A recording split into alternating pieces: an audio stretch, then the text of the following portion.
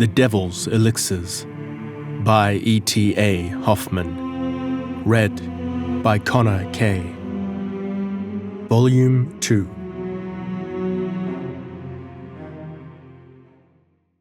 Chapter 1. Who is there over the wide world who has not, at one period or another, in a more or less degree, felt the mysterious influences of love? Whoever thou art, then, courteous reader, who shalt, after the lapse of years, turn over these papers, recall, I beseech you, to recollection that noontide interval of dazzling brightness. Contemplate once more that beautiful image which came, like an impersonation of the abstract spirit of love, from divine regions to meet you. At that time it was through her alone, that thou seemedst assured of thine own existence. Canst thou not yet remember how the rushing streams, the waving trees, and the balmy winds of evening spoke to thee in articulate and intelligible accents of her and of the prevailing passion which possessed thy whole heart and soul? Canst thou yet behold how the flowers unfolded their bright beaming eyes, bearing to thine from her kisses and salutation? Yet, suppose that she herself had actually come, that she vowed to be thine, and thine only, to live for thee alone, then didst thou fold her in thy embraces, and it seemed as if heaven opened its eternal realms to receive you, as if thou couldst raise thyself with her above all the petty sorrows or enjoyments of this everyday and earthly sphere. Yet scarcely hadst thou formed such hopes ere she was lost. The bland illusion was broken. No longer couldst thou hear the music of her celestial voice, and only the sorrowful complaints of the despairing and forsaken lover sounded amid the desolate loneliness. If, then, reader, to me unknown, if thou hadst ever been persecuted by such a destiny, join, then, and sympathize with the grief of the penitent monk, who, recollecting still the sunny gleams of his youthful attachment, weeps on his hard couch, and whose fearful groans reverberate in the stillness of night through the gloomy aisles of the convent. But thou, too, in spirit to me related, doubtless wilt concur to my belief that it is not till after death that the mysterious gifts and enjoyments of this passion can be obtained and fulfilled. This truth is, indeed, announced to us by many a hollow, prophesying voice which rises on our ears from the immeasurable depths of eternity, and as in those rites celebrated by our earliest ancestors, the children of nature, death appears also to us the high festival of love. I have said before that my leading object in these pages was rapid, concise narrative, without any attempt at description, but of my emotions on meeting Aurelia that evening in the palace. No words could, however skillfully labored, convey any adequate impression. I was struck as if with a thunder shock. My breast heaved, my heart beat convulsively, and every pulse and vein throbbed almost audibly. To her! To her! It seemed as if an overpowering impulse would force me to thrust aside the contemptible mob of insipid worldlings, of everyday flatterers, scarcely possessed of one rational idea, by whom she was surrounded, to crush like webs of gossamer those despicable barriers, to snatch her in my arms in all the wild frenzy of undisguised passion. Methought I could have exclaimed aloud, "What, unhappy girl, dost thou strive against with that supernatural power which has irresistibly and unalterably chained thee to me? Am I not thy fate, and art thou not indeed mine forever?" Yet, notwithstanding these emotions, I contrived, far better than formerly at the Baron's castle, to conceal from the bystanders my agitation. Besides, the eyes of all were directed to Aurelia, and thus, in a circle of people who to my concerns were perfectly indifferent, I contrived to move about, without being particularly remarked or spoken to, which to me would have been intolerable, as I could but see, hear, and think of her alone. Let no one insist that a truly beautiful girl appears to most advantage in a homely household dress.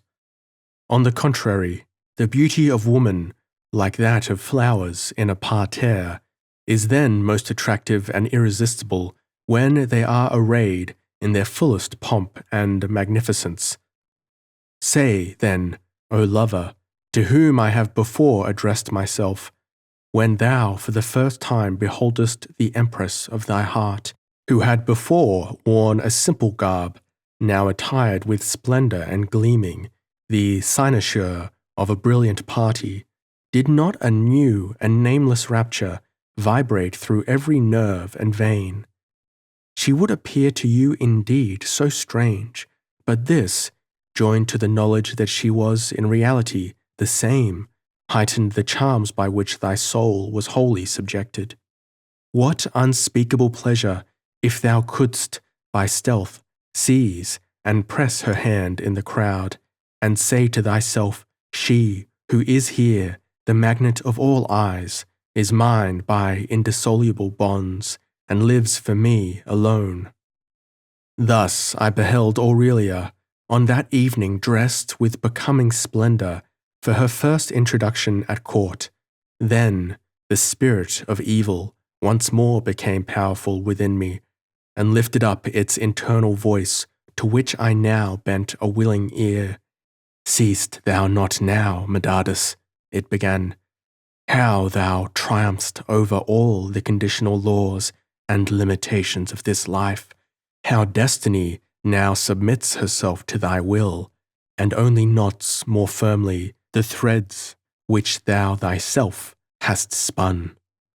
There were many other women at court who might well have passed for beautiful, but before the dazzling charms of Aurelia, they faded away into utter insignificance.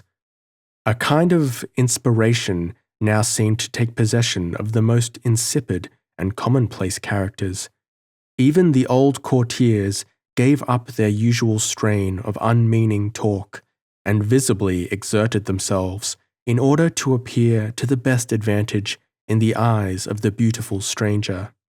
Aurelia received all this homage with looks fixed to the ground, and with deep blushes, but now, when the prince assembled the elder courtiers about himself, and many a handsome youth timidly and respectfully drew near her, she began, by degrees, to lose her embarrassment, and to seem more cheerful. There was, in particular, a certain major of the Guards of Honour who succeeded in attracting a good deal of her attention, so that she, at last, appeared occupied with him in lively discourse. I knew this major to be a decided favourite of the female sex. With a fine ear, he could catch even the very tone, sentiment, and voice of the person whom he addressed, so that the deceived listener seemed to hear a miraculous anticipation of her own thoughts. A chord struck in perfect unison. I now stood not far from Aurelia, who appeared to take no notice of me. Many times I was on the point of going up to her, but, as if bound by iron fetters, I could not move from the spot on which I stood. The bitterness of envy and jealousy possessed my heart. At last, as I steadfastly gazed on Aurelia and her fortunate companion, methought that the major's features were changed into those of Victorin. As if actuated by some demon, I wholly lost all self-possession. In a convulsed tone of bitter scorn and mockery, I laughed aloud. "Ha! Ha! Thou revenant! Thou cursed libertine!" cried I. "Has thy bed, then, in the devil's abyss been so downy that in frenzied passion thou darest aspire to the chosen paramour of the monk. I know not if I actually uttered these words, but I heard myself laugh, and started up as if from a dream, when the old court-martial, taking my arm, gently inquired, "What makes you so merry, Mr. Leonard?" An ice-cold shuddering passed over my whole frame. Were not these the identical words of the pious brother Cyrillus, when, at the time of my investiture, he remarked my sinful laughter? Scarcely was I able to utter some incoherent nonsense in reply. I felt conscious that Aurelia was no longer near to me, but did not venture to look up to see what had become of her. Instinctively, I resolved to make my escape, and ran with my utmost speed through the illuminated apartments. Doubtless my appearance was in the utmost degree disordered, for I remarked how every one cleared the way for me, as if seized with horror and affright. At length I arrived at the outer door, and leapt headlong rather than ran down the broad marble staircase. Henceforth I completely avoided the court, for to see Aurelia again without betraying the mystery which it was my interest to conceal seemed to me impossible. Abandoned to my own reveries, I ran through the fields and woods, thinking of her and beholding her alone.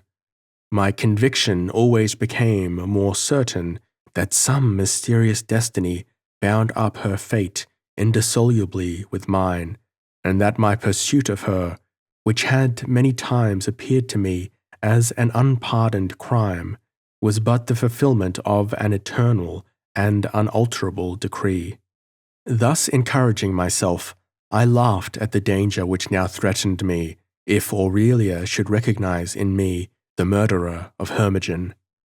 Besides, this appeared to me very improbable, and meanwhile the attentions of those fluttering youths who laboured to win for themselves the good graces of her who was altogether and exclusively mine, filled me with the utmost scorn and contempt for their endeavours. "What," said I, "are to me these counts, freiherrs, chamberlains, and military officers, in their motley coats bedaubed with lace and hung with orders? What are they more than gaudy, impertinent insects, which, if they became troublesome, I could with one blow crush to annihilation?"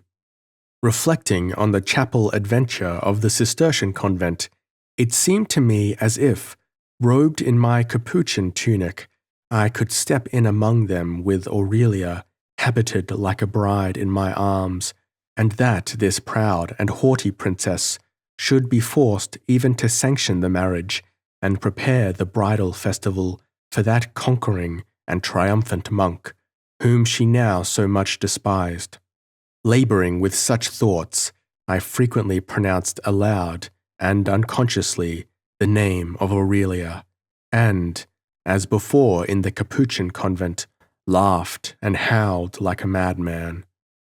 But ere long this tempest was laid, and I began quietly to take counsel with myself in what manner I was now to act. Thus I was one morning gliding through the park, considering whether it would be prudent for me to attend another evening party at court, which had been announced to me, when someone touched me on the shoulder. It was the physician. To my great surprise, after the usual salutations, he looked steadfastly in my face, took hold of my arm, and requested that I would allow him to feel my pulse. "What's the meaning of all this?" cried I with some impatience. "Nay," said he, "there is a sort of madness going about here that seizes all at once upon honest Christian people and makes them utter tremendous noises, though some will have it that the said noises are nothing more than very immoderate laughter. At the same time, this may be all a misconception. This devil of madness may be only a slight fever with heat in the blood. Therefore I beg of you, sir, allow me to feel your pulse." I assure you, sir, said I, that I am well, and by no means understand the drift of this discourse. The physician, however, had kept hold of my arm, and now taking out his watch, counted my pulse with great precision. His conduct, indeed, puzzled me completely, and I entreated of him to explain himself.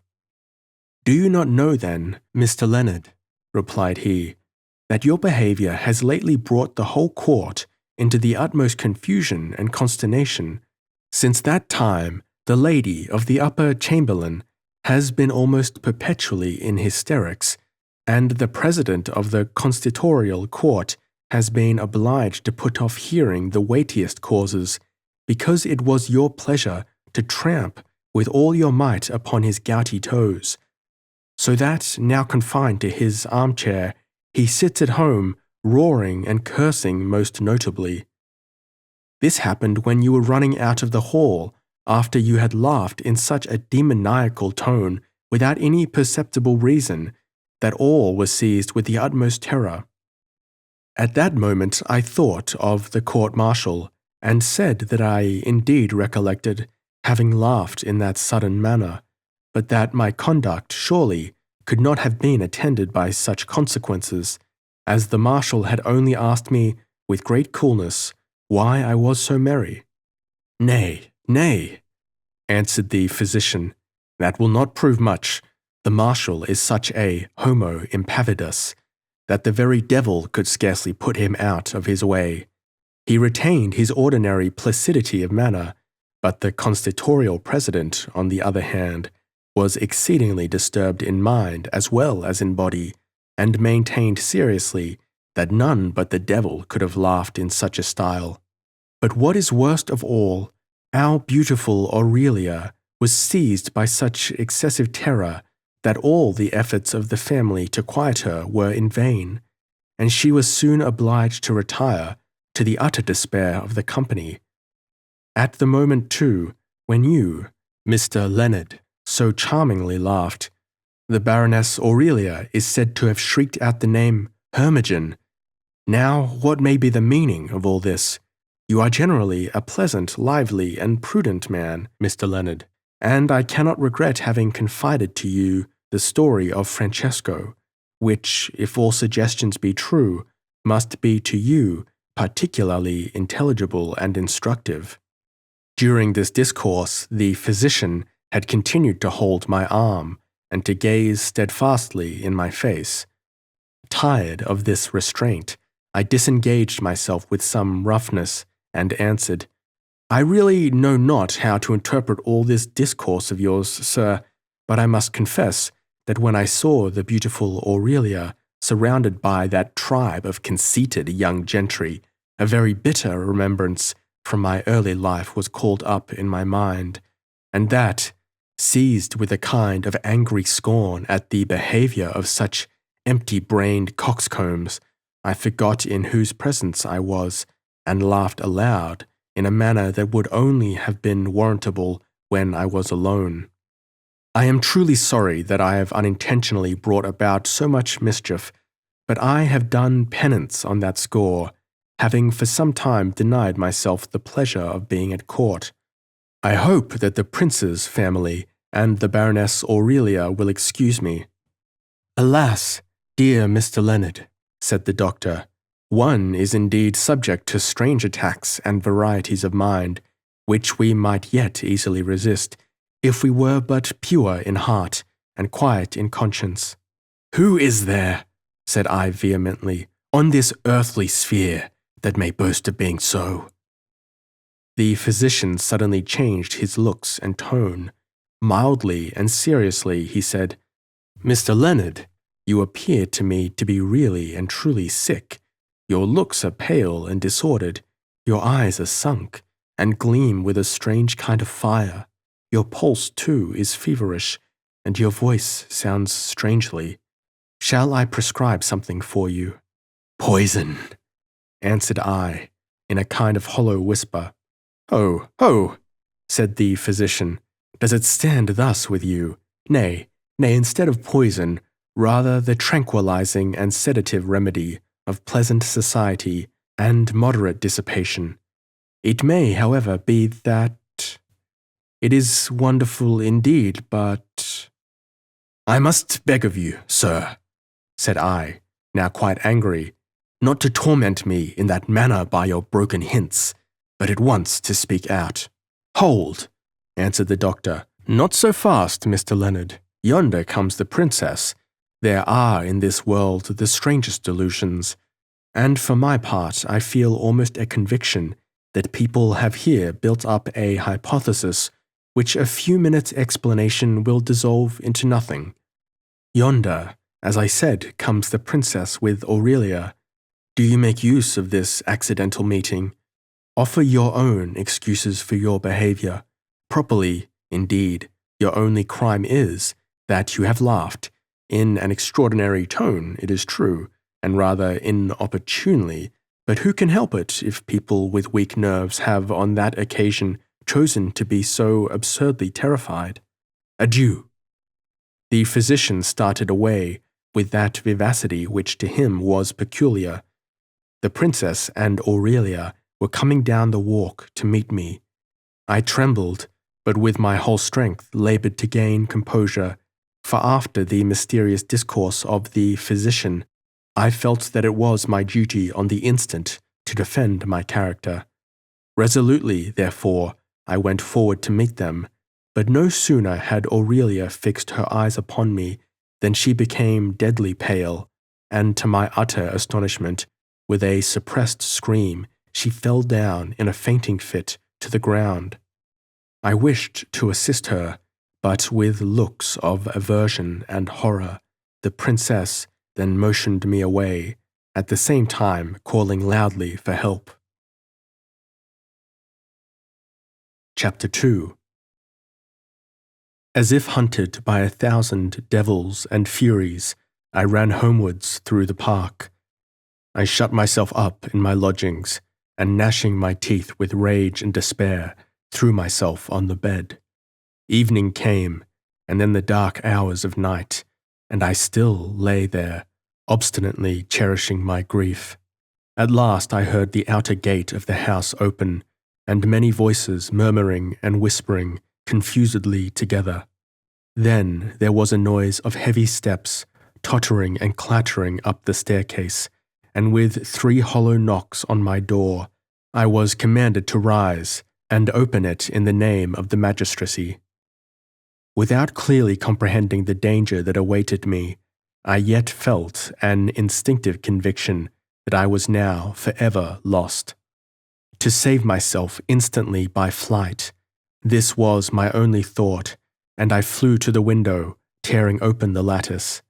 This, however, availed me nothing, for before the house door I saw a troop of armed men, one of whom directly observed me, and at the same moment the door of my apartment was burst in. Several men immediately stood around me, whom I recognized for officers of police, and who shewed me an order of the justiciary court for my immediate imprisonment. Any attempt at resistance would now have been in vain. They led me downstairs and placed me in a carriage, which stood there ready to receive me, and which immediately drove off rapidly through the streets. When arrived at the place which seemed that of my destination, after being led through diverse passages and corridors, also up staircases, that staircases were none, but seemed, having no steps, to be like the side of a mountain, I inquired where I was. I received for answer, "In the prison of the upper castle." In this place, according to information already received on the arrestment of others, I knew that dangerous and treasonable criminals were shut up during the time that their trial was going on, or was in preparation.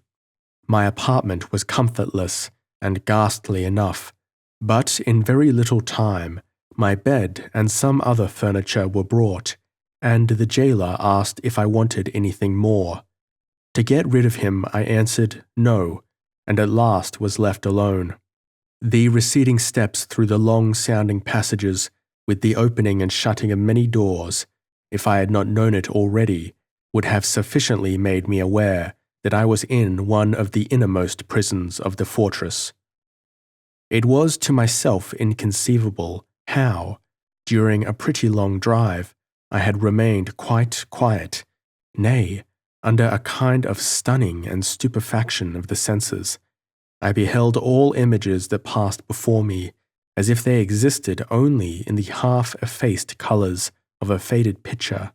Now, too, I did not resign myself to sleep, but to a kind of faint or swoon, paralyzing the faculty of clear thought, and yet leaving me awake to the most horrible and fantastic apprehensions.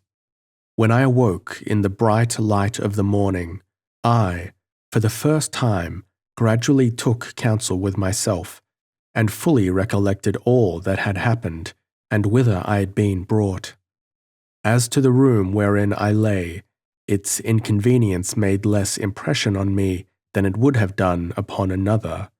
The vaulted roof and want of comfort only reminded me of my cell in the Capuchin convent, and the chamber would scarcely have appeared to me a prison if it had not been that the small and only window was strongly barred with iron, and so high that I could scarcely reach it with my upstretched hands, far less look out from it on the prospect.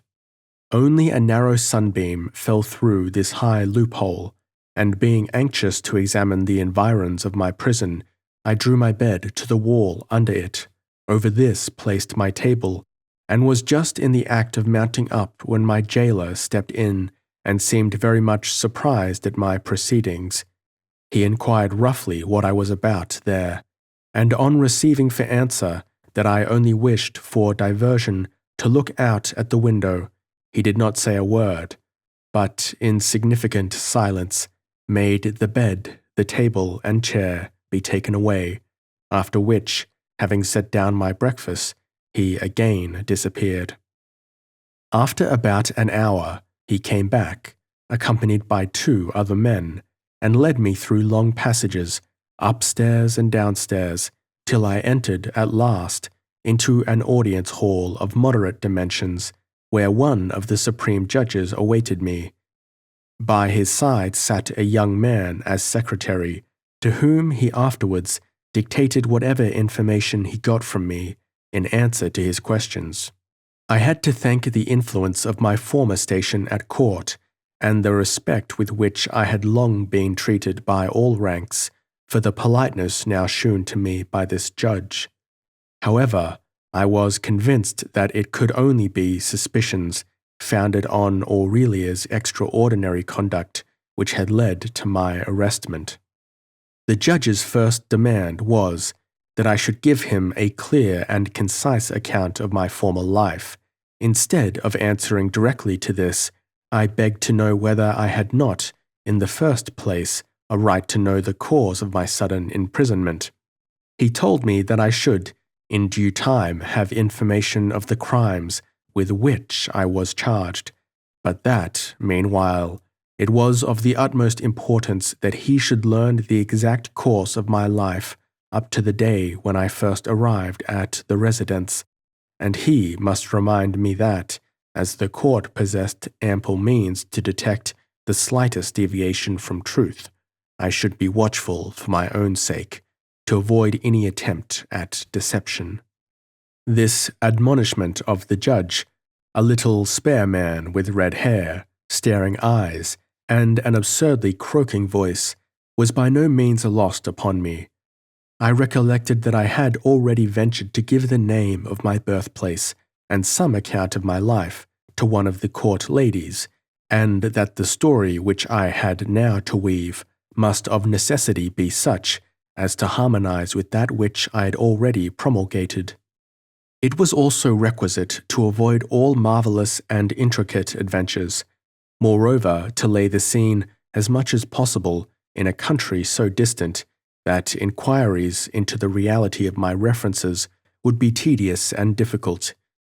At that moment, too, there came into my remembrance a young Pole with whom I had studied in the college at Königswald. I knew the circumstances of his life, and as the safest method now in my power resolved to appropriate them as my own. Thus prepared, I set out as follows. My arrestment, no doubt, has arisen from the imputation against me of some heavy crime. For a considerable period, I have lived here under the eye of the prince and all the townspeople, and during that time have been guilty of no crime nor misdemeanor. Consequently, it must be some stranger lately arrived here who has accused me of a crime formerly committed, and as my conscience assures me that I am completely free from any such guilt, I can only account for what has occurred by supposing that an unhappy personal resemblance betwixt myself and some person unknown has led to the mistake. However, it seems to me not a little severe that on account of suppositions merely, for here there can exist nothing more, I should be thus thrown into prison and brought like a criminal for examination. But why have I not been confronted at once with my rash and perhaps malicious accuser? I doubt not that individual will be found at last to be some wicked impostor, or at best, some misguided fool, who— "Softly, softly, Mr. Leonard," croaked the judge. "Correct yourself. Otherwise your words may strike against some high personage, and besides, I assure you that the individual by whom you, Mr. Leonard, have been recognized as—" here he bit himself in the lip— "is in truth neither rash nor foolish, but— and besides, we have unquestionable intelligence from blank in the Thuringian mountains." Here he named the residence of the Baron von F. blank, and I perceived immediately the dangers which threatened me. It was obvious that Aurelia had recognized in me the monk, whom she probably looked upon as the murderer of her brother. This monk, however, was Medardus, the preacher of the Capuchin convent, and as such had been recognized by the Baron's steward, Reinhold. The abbess, however, knew that this Medardus was the son of Francesco, and thus my resemblance to him, which had so long puzzled the princess, must now probably have corroborated into certainty the suspicions which the sisters had, no doubt, by letter communicated to each other. It was possible even that intelligence had been received from the Capuchin convent, that I had been carefully watched upon my journey, and that they had unequivocally identified my person with that of Medardus. All these possibilities came crowding on my recollection, and forced me to perceive the whole hazard of my situation. The judge, while I was occupied in this reverie, still continued to talk on, which was very advantageous, for I had time to repeat to myself the almost unutterable name of the Polish town which I had assigned to the old lady at court as the place of my birth. Scarcely then had the judge again repeated his gruff demand that I would concisely inform him as to my past course of life, than I once more began. "My proper name is Leonard Kraczynski, and I am the only son of a Polish nobleman who had sold his property and lived privately in the town of Kwieciczwo." "How? What?" said the judge, endeavoring in vain to pronounce after me either my name or that of the town to which I had referred. The secretary had no notion how he was to set the words on paper. I was obliged to write down both names myself, and then went on. "You perceive, sir, how difficult it is for a German tongue to imitate these words of my language, which are so overburdened with consonants, and herein consists the reason why I have chosen to lay aside my surname altogether, and bear only my Christian name of Leonard. But this is, indeed, the only mystery or singularity which I have to unfold.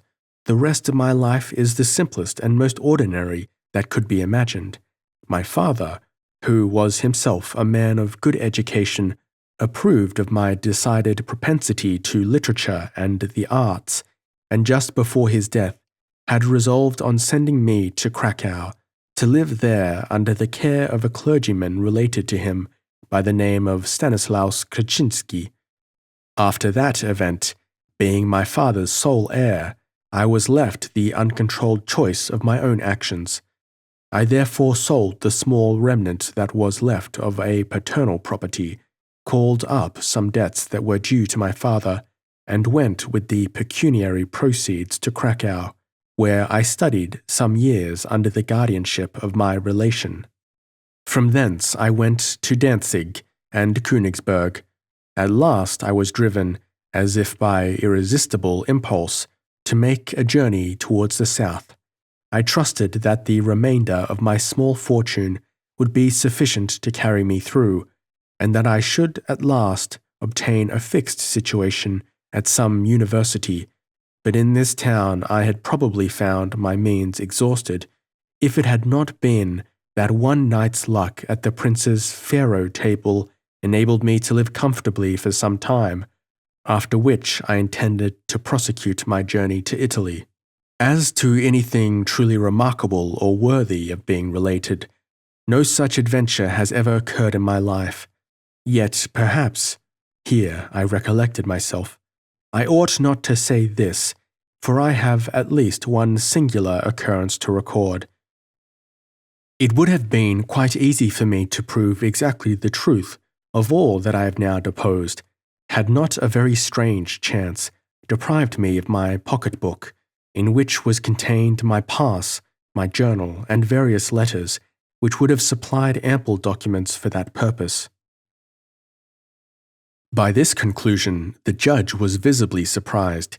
It was evidently something unexpected. He fixed his sharp, staring eyes upon me, and then, in a tone somewhat ironical, requested me to explain what strange accident had thus unluckily put it out of my power to prove, as might have been hoped for, my assertions. "Some months ago," said I was on my way hither by the road leading through the mountains. The fine season of the year and the romantic scenery made me resolve to perform the journey on foot. One day, being much fatigued, I sat in the public room of an inn at a small village. I had there got some refreshments and had drawn out a leaf from my pocket-book in order to take a drawing of some old houses that had struck my fancy. At this time there arrived at the inn a horseman, whose extraordinary dress and wild looks excited in me much astonishment. He came into the public room, obviously striving with much vain effort to look cheerful and unconcerned, took his place opposite to me, and called for drink, casting on me from time to time dark and suspicious glances. The man seemed to me to be half mad, or something worse. I by no means liked such company, and therefore, merely to avoid him, stepped out into the court. Soon afterwards the stranger also came out, paid the innkeeper, hastily bowed to me, and remounting his horse rode off at a rapid pace. Afterwards, as I was in the act of setting out myself, I remembered my pocket-book, which I had left on the table of the public room. I went and found it lying where I had left it, and in my hurry believed all was right. It was not till the following day that, wishing to refer to my pocket-book, I found that the pocket-book was not mine, but had, in all probability, belonged to the stranger, who must have, by mistake, put up mine into his pocket and left his own in its place. In the latter there was nothing but letters and cards, which to me were unintelligible, addressed to Count Victorin. This pocket-book with the Count's papers will be found still among my effects. In mine, which was lost, I had, as before mentioned, my pass, my journal, and, as now occurs to me, even my baptism certificate, the production of which would at once have confirmed whatever regarding myself I have alleged. The judge here desired that I would give him an accurate description, from head to foot, of the stranger's personal appearance. Accordingly, I patched up a skilful composition from the features and dress of the late Count Victorin, and of myself when on my flight from the Baron's castle.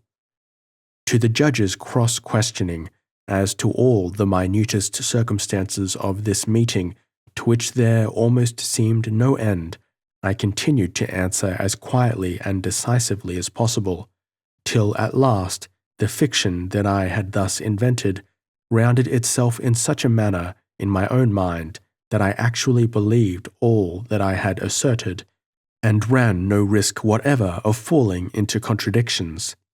Besides, there were other advantages.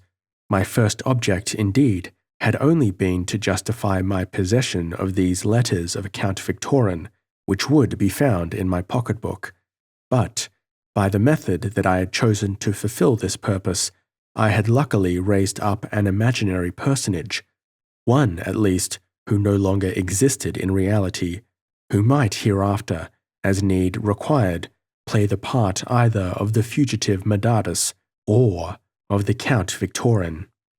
Afterwards, it occurred to me also that probably Euphemia's papers must have been examined, that among them there were no doubt letters paving the way for Victorin's plan of appearing as a monk at the castle, and that this would form a fresh nucleus of clouds sufficient to wrap the whole affair in impenetrable mystery. Thus, my internal fantasy continued to work during the whole time of my examination, and there were always new methods suggesting themselves by which I might avoid the risk of discovery, so that at last I believed myself secure against the very worst that could happen. I now waited in hopes that the judge would have recourse to the criminal accusation which had been entered against me, and concluded that I had said quite enough as to the fortune and adventures of my own past life. I was mistaken, however, for he seemed as willing to go on with his tiresome questions as if he had but just begun. Among other inquiries, he asked for what reason I had formed the wish of escaping out of prison. I assured him that no such thought had ever entered my mind, and that I only wished to look up through the window. The jailer's testimony, however, as to the piled-up bed, chair, and table, seemed here much against me.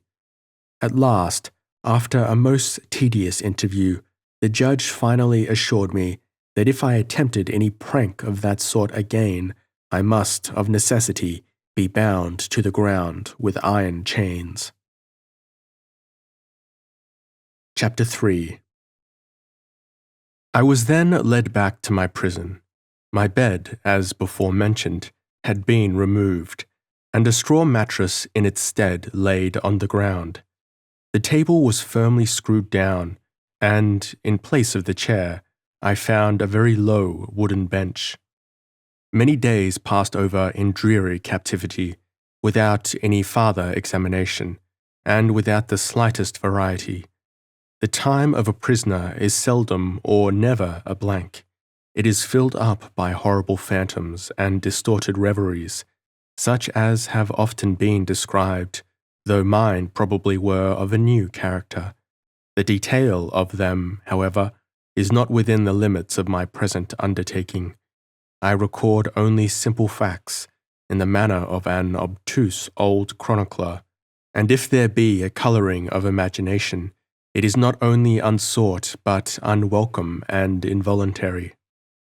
During these days I did not behold the features of any living being, except the peevish face of the old sub-janitor who brought my food, and in the evening lighted my lamp. Hitherto I had felt like a warrior who, in a mood of martial excitement, was determined, at all risks, to meet danger and fight his way to the last, but such passion had now time enough to decline entirely away. I fell into a dark melancholy trance, during which all things became indifferent. Even the cherished vision of Aurelia had faded, or floated in dim colours before me. But unless I had been in body as much disordered as in mind, this state of apathy could not, of necessity, continue long. In a short time my spirit was again roused, only to feel in all its force the horrid influence of nausea and oppression, which the dense atmosphere of the prison had produced, and against which I vainly endeavoured to contend. In the night I could no longer sleep, in the strange flickering shadows which the lamplight threw upon the walls. Myriads of distorted visages, one after another, or hundreds at a time, seemed to be grinning out upon me. To avoid this annoyance, I extinguished my lamp, and drew the upper mattress over my head, but in vain.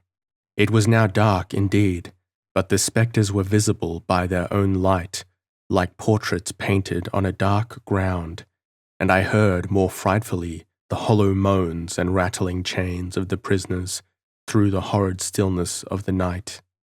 Often did it seem to me as if I heard the dying groans of Hermogen and Euphemia. Am I then guilty of your destruction? Was it not your own iniquity that brought you under the wrath of my avenging arm? One night I had broken out furiously with these words, when, on the silence that for a moment succeeded, there distinctly and unequivocally arose a long, deep-drawn sigh or groan, differing from the noises which had disturbed me before. The latter might have been imaginary. This was assuredly real, and the sound was reverberated through the vault. Driven to distraction, I howled out, "It is thou, Hermogen! The hour of thy vengeance is come! There is for me no hope of rescue!"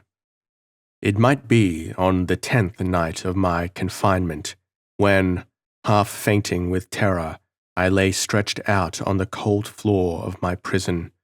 I distinctly heard on the ground directly under me a light but very audible knocking, which was repeated at measured intervals. I listened attentively. The noise was continued, as if with the determination to attract attention, and occasionally I could distinguish a strange sound of laughter that also seemed to come out of the earth. I started from the floor and threw myself on the straw couch, but the beating continued, with the same detestable variety of laughter and groans. At last I heard a low, stammering, hoarse voice syllabically pronounce my name. Medardus! Medardus! My blood ran ice-cold through every vein, but with a vehement effort I gained courage to call out, "Who's there?" The laughter now became louder. The beating and groaning were renewed. Again the stammering demon addressed me, "Medardus! Medardus!" I rose from bed and stamped on the floor.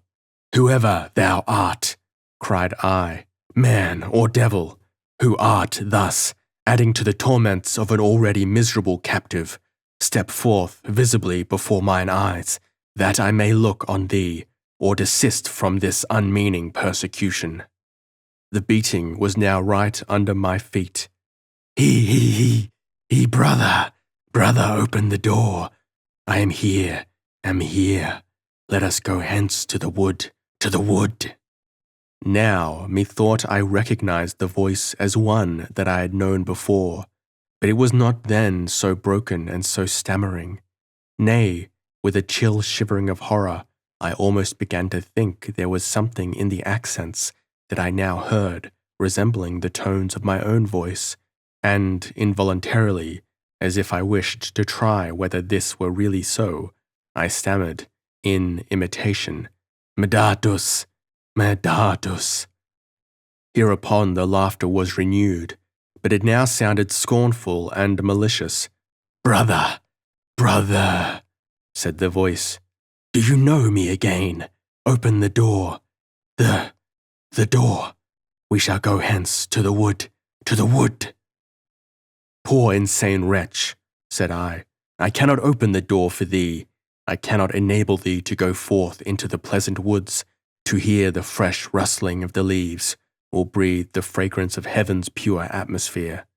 I am, as thou art, shut up, hopeless and abandoned, within the gloomy walls of a prison.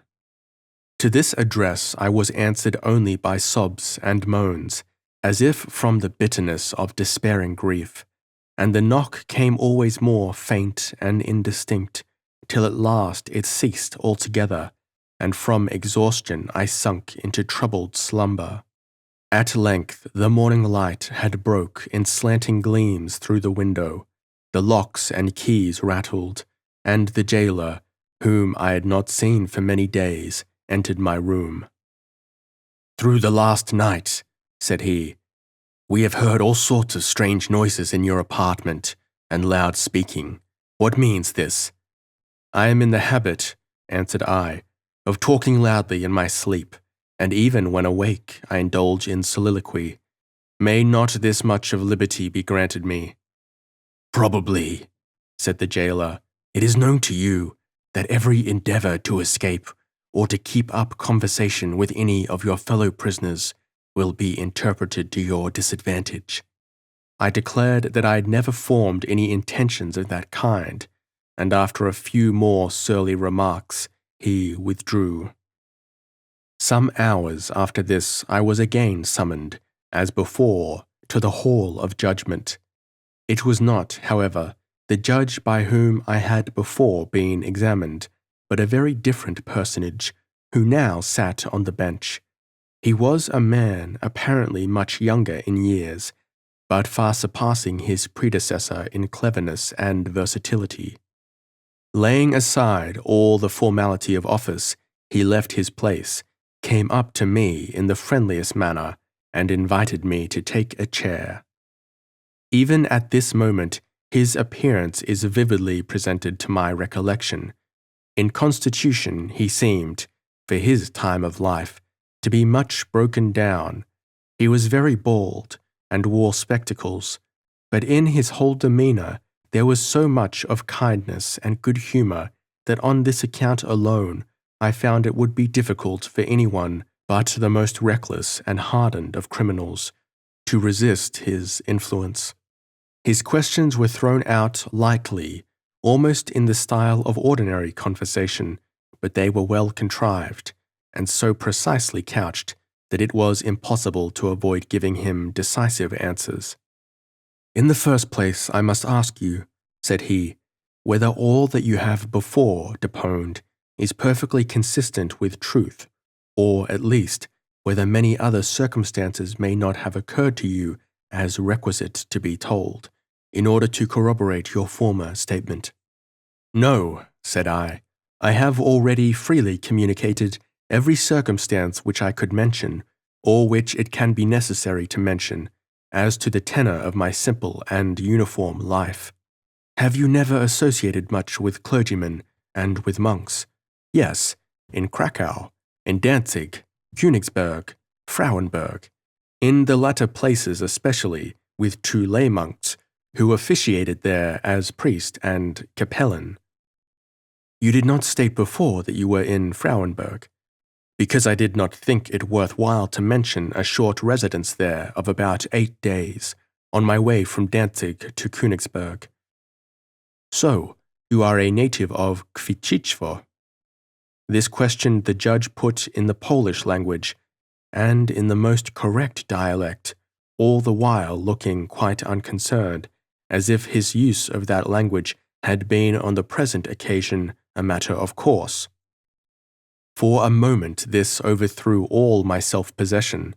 I rallied, however, tried to recollect what little Polish I had learned from my friend Kreczynski, and made shift to answer, "On a small landed property of my father, near Kwiciczwo." What was the name of this estate? Kreczynjictwo, the family estate of my relations.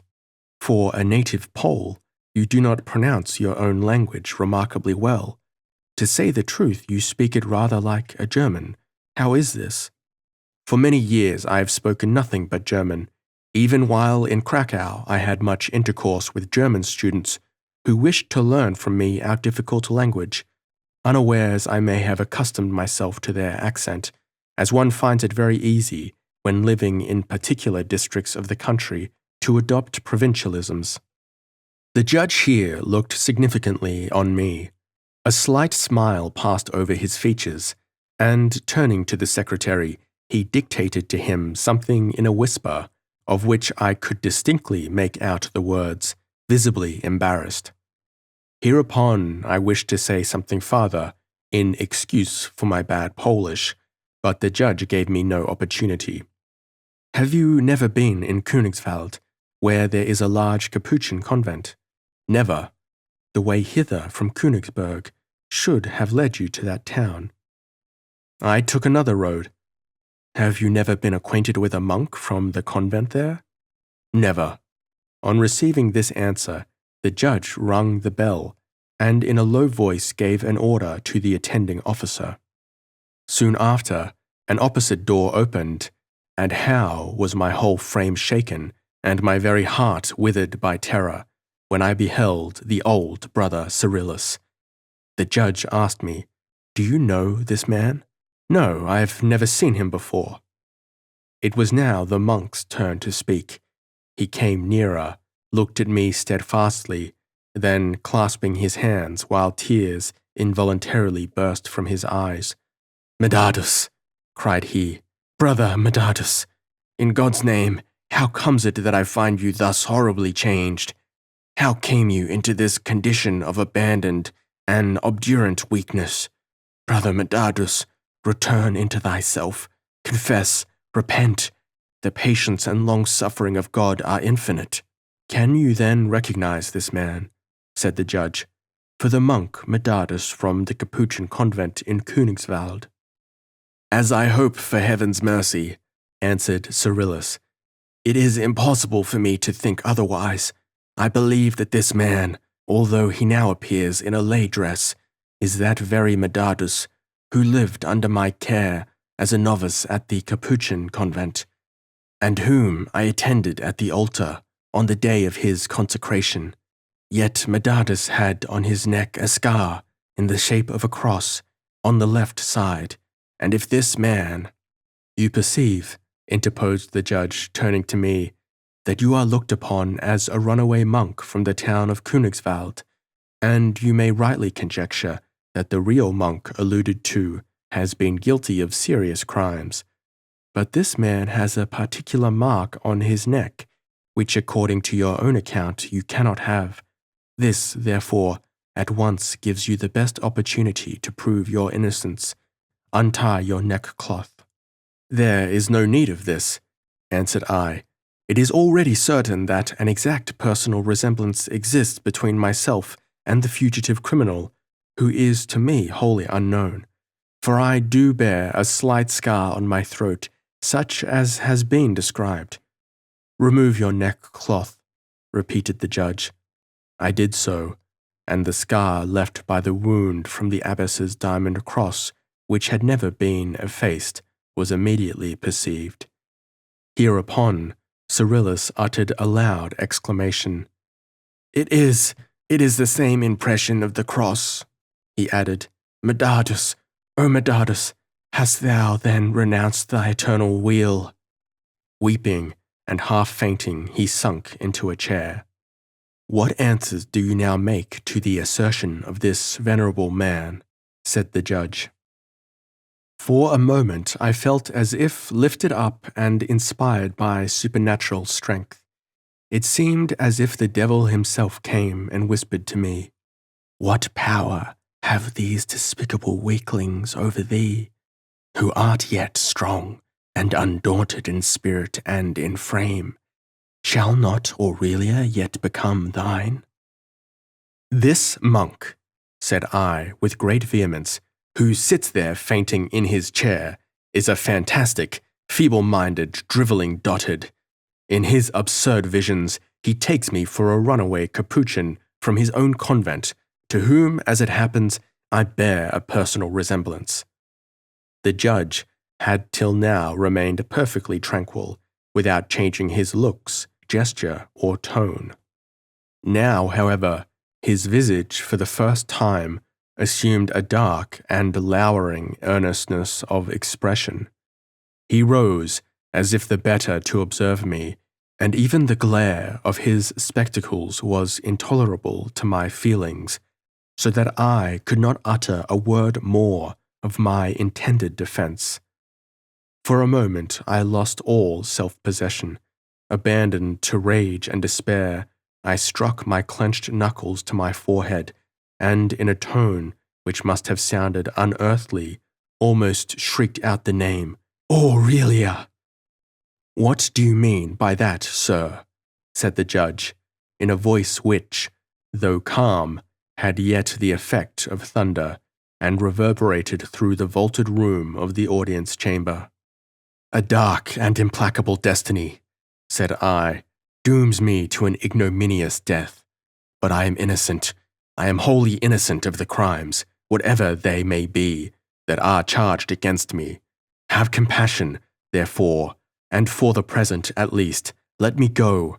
I feel that madness begins to rage through my brain and agitate every nerve. Therefore, in mercy, let me go." The judge, who had resumed his seat and become perfectly calm, dictated much to the secretary, of which I did not know the import. At last he read over to me a record in which all his questions and my answers, with the evidence of Cyrillus, were faithfully set down. This record I was obliged to ratify by my own signature. The judge then requested me, in a careless tone, to write for him, on separate slips of paper, something in Polish and in German. I did so, without being aware what object he had in view.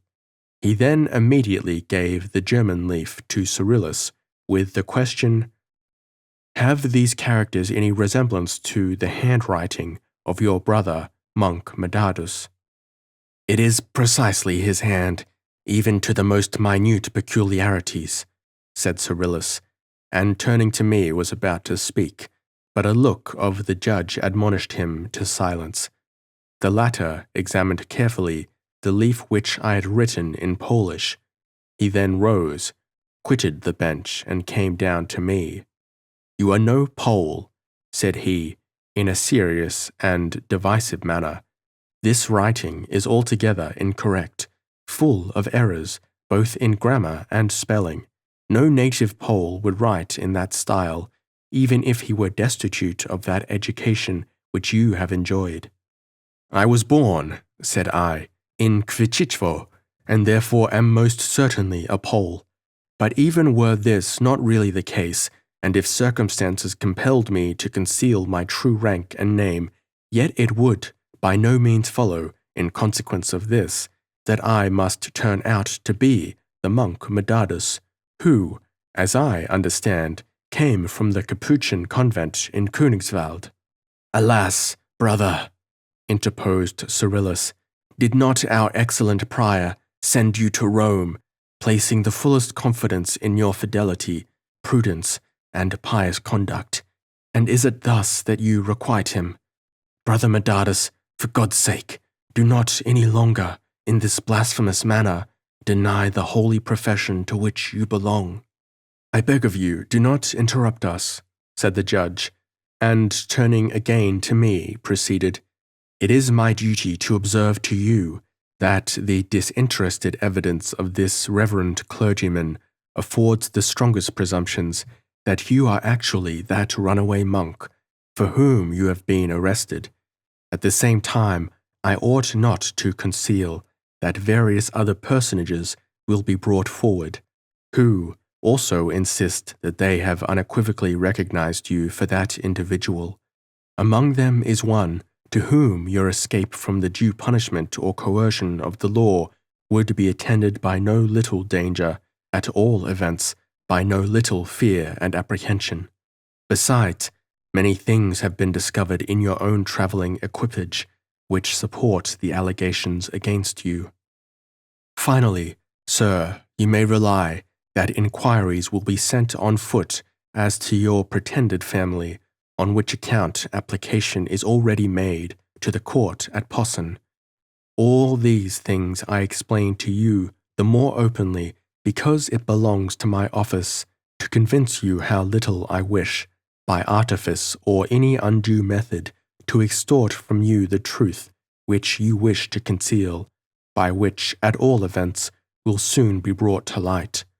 Prepare yourself, therefore, beforehand as best you can, if you are really that criminal named Medardus the Capuchin, you may be assured that justice will soon penetrate through your deepest disguise, and you will learn in due time the precise crimes of which you are accused. If, on the other hand, you are Mr. Leonard of Kvichichvo, and only by some extraordinary freak of nature forced to resemble Medardus, you will be furnished, even by us, with clear and decisive proofs to support this identity. You appeared, at your first trial, in a very disordered state of mind. Therefore I wished that you should be allowed sufficient time for mature reflection.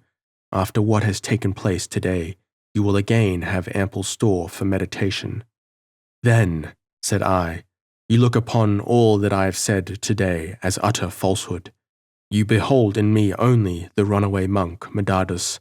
To this I received merely a slight parting bow, with the words, Adieu, Herr von Kretinsky, and I was forthwith led back to my prison. Chapter 4. Every word uttered by this judge had penetrated to my very heart, and I was unable to subdue my vehement agitation.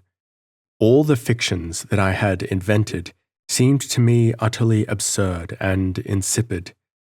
That the chief person who was to appear as my accuser, and who was said to entertain such fears of me if left at liberty, was Aurelia, I could have no doubt.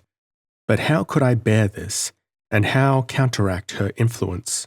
I considered afterwards what might have been suspicious among my travelling effects, and was much vexed by the recollection that since my residence at the castle of the Baron von F. I had retained in my pocket-book a hair ring on which Euphemia's name was enwoven, and which, perhaps, might be recognized by Aurelia.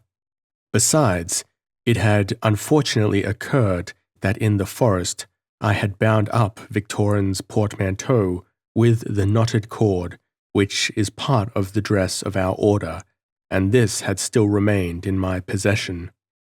Tormented by these thoughts, I gave myself up for lost, and unconscious what I did, paced backwards and forwards in despair, through my narrow chamber. Then it seemed as if there was a rushing and whispering in mine ears. Thou fool, said a voice, why shouldst thou despair? Canst thou not think on Victorine? Hereupon, in a loud voice, I called out, Ha! The game is not lost. Nay, it may yet be won. My heart beat, and my bosom heaved with new impulses. I had already thought that, among Euphemia's papers, there must, of necessity, be found something which would point to Victorine's appearance at the castle as a monk. Resting on this assumption, or probability, I would, at my next examination, amplify on my former disposition as to the meeting with Victorine. Nay, why should I not also have met with the monk Medardus? I could plead knowledge, also, of those adventures at the castle which ended so frightfully, and repeat them as if they came to me by hearsay. With such stories, I could interweave references to myself and to my resemblance with both these people. In order to attain my object, however, the most trifling circumstances must be maturely weighed. I resolved, therefore, that I would commit to writing the romance by the incidents of which I was to be rescued. The jailers supplied me with the requisite materials, and I laboured with great zeal till late in the night. In writing, my imagination was roused, and I almost actually believed whatever I had set down to be the truth. And I had, in the closest manner, spun together a web of falsehood, wherewith I expected completely to blind the eyes of the judge. The prison clock had struck 12, when I again heard softly, and as if from a distance, the knocking which, on the preceding day, so much disturbed me. I had resolved that I would pay no attention to this noise, but it approached nearer, and became louder. There were, again, at measured intervals, the same divertisements of knocking, laughing, and groaning. I struck my hand with great vehemence on the table. "Be quiet!" cried I. "Silence, below there!" Thus I thought that I should banish my persecutor and recover my composure, but in vain. On the contrary, there arose instantly a sound of shrill, discordant laughter, and once more the same detestable voice, "Bruderlein, Bruderlein, up to thee, open the door, open the door." Then, right under me commenced a vehement rasping and scratching in the floor, accompanied by continuous groans and cachinnation. In vain did I try to write, and persuading myself that these were but illusions of the arch-enemy, determined to hold them in contempt. The noise always became more intolerable, and was diversified occasionally by ponderous blows, so that I momentarily expected the jailers to enter in alarm. I had risen up, and was walking with the lamp in my hand, when suddenly I felt the floor shake beneath my tread. I stepped aside, and then saw, on the spot whereon I had stood, a stone lift itself out of the pavement and sink again. The phenomenon was repeated, but at the second time I seized hold of the stone and easily removed it from the flooring. The aperture beneath was but narrow, and little or no light rose from the gulf. Suddenly, however, I was gazing on it. A naked arm, emaciated but muscular, with a knife or dagger in the hand, was stretched up towards me. Struck with the utmost horror, I recoiled from the sight. Then the stammering voice spoke from below. Brother Medardus is there, take, break, to the wood, to the wood." Instantly all fear and apprehension were lost. I repeated to myself, take, break. For I thought only of the assistance thus offered me, and of flight. Accordingly I seized the weapon, which the hand willingly resigned to me, and began zealously to clear away the mortar and rubbish from the opening that had been made. The spectral prisoner below laboured also with might and main, till we had dislodged 4 or 5 large stones from the vault, and laid them aside. I had been occupied in this latter purpose, that is, in placing the large stones in a corner of my room that they might not interrupt my work, when, on turning round, I perceived that my horrible assistant had raised his naked body as far as the middle, through the aperture we had made. The full glare of the lamp fell on his pale features, which were no longer obscured as formerly by long matted locks, or the overgrown grisly beard, for these had been closely shaven. It could no longer be said that I was in vigorous health, while he was emaciated, for in that respect we were now alike. He glared on me with the grin, the ghastly laughter of madness on his visage. At the first glance I recognized myself, and, losing all consciousness and self-possession, fell in a deadly swoon on the pavement. From this state of insensibility, I was awoken by a violent pain in the arm. There was a clear light around me. The rattling of chains and knocking of hammers sounded through the vault. The jailer and his assistant were occupied in loading me with irons. Besides handcuffs and ankle fetters, I was, by means of a chain and an iron hoop, to be fastened to the wall. "Now," said the jailer in a satisfied tone when the workmen had finished, "the gentleman will probably find it advisable to give over troubling us with his attempts to escape for the future." "But what crimes, then," said the blacksmith in an undertone, "has this obstreperous fellow committed?" "How?" said the jailer. "Dost thou not know that much, Jonathan? The whole town talks of nothing else. He is a cursed Capuchin monk, who has murdered 3 men. All has been fully proved. In a few days there is to be made a grand gala, and among other diversions, the scaffold and wheel will not fail to play their part. I heard no more, and my senses were again lost. I know not how long I remained in that state, from which I only painfully and with difficulty awoke. I was alone, and all was utter darkness, but, after some interval, faint gleams of daylight broke into the low deep vault, scarcely 6 feet square, into which I now, with the utmost horror, perceived that I had been removed from my former prison. I was tormented with extreme thirst, and grappled at the water jug which stood near me. Cold and moist, it slipped out of my numbed hands before I had gained even from it one imperfect draught, and with abhorrence I saw a large, overgrown toad crawl out of it as it lay on the floor. "Aurelia," I groaned, in that feeling of nameless misery into which I was now sunk. "Aurelia!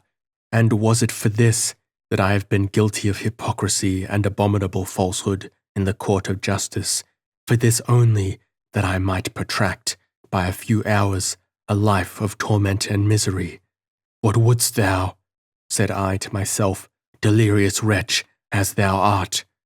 Thou strivest after the possession of Aurelia, who could be thine only through an abominable and blasphemous crime, and however thou mightst disguise thyself from the world, she would infallibly recognize in thee the accursed murderer of Hermogen, and look on thee with detestation. Miserable deluded fool! Where are now all thy high-flown projects, thy belief and confidence in thine own supernatural power, by which thou couldst guide thy destiny even as thou wilt?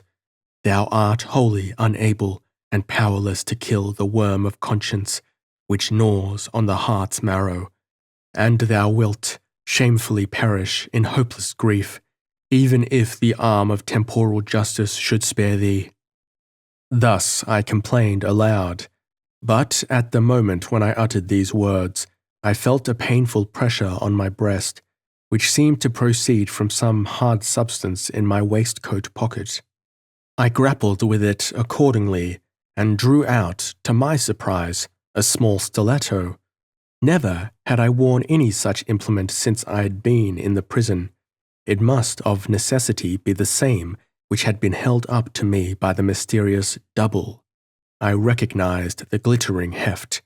It was the identical stiletto with which I had killed Hermogen, and which, for many weeks, I had been without. Hereupon there arose in my mind an entire revolution. The inexplicable manner in which this weapon had been returned to me seemed like a warning from supernatural agents.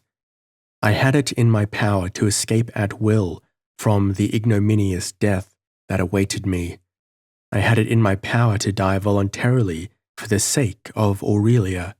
It seemed again as if there was a rushing and whispering of voices around me, and among them Aurelia's accents were clearly audible. I beheld her as when formerly she appeared to me in the church of the Capuchin convent. "I love thee, indeed, Medardus," she said, "but hitherto thou understandest me not. In this world there is for us no hope of enjoyment. The true festival and solemnization of our love is death." I now firmly resolved that I would demand a new audience, that I would confess to the judge, without the least reserve, the whole history of my wanderings, after which I would, in obedience to the supposed warning, have recourse to suicide. The jailer now made his appearance, bringing me better food than usual, with an addition of a bottle of wine. "It is by the command of the prince," he said, covering a table which his servant brought in after him. He then proceeded to unlock the chain by which I was bound to the wall. Remaining firm in my determination, I took but little notice of this, and earnestly requested that he would communicate to the judge my wish for an audience that very afternoon, as I had much to disclose that lay heavy on my conscience, he promised to fulfill my commission and retired. Meanwhile, I waited in vain to be summoned to my trial. No one appeared until such time as it was quite dark, when the jailer's servant entered and lighted my lamp as usual. Owing to the fixed resolution which I had adopted, I felt much more tranquil than before, and, as the night wore on, being greatly exhausted, fell into a deep sleep. My slumber was haunted, however, by a strange and very vivid dream. Methought I was led into a high, gloomy, and vaulted hall, wherein I saw, ranged along the walls, on high-backed chairs, a double row of spectral figures, like clergymen, all habited in the black talar, and before them was a table covered with red cloth. At their head sat a judge, and near him was a Dominican friar in the full habit of his order.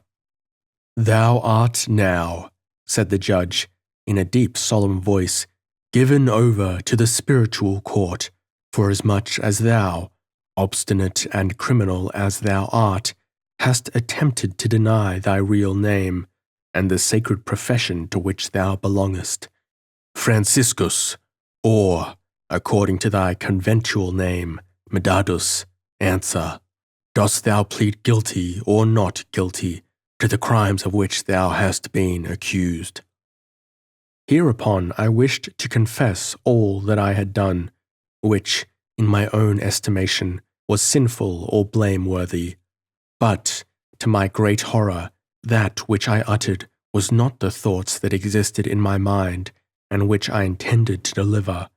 On the contrary, instead of a sincere and repentant confession, I lost myself in wandering desultory gibberish, which sounded even in my own ears quite unpardonable. Then the Dominican rose up, and with a frightful menacing look, "Away, to the rack with him," cried he, "the stiff-necked, obdurant sinner, to the rack with him, he deserves no mercy." The strange figures that were ranged along the wall rose up, stretched out their long skeleton arms towards me, and repeated, in hoarse, horrible unison, "Aye, aye, to the rack with him, to the rack, to the rack."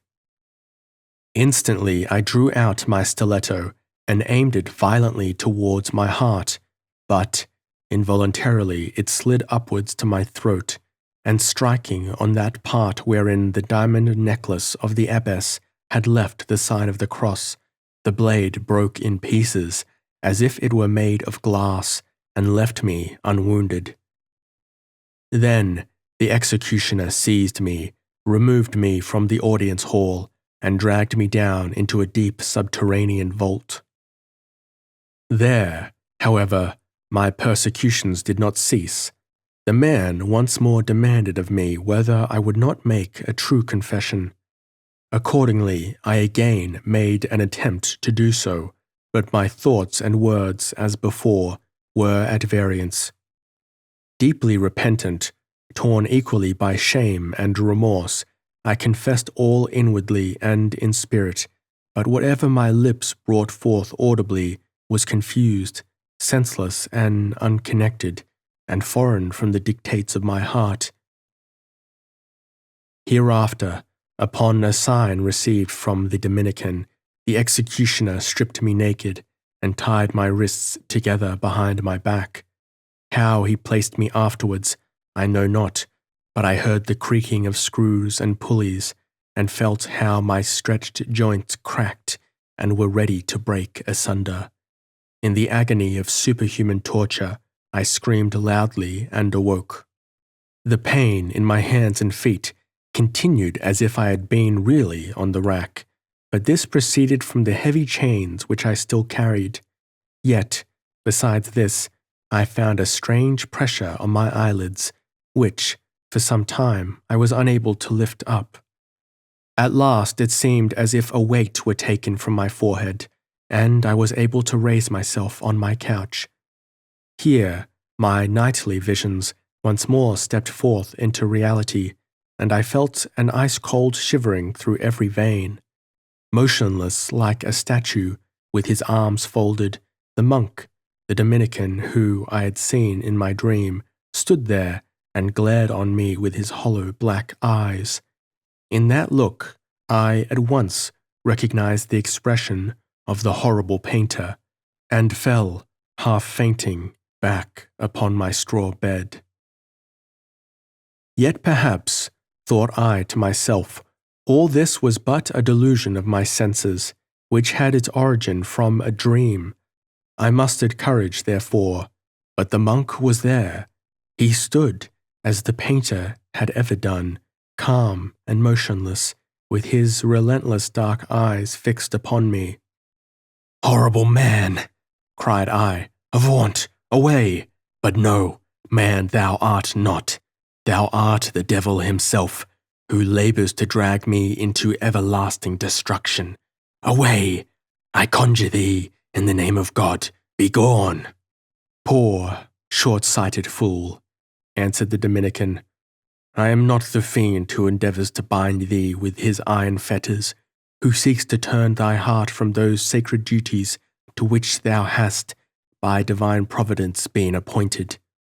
Medardus, poor insane wanderer, I have indeed appeared frightful to thee, even at those moments when thou shouldst have recognized in me thy best friend, when thou wert tottering within a hair's breadth of being hurled into the eternal gulf of destruction. I have appeared and warned thee, but my designs have ever been perverted and misunderstood. Rise up and listen to what I would now say." The Dominican uttered this in a strange tone of deep melancholy and complaint. His looks, which I had before contemplated with such affright, were become relaxed and mild. My heart was roused by new and indescribable emotions. This painter, who had haunted me like a demon, now appeared to me almost like a special messenger of Providence, sent to console me in my extreme misery and despair. I rose from my bed and stepped towards him. It was no phantom. I touched his garments. I kneeled down involuntarily, and he laid his hand on my head as if to bless me. Then, in the brightest colouring of my imagination, a long train of beautiful and cherished images rose on my mind. I was once more within the consecrated woods of the holy lime tree. I stood on the self-same spot of that favourite grove, where the strangely dressed pilgrim brought me the miraculous boy. From hence I wished to move onwards to the church, which I saw also right before me. There only it appeared to me that I might now, penitent and repentant, receive at last absolution of my heavy crimes. But I remained motionless, my limbs were powerless, and I could scarcely retain the feeling of self-identity. Then a hollow voice pronounced the words, "The will suffices for the deed." The dream vanished. It was the painter who had spoken these words. "Incomprehensible being," said I, "was it then thou, who art here with me as a friend, who appeared leaning on the pillar on that unhappy morning in the Capuchin church at Königswald, at night in the trading town of Frankenberg, and now—" "Stop there," said the painter. "It was I indeed who have been at all times near to thee, in order, if possible, to rescue thee from destruction and disgrace. But thy heart was hardened, thy senses were perverted. The work to which thou wert chosen must, for thine own weal and salvation, be fulfilled." "Alas!" cried I, in a voice of despair, "why then didst thou not withhold mine arm from that accursed deed, when Hermogen—" "That was not allowed me," said the painter. "Ask no further. The attempt to resist the eternal decrees of omnipotence is not only sinful, but hopeless presumption. Medardus, thou now drawest near to thy appointed goal, tomorrow." At these words I shuddered, for I thought that I completely understood the painter. I believed that he knew and approved my premeditated suicide. He now retreated towards the door of my prison. "When," said I, with great earnestness, "when shall I see you again?" "At the jail," said he, in a deep, solemn tone that reverberated through the vault. "So then, tomorrow?" He would not answer. The door opened, turned silently on its hinges, and the painter had vanished. Chapter 5.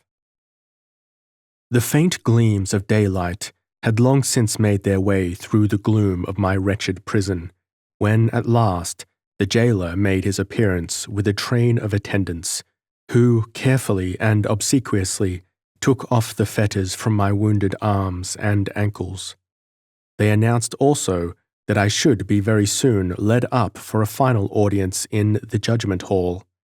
The summons came accordingly, deeply reversed and wrapped up in my own thoughts, becoming always more and more accustomed to the idea of immediate death. I stepped into the audience chamber. I had inwardly arranged my confession in such manner that I had only a short story to tell, which would yet embrace every circumstance that was of importance. To my astonishment, the judge, directly on my entrance, left the bench and came to meet me.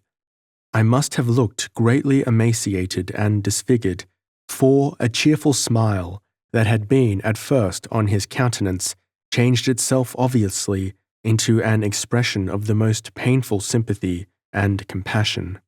He shook hands and made me take possession of a large armchair. "Herr von Kretinsky," said he, in a solemn, diplomatic tone, "I am happy to be able to announce to you some very agreeable intelligence. By the Prince's commands, all proceedings against you are this day brought to an end. It appears that people have hitherto confounded you with another person, and of their mistaken accusations, your exact personal likeness to that individual must bear the blame. Your innocence is now established beyond the possibility of doubt. Mr. Kretinsky, you are free." A frightful giddiness now attacked me. The room, with all its furniture, seemed turning round. The figure of the judge was multiplied 1,000-fold before mine eyes, and I fell into a swoon. When I awoke, the servants were rubbing my temples with eau de cologne, and I recovered so far as to hear the judge read over a short protocol stating that he had duly informed me of the process being given up and of my final release from prison.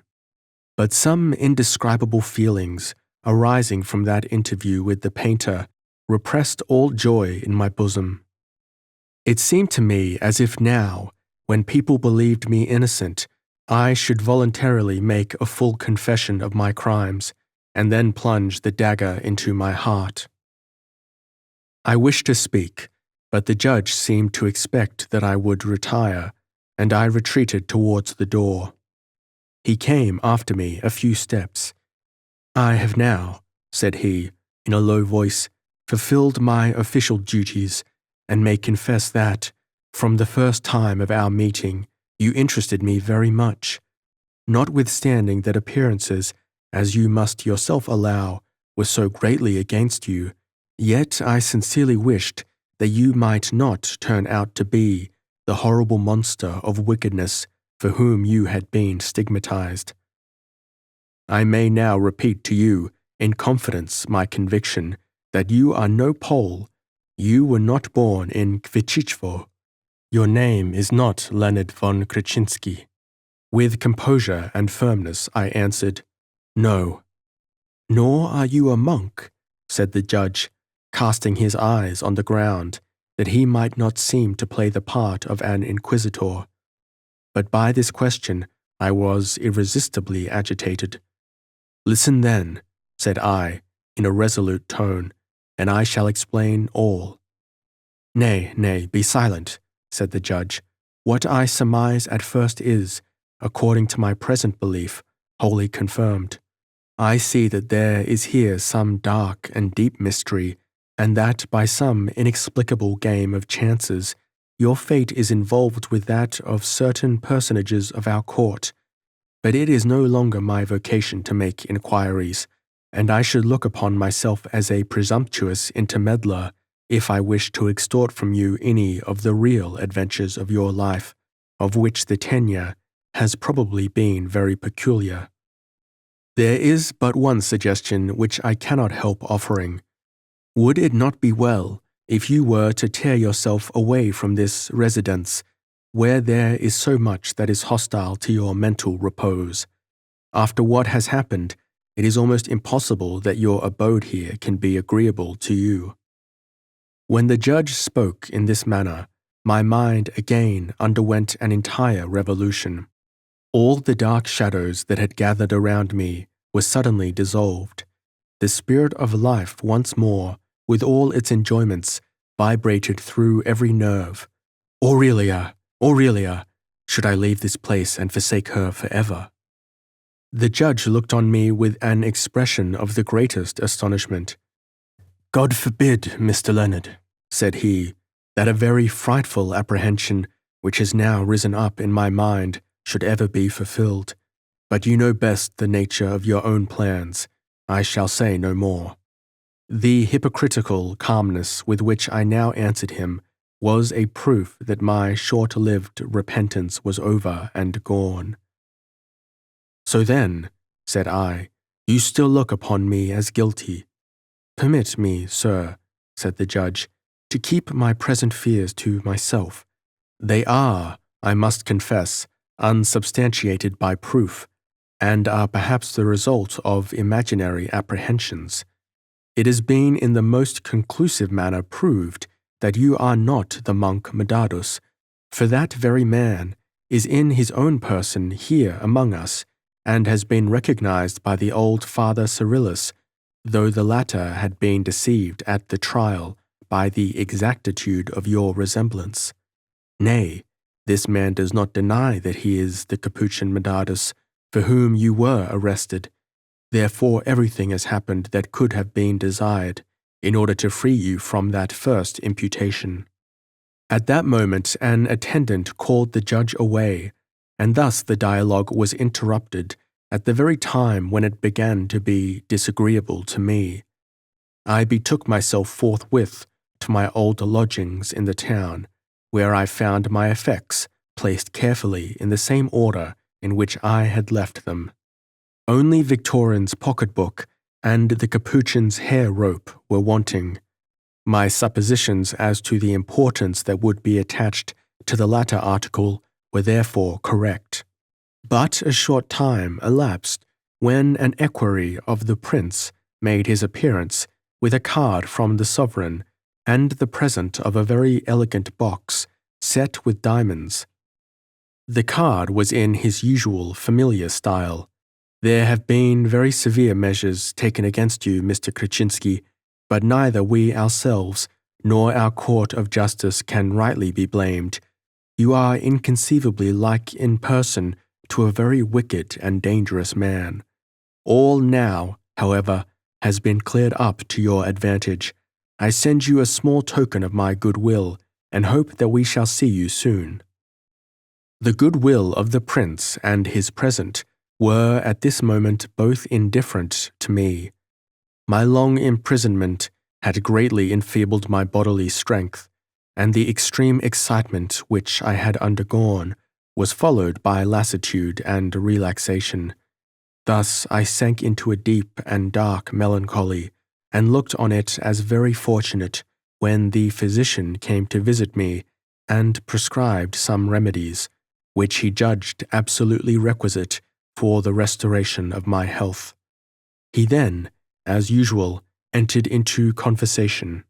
"Is it not," said he, "a most extraordinary chance and concentration of circumstances that, at the very moment when everyone felt himself convinced that you were that horrible monk who had caused such misfortunes in the family of the Baron von F., this monk should himself actually appear and rescue you at once from the impending danger? It would oblige me, said I, if you would inform me of the minutest circumstances which led to my liberation, for as yet I have only heard generally that the Capuchin Medardus, for whom I had been mistaken, had been found here and arrested. Nay, it is to be observed, answered the physician, that he did not come hither of his own accord, but was brought in, bound with ropes, as a maniac, and delivered over to the police at the very same time when you first came to the residence. By the way, it just now occurs to me that, on a former occasion, when I was occupied in relating to you the wonderful events which had happened at our court, I was interrupted just as I had got to the story of this abominable Medardus, the acknowledged son of Francesco, and his enormous crimes at the castle of the Baron von F. I shall now take up the thread of my discourse exactly where it was then broken off. The sister of our reigning princess, who, as you well know, is abbess of a Cistercian monastery at Kreuzberg, once received very kindly and took charge of a poor deserted woman who, with her infant son, was travelling homeward, towards the south, from a pilgrimage to the convent of the Holy Lime Tree. The woman, said I, was Francesco's widow, and the boy was Medardus. Quite right, answered the physician, but how do you come to know this? The events of this Medardus's life, said I, have indeed become known to me in a manner the strangest and most incredible. I am aware of them even up to the period when he fled from the castle of the Baron von F. And of every circumstance that happened there, I have received minute information. But how? Said the physician, and from whom? In a dream, answered I. In a dream I have had the liveliest perception of all his sufferings and adventures. You are in jest, said the physician. By no means, replied I. It actually seems to me as if I had, in a vision, become acquainted with the history of an unhappy man who, like a mere plaything in the hands of dark powers, a weed, cast on the waves of a stormy sea, had been hurled hither and thither and driven onward from crime to crime. In the Holzheimer forest, which is not far from hence, on my way thither, the postilion, one stormy night, drove out of the right track, and there, in the Forst house. Ha! Now I understand you, said the physician. There you met with the monk. So it is, answered I, but he was mad. He does not seem to be so now, observed the physician. Even at that time, no doubt, he had lucid intervals, and told you his history. Not exactly, said I. In the night, being unapprised of my arrival at the Forst house, he came into my room. Perhaps it was on account of the extraordinary likeness existing betwixt us that my appearance frightened him extremely. He probably looked upon me as his double, and believed that such an apparition of necessity announced his own death. Accordingly, he began to stammer out strange confessions, to which I listened for some time, till at last, being tired by a long journey, I fell asleep. But the monk, not aware of this, continued to speak on. I dreamed, but know not where the reality ended and the dream began. So far as I can recollect, it appears to me that the monk maintained that it could not be he who had caused the death of the Baroness von F. and Hermogen, but that they had both been murdered by the Count Victorin. Strange, very strange, said the physician. But wherefore did you conceal this mysterious adventure at your trial? How could I imagine, answered I, that the judge would attach any importance to such a story? At best, it must have appeared to him a mere romance, and will any enlightened court of justice receive evidence which even borders on the visionary and supernatural? At least, replied the physician, You might have at once supposed that people were confounding you with this insane monk, and should have pointed out him as the real Capuchin Medardus. "Aye, forsooth," answered I, and in the face of the venerable Father Cyrillus, such I believe was his name, an old dotard who would absolutely have me, right or wrong, to be his Capuchin brother. Besides, it did not occur to me either that the insane monk was Medardus, or that the crime which he had confessed to me was the object of the present process, but the keeper of the forced house told me the monk had never given up his name. How then did people here make the discovery?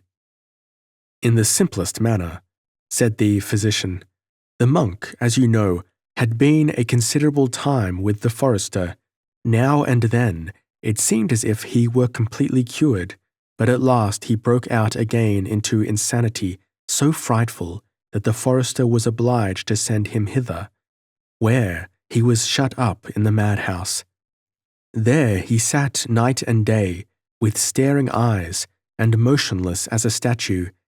He never uttered a word, and must be fed, as he never moved a hand. Various methods were tried to rouse him from his lethargy, but in vain, and his attendants were afraid to try severe measures for fear of bringing back his outrageous madness.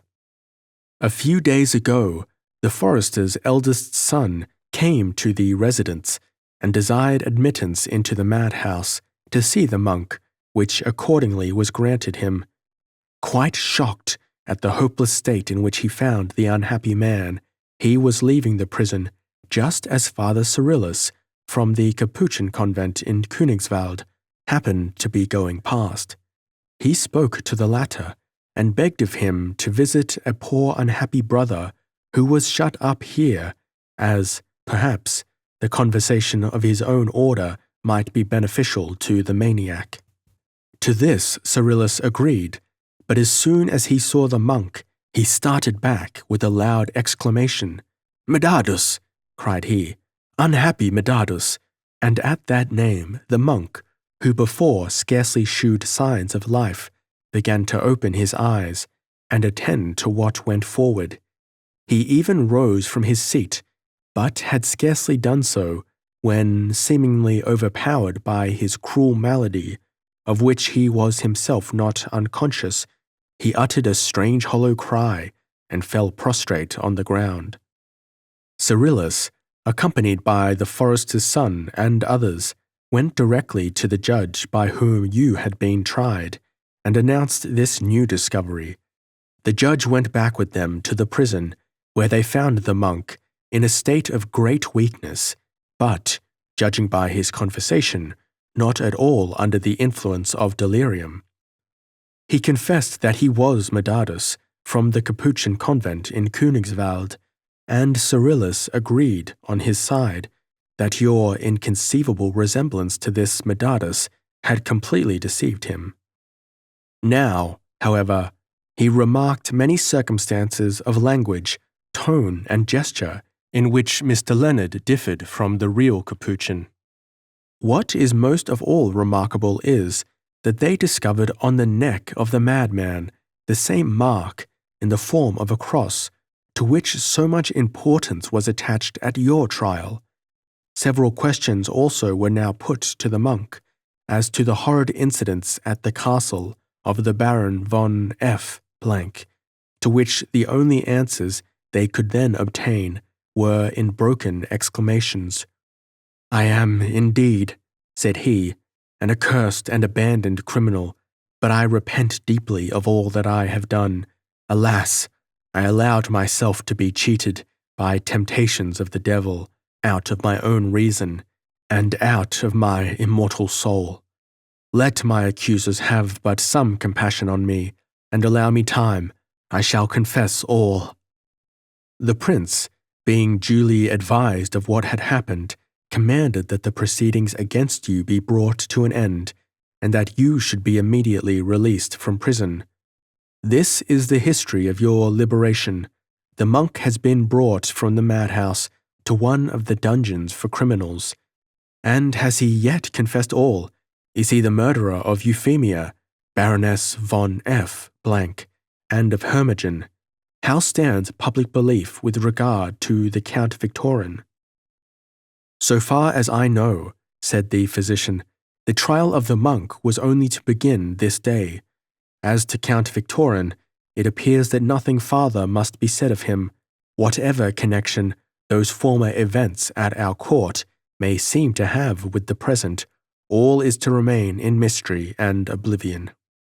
But, said I, how the catastrophe at the Baron's castle can be connected with these events at your prince's court, I am unable to perceive.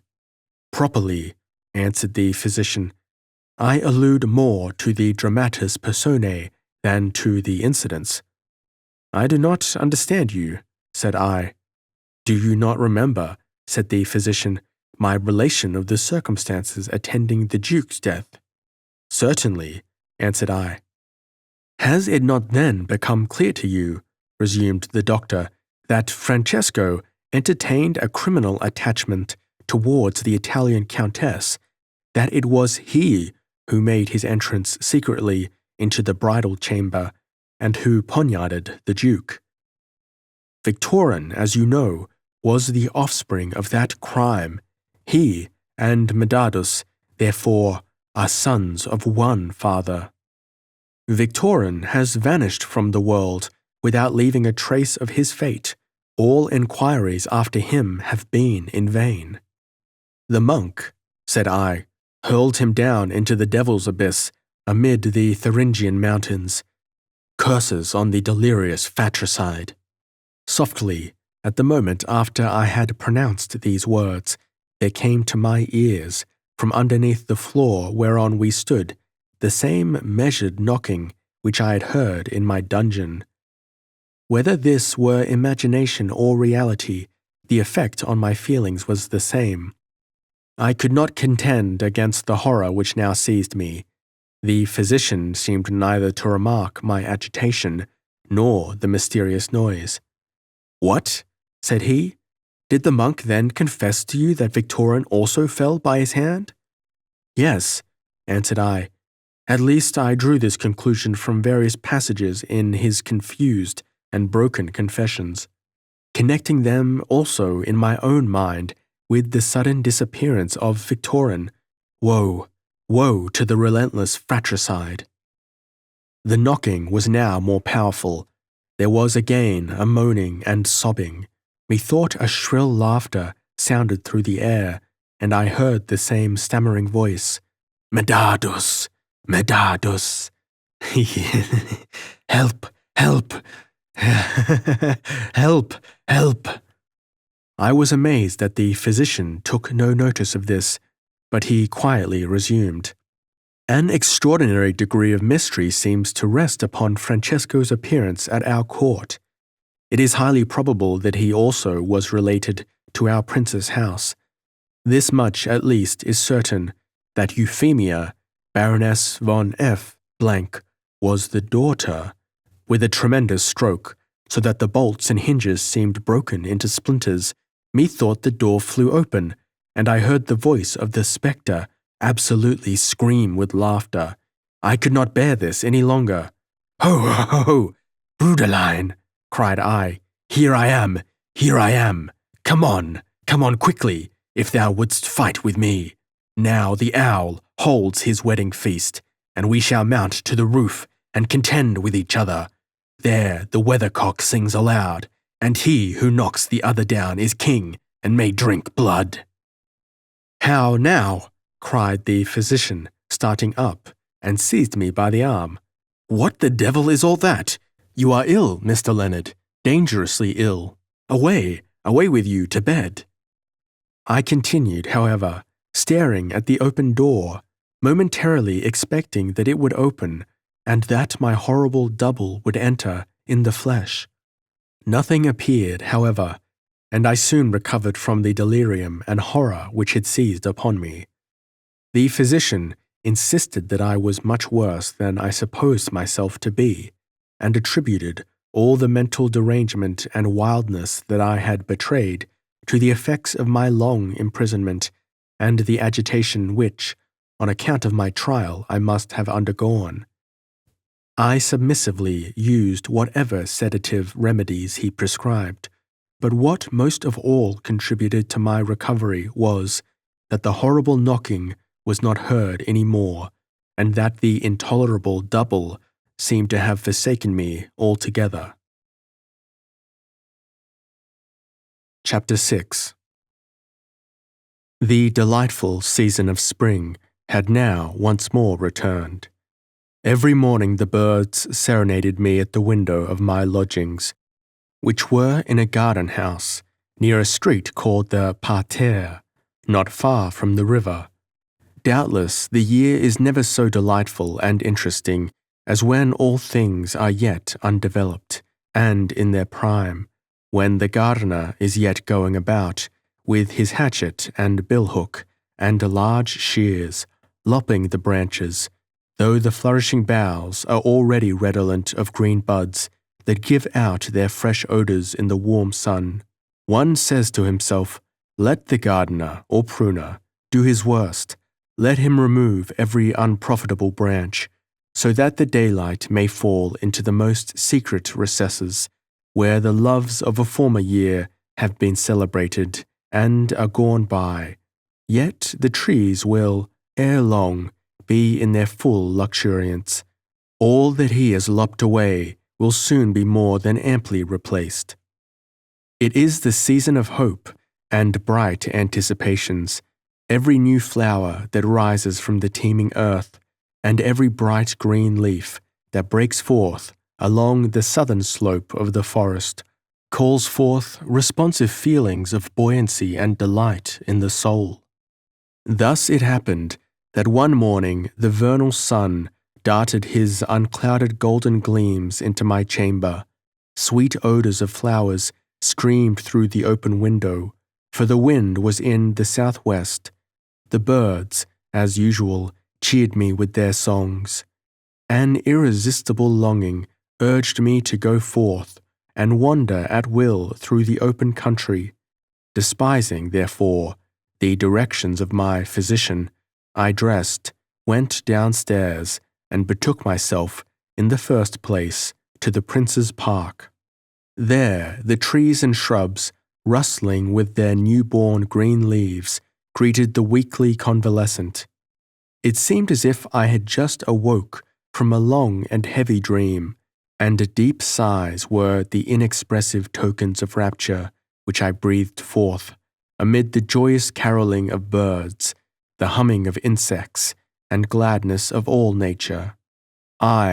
Life itself now appeared to me like a heavy and frightful dream, not only for the time lately past, but through the whole interval since I had left the convent. I now found myself in a walk, shaded by dark platanus trees, which gave out their green leaves very early in the year, and gradually I became lost in reverie. Methought I was once more in the garden of the Capuchin convent at Königswald. Out of the distant thickets rose already the well-known lofty crucifix, at which I had so often prayed with fervent devotion for strength to resist all temptation. The cross seemed to me to be now that only goal after which I sought to strive, there, prostrate in the dust, to do penance for the sinful dreams in which I had indulged, for the guilty delusions into which I had been led by the arch-fiend.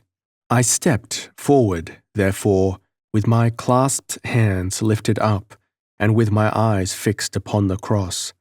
Methought I heard the pious hymns of the monks borne upon the air, but it was only the mysterious voice of the woods, where the wind was up amid the yet dry branches and the verdant foliage.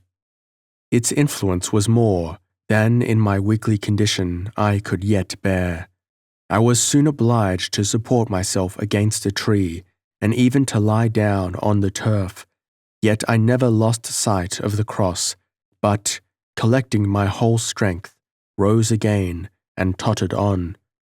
However, I could only reach a rustic moss seat in front of the consecrated thicket, where, Like a weak old man, I sat languidly down, and in hollow groans tried to lighten the anguish of my oppressed heart.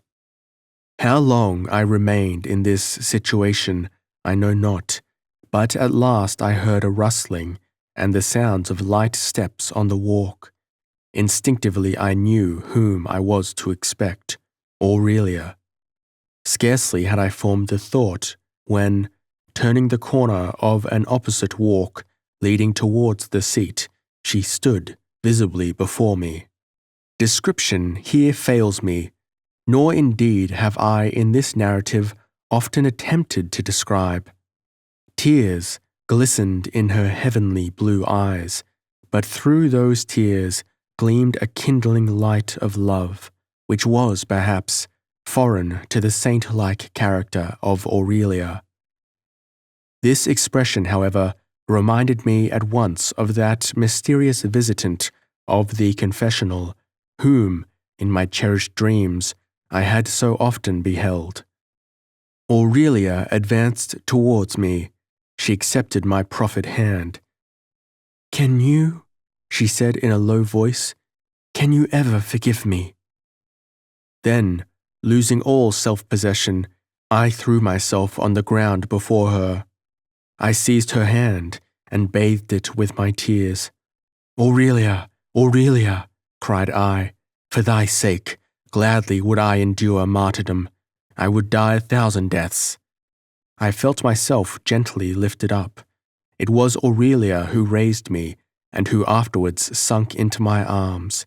I scarcely know how these moments passed.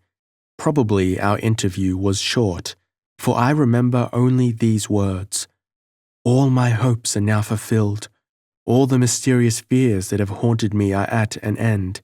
But see, we are observed."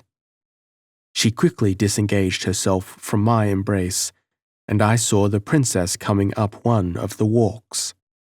Not wishing, at present, to venture an interview with one whom I had never dared to look on as a friend, I retired into the thicket, where I discovered that the object which I had mistaken for a crucifix was only the grey withered stem of an old pollard willow.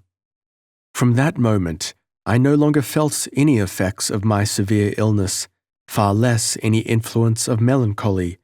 The kiss of reconciliation which I had thus received from Aurelia inspired me with new life, and it seemed as if, for the first time, I enjoyed the mysterious raptures of which even this, our terrestrial existence, is susceptible.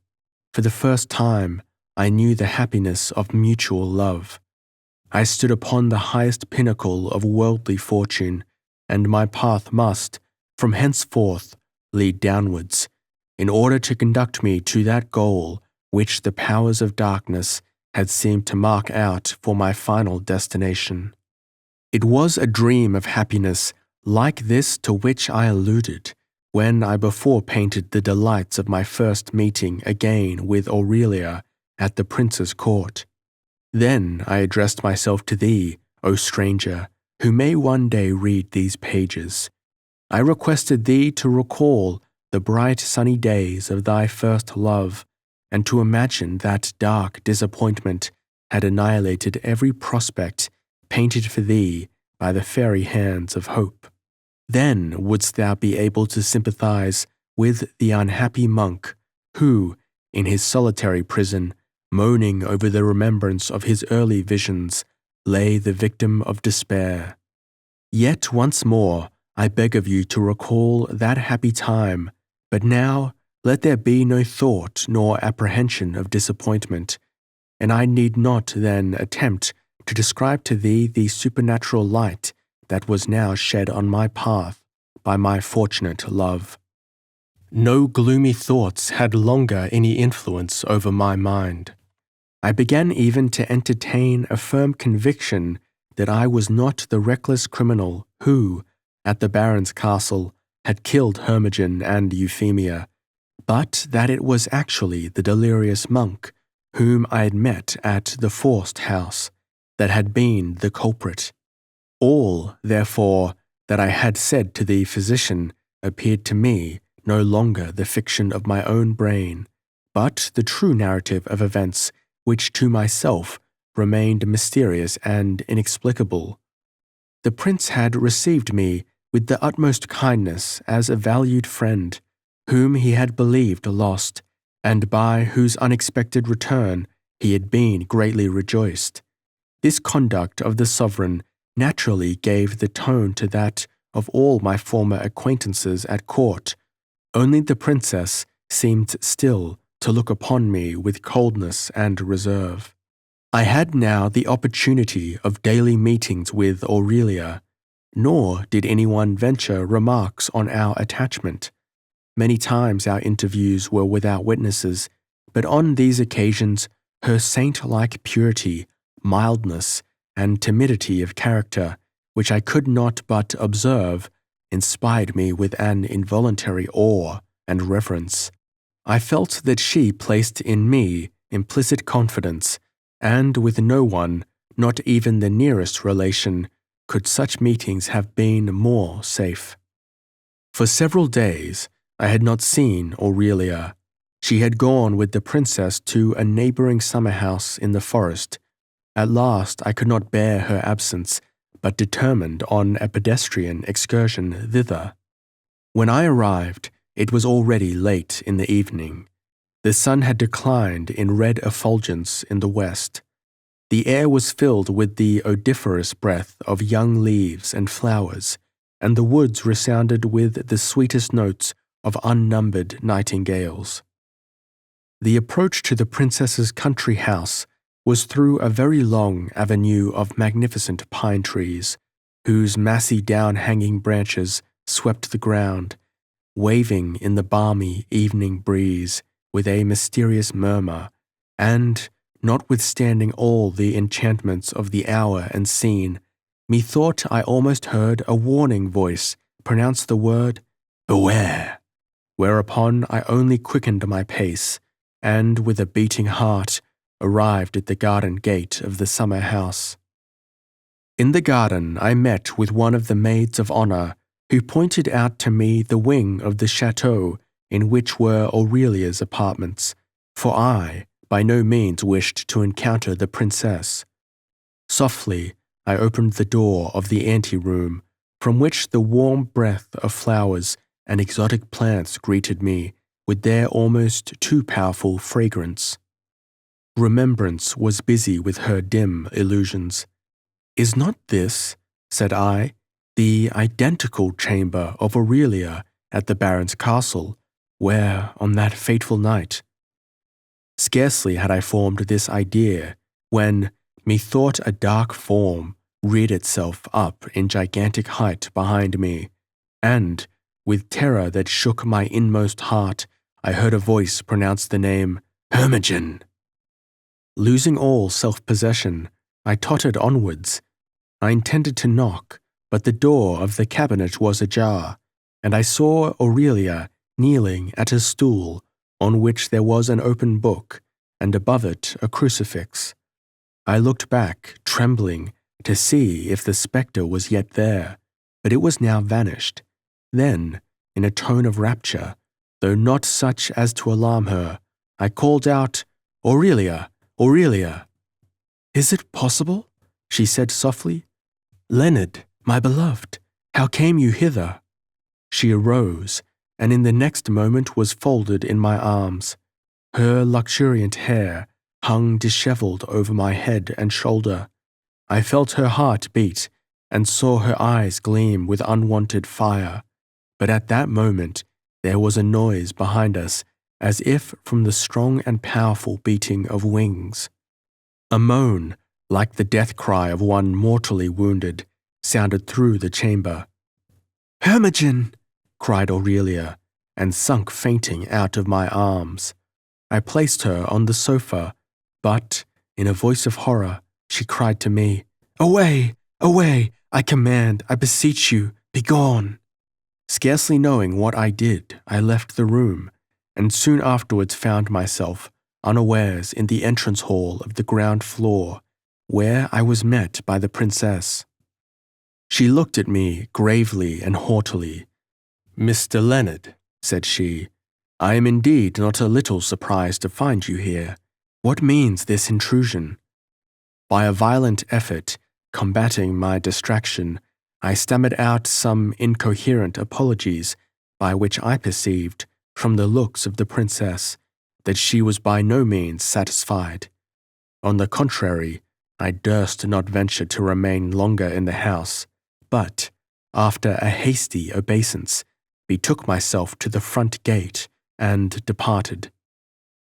As I passed once more through the darkness amid the waving pine trees, methought I no longer walked alone. On the contrary, it seemed to me as if some person ran all the way very near me, keeping time with my steps, and as if I heard a stammering voice which pronounced the words, "Ever, ever am I with thee, brother, brother Medardus. Go whither thou wilt, east, north, or south. I am ever with thee." Hereupon I paused and looked around me. I became convinced that this horrible double by whom I was haunted had his existence only in my own disturbed imagination. However, I could by no means get rid of the frightful image. He continued to run along by my side and to speak with me at intervals, till at last it seemed to me as if I must actually enter into conversation and relate to him the recent adventures of my life.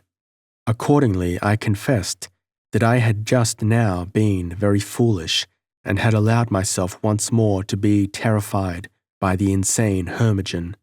However, that St. Rosalia should now very soon be irrevocably mine, and that for her sake only I had become a monk and received the investiture and consecration. Then my detestable double laughed and groaned as he had before done, and stuttered out, "But lose no time, quickly, quickly." "Nay, have a little patience," said I, "and all will go well. Only the blow that I struck Hermogen has not been deep enough. He has got one of those damned protecting crosses in the throat, even as thou hast, and I have, but my stiletto, which thou hast preserved for me, is still sharp and bright." "Ha ha ha! Strike him well, then, strike him well." Such were the accents of my infernal companion amid the dark rushing of the pine-tree woods. Nor did they end there. The same persecution accompanied me almost the whole way homeward into town, until at last the fresh morning wind cooled the burning fever of my brow, and a roseate splendor advanced in the east, announcing the dawn of a new vernal day. I had enjoyed only about 2 hours' broken rest at my lodgings when I received a summons to attend the prince. I betook myself immediately to the palace, where he received me very cordially.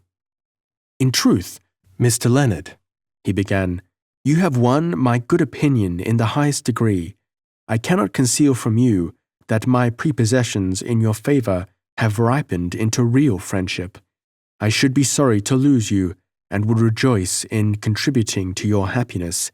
Besides, it is our duty to atone to you as much as possible for all that you have been made to suffer among us.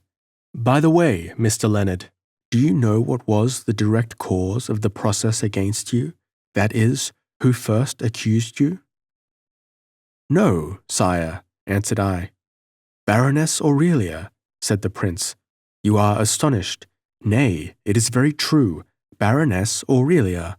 Mr. Leonard mistook you for a Capuchin." He laughed heartily.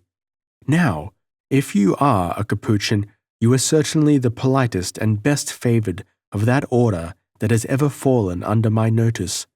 Say in truth, Mr. Leonard, have you ever been a monk?" "Sire," answered I know not by what wicked fatality I am always to be transformed into a monk, but—" "Well, well," interrupted the prince, "I am no inquisitor. It would be a serious disaster, however, if you were bound by any clerical vows, but to the point, would you not like to have your revenge on Aurelia for the mischief that she has brought on you?" "In what mortal's breast," said I, "would such a thought of that of revenge arise against the amiable Baroness?" "Do you not love Aurelia?" said the prince. I was silent, but replied by an expressive gesture, laying my hand on my heart. "I know it," resumed His Highness. "You have loved this young lady since that moment when she, for the first time, made her appearance here with the princess. Your affection is returned, and indeed a fervour of which I scarcely believed the mild Aurelia to be capable. The princess has told me all, and I know that she lives only for you. Would you believe that after your imprisonment, Aurelia gave herself up to a mood of utter despondency, and became at last so ill that we entertained serious apprehensions for her life? She at that time looked upon you as the murderer of her brother, and her grief therefore appeared to us unaccountable, but the truth was that even then she loved you. Now, Mr. Leonard, Mr. von Krczynski, for you are by birth noble, I shall fix you at the court in a manner that will be agreeable to you. You shall marry Aurelia, and in a few days we shall solemnize the betrothment. I myself will act in place of the bride's father. Meanwhile, adieu." The prince, in his usual abrupt manner, then left the audience chamber. Chapter 7. Aurelia, my wife, the wife of a perjured and apostate monk.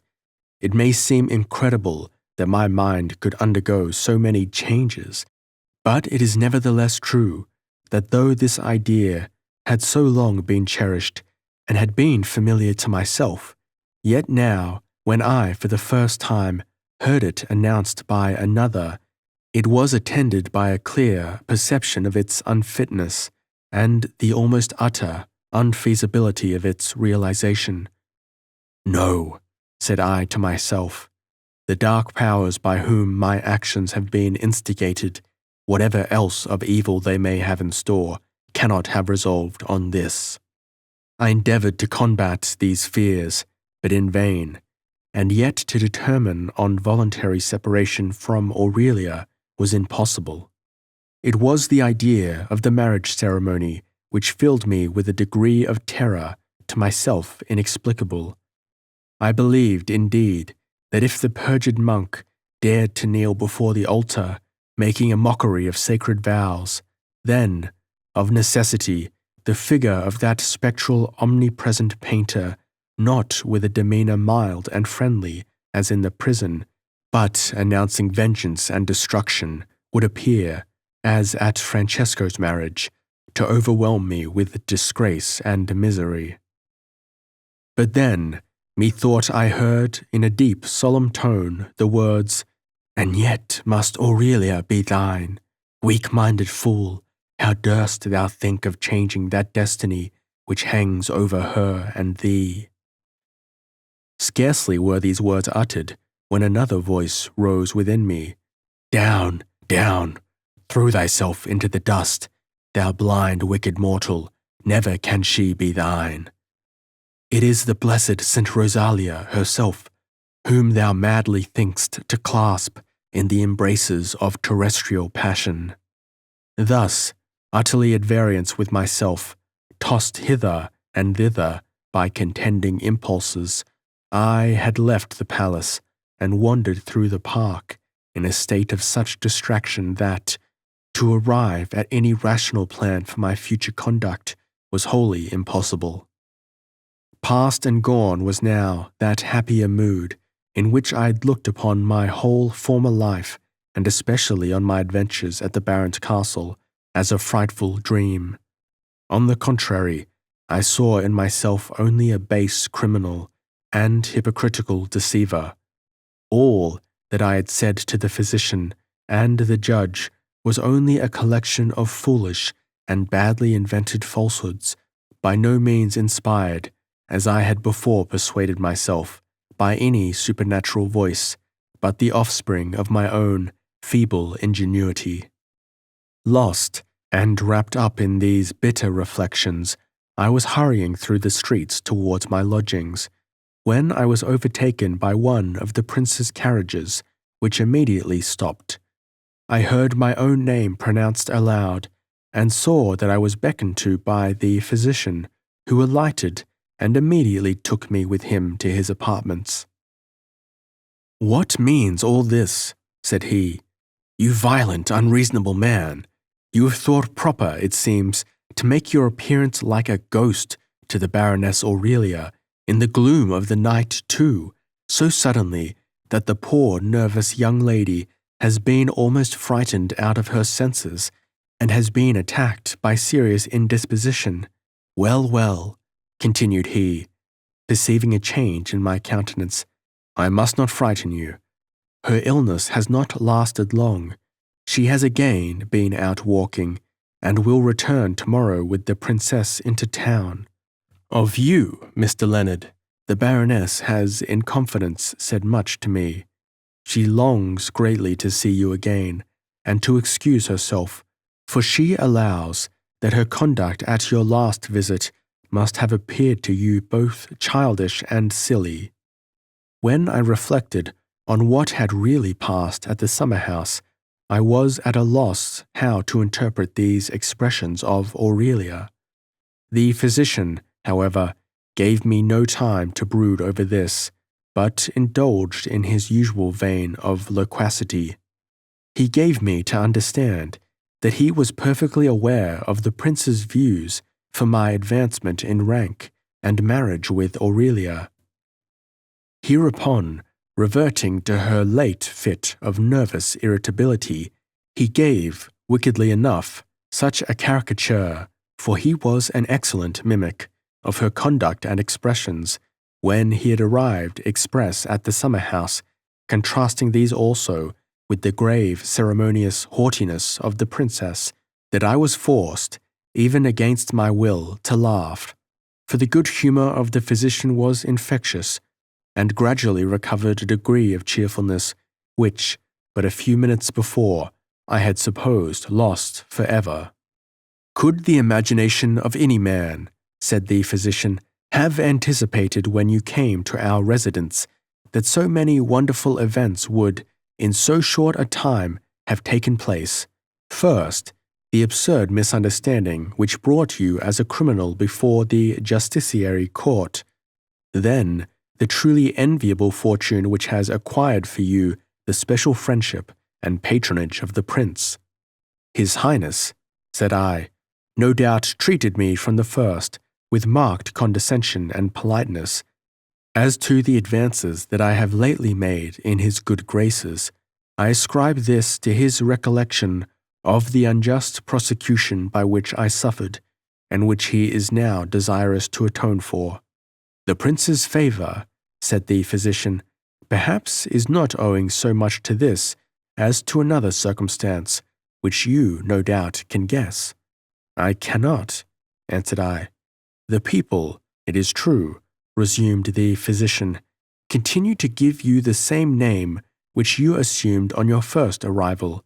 Everyone knows, however, that you are by birth noble, as the intelligence which has been received from Poland confirms all that you had asserted." "Admitting this intelligence to have been received," said I know not why it should have any influence on my reception at court, since, at my first introduction there, I declared that I had no pretensions to any rank beyond that of a citizen, and yet was treated by all with kindness and even respect. To this the physician replied by a harangue, which lasted nearly an hour, on the true principles which regulate the distinction of ranks, and the lecture, being delivered with his usual vivacity, had at least the beneficial effect of engaging my attention and putting to flight the gloomy thoughts by which I had been overwhelmed.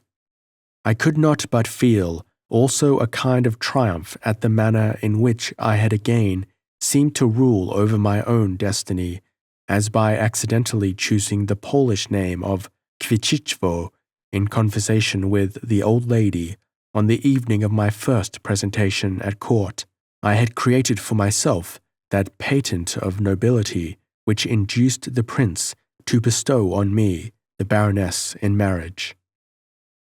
As soon as I ascertained that the princess was returned to the palace, I hastened to Aurelia and immediately obtained an interview. The desire to excuse herself for the needless and capricious agitation to which she had given way on my first visit gave a new tone to her voice and manner, and new expression to her eyes, so that her timidity being less, I could once more say to myself, "The prize will yet be thine." Tears glistened in her beautiful eyes, and her tone was that of earnest and plaintive supplication. Still haunted by the idea of my spectral double, I wished to learn from her explicitly what had been the real cause of her terror. "Aurelia," said I conjure you, by all the saints, tell me what horrible phantom it was that then appeared to you." At this question she gazed at me with obvious astonishment. Her looks became always more and more fixed, as if in deep thought, then suddenly started up as if to go, but stood irresolute. At last, with both hands pressed on her eyes, she sobbed out, "No, no, no, it is not, it cannot be he." Unconsciously, she allowed me to support her to a chair, into which she sank down exhausted. "For God's sake, Aurelia, who is it that you mean?" cried I, though I had already dark anticipations of what was passing through her mind. "Alas," said she, "my beloved friend, were I to confess to you the whole truth, would you not look on me as an insane visionary? A horrible phantom accompanies me through life, and mars, by its irresistible influence, every enjoyment, even at the times when I should otherwise be most happy. At our very first meeting, this frightful dream hovered, as if on dark wings, over me, spreading an ice-cold atmosphere of death around us, where there should have prevailed only a buoyant spirit of cheerfulness and hope. In like manner, when you came into my room at the princess's country house, the same evil power acquired its full dominion over me. But this persecution is not without its especial cause, precisely in the manner in which you encountered my apartments, though at a later hour of the night. An accursed monk of the Capuchin order once surprised me. Spare me the repetition of what then occurred.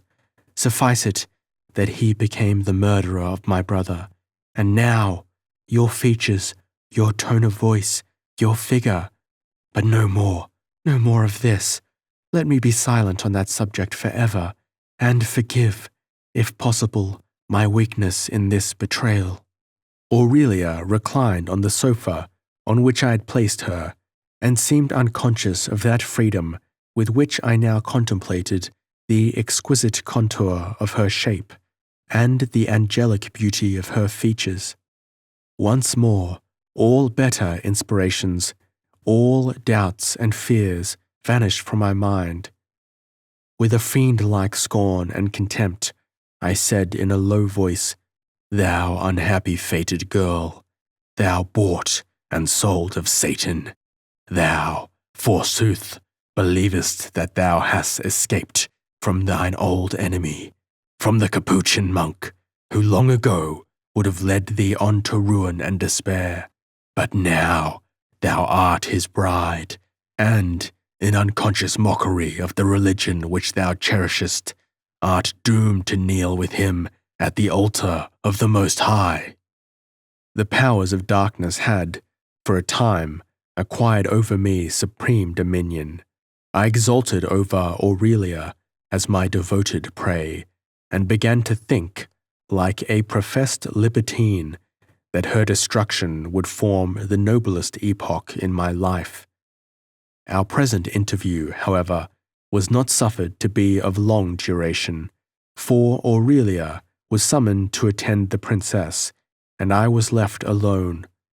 Her expressions in apologizing for her conduct at the princess's chateau had convinced me that there existed some mystery betwixt us, of the nature of which I was yet unaware, and which I had not the means of unravelling.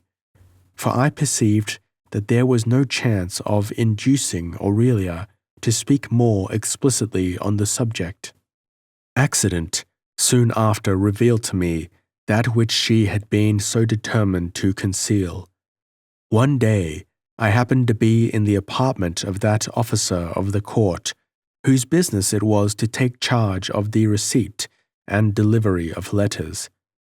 He was suddenly called out, when Aurelia's waiting maid came with a large packet and placed it among others which were already on the table. A fleeting glance confirmed me that the handwriting was that of the Baroness, and I perceived that the superscription was to the abbess of the Cistercian nunnery at Kreuzberg. With the rapidity of lightning, the thought vibrated through me that this packet would afford the key to many yet unexplored mysteries, and before the officer returned, I had retired and taken with me Aurelia's letter, of which now follows a transcript. Chapter 8. Baroness Aurelia von F. Blank, to the abbess of the Cistercian convent at Kreuzberg.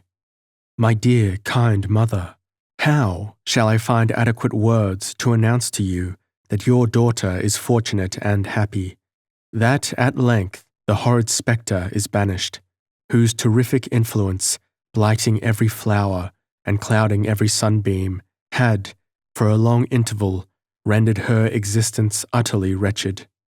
But now self-reproach falls heavy on my heart, when, after my unhappy brother's death, and when my father perished from grief and disappointment, you received and supported me during my otherwise hopeless affliction, I ought then not only to have confessed my sins, but to have acquainted you fully and explicitly with the strange and mysterious impressions by which my tranquillity had been broken.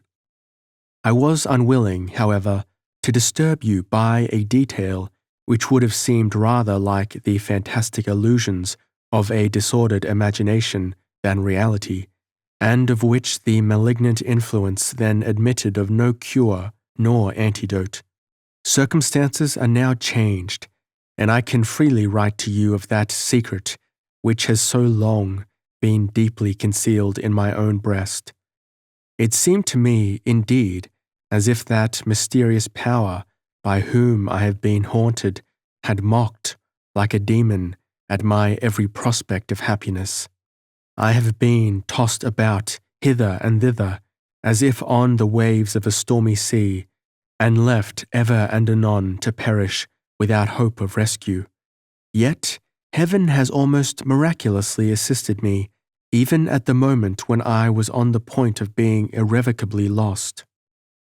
In order to render my discourses intelligible, I must look back to the period of my earliest recollections, for even at that time the foundation was laid in my heart of those apprehensions which have since grown with my growth and strengthened with my strength.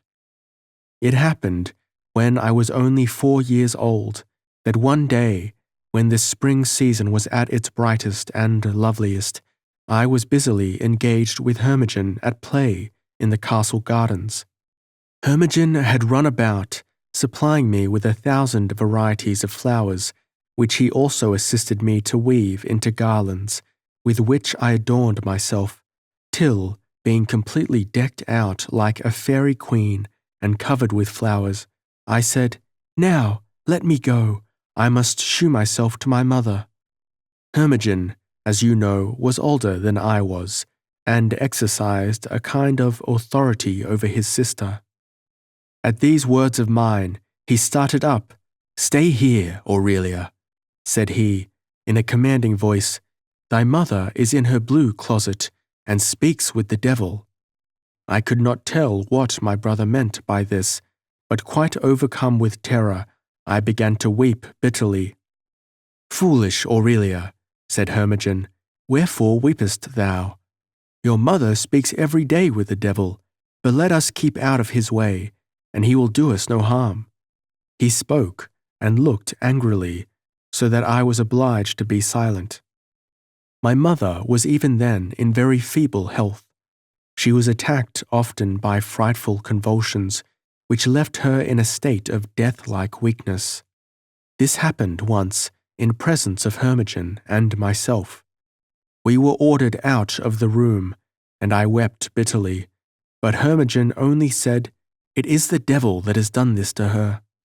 Thus, the belief was firmly impressed on my mind that my mother every day held conversations with some frightful spectre, whom, even to look upon, would, to anyone else, be death. As to religious instructions, they were, of course, yet wholly beyond my comprehension. One day, after rambling through the castle, I was horrified to find myself alone in the blue cabinet which had been alluded to by Hermogen. I should instantly have taken refuge in flight, but my mother came in with a deadly paleness on her countenance, and without observing me, for I stood in a corner, in a deep melancholy tone, she pronounced the name, "Francesco, Francesco." There was then a strange rustling and rattling behind the oak panels of the wall. The boards began to move and drew themselves asunder. I saw then a full-length portrait, so admirably painted that it had all the animation of life, representing a man in foreign dress with a dark, violet-coloured mantle. The figure and expressive countenance of this unknown made on me an indescribable impression, which I never afterwards forgot. My admiration was such that I could no longer be silent, but uttered an exclamation of joy, which, for the first time, made my mother aware of my presence.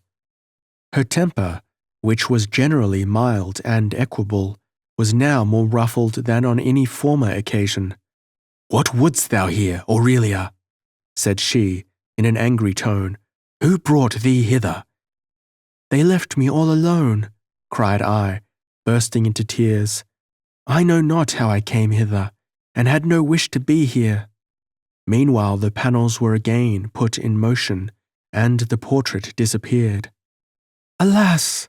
said I, "the beautiful picture, mother, dearest mother, why is it gone?" The Baroness lifted me up in her arms and caressed me.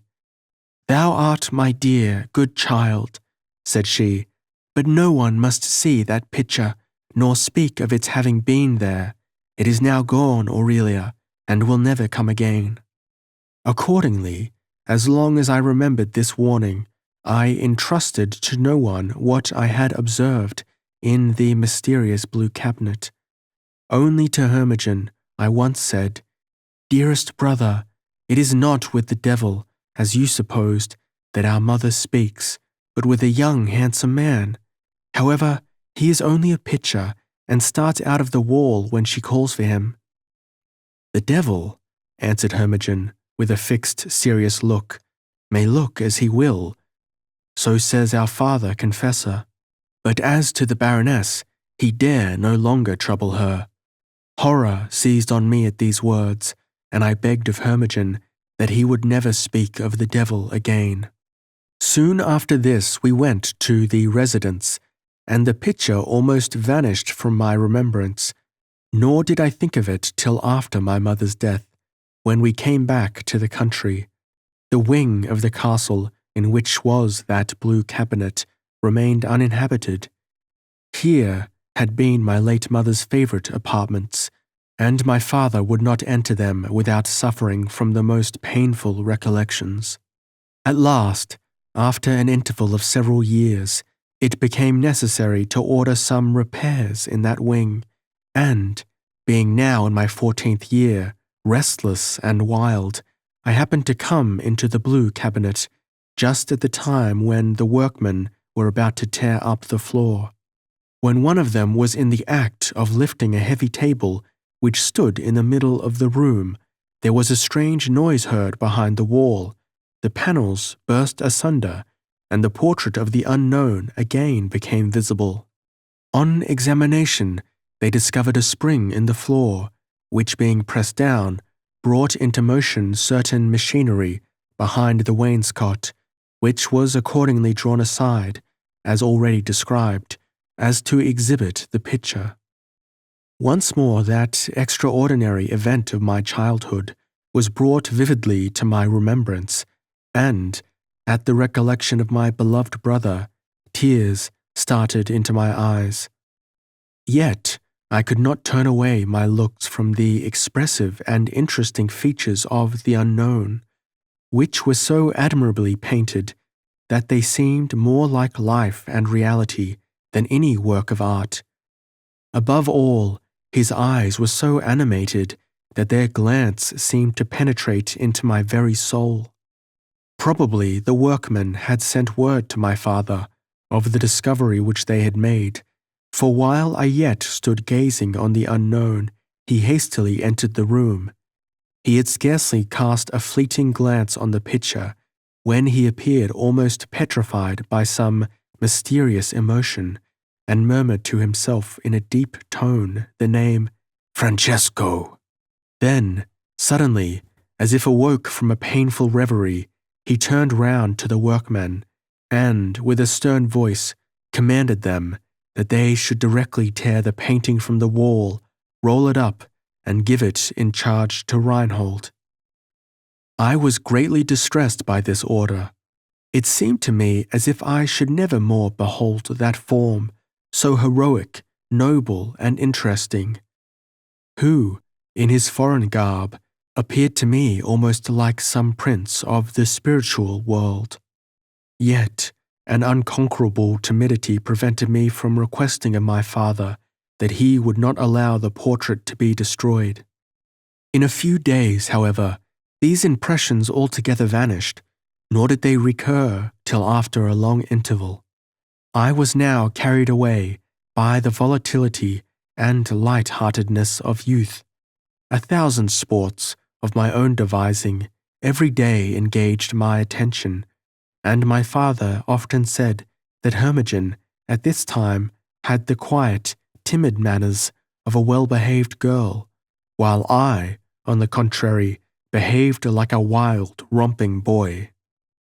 These characteristics, however, were soon to be changed.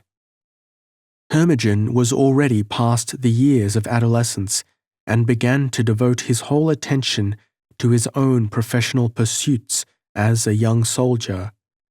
He thought only of hardening his frame to endure every possible fatigue, of parades and reviews, of military tactics, above all, of actual service in time of danger, and in these views his father, having determined on his son's destination, wholly concurred. For my part, my whole existence now underwent a complete revolution, which I was then unable to interpret, and which I yet cannot adequately describe. The solitude in which I lived probably contributed to heighten every fantastic impression. If any new feeling arose within me, being wholly undiverted by any external influence, or by the usual dissipations of society to which others can have recourse, it naturally grew into excess. I became thoughtful, melancholy, nervous, and discontented. By night I was visited by strange and unaccountable dreams, and during the day I was by fits extravagantly merry, or, on the slightest provocation, burst into a passion of tears. My father observed these changes, which he ascribed to irritability of nerves, and called in a physician who prescribed for me all sorts of remedies without the slightest good effect. At this time, I know not myself how it could have happened, but one night the half-forgotten image of the unknown appeared before me in colours so vivid and lively that he was no longer a dead phantom on canvas, but a corporeal and living being, who gazed on me with an aspect of kindness and compassion. "Alas!" cried I, "must I then die? What is it by which I am thus so unspeakably tormented?" "Thou lovest me, Aurelia," said the vision, "and this is the cause of thy present illness and distraction. But canst thou dissolve the vows of one already devoted to heaven?" To my astonishment, I now perceived that the unknown wore the robes of a monk. Summoning my whole strength, I endeavored to break the spells with which the detestable dream had fettered my senses, and for the present moment I succeeded in this, but I could not prevent the same phantom from recurring to my imagination and persecuting me with tenfold power. I perceived only too well that for me the mysteries of a first love were revealed, that, with a passionate fervour, of which only the youthful heart is capable, I was attached to the nameless and visionary unknown. My indisposition seemed, however, to have attained its crisis, and I became perceptibly better.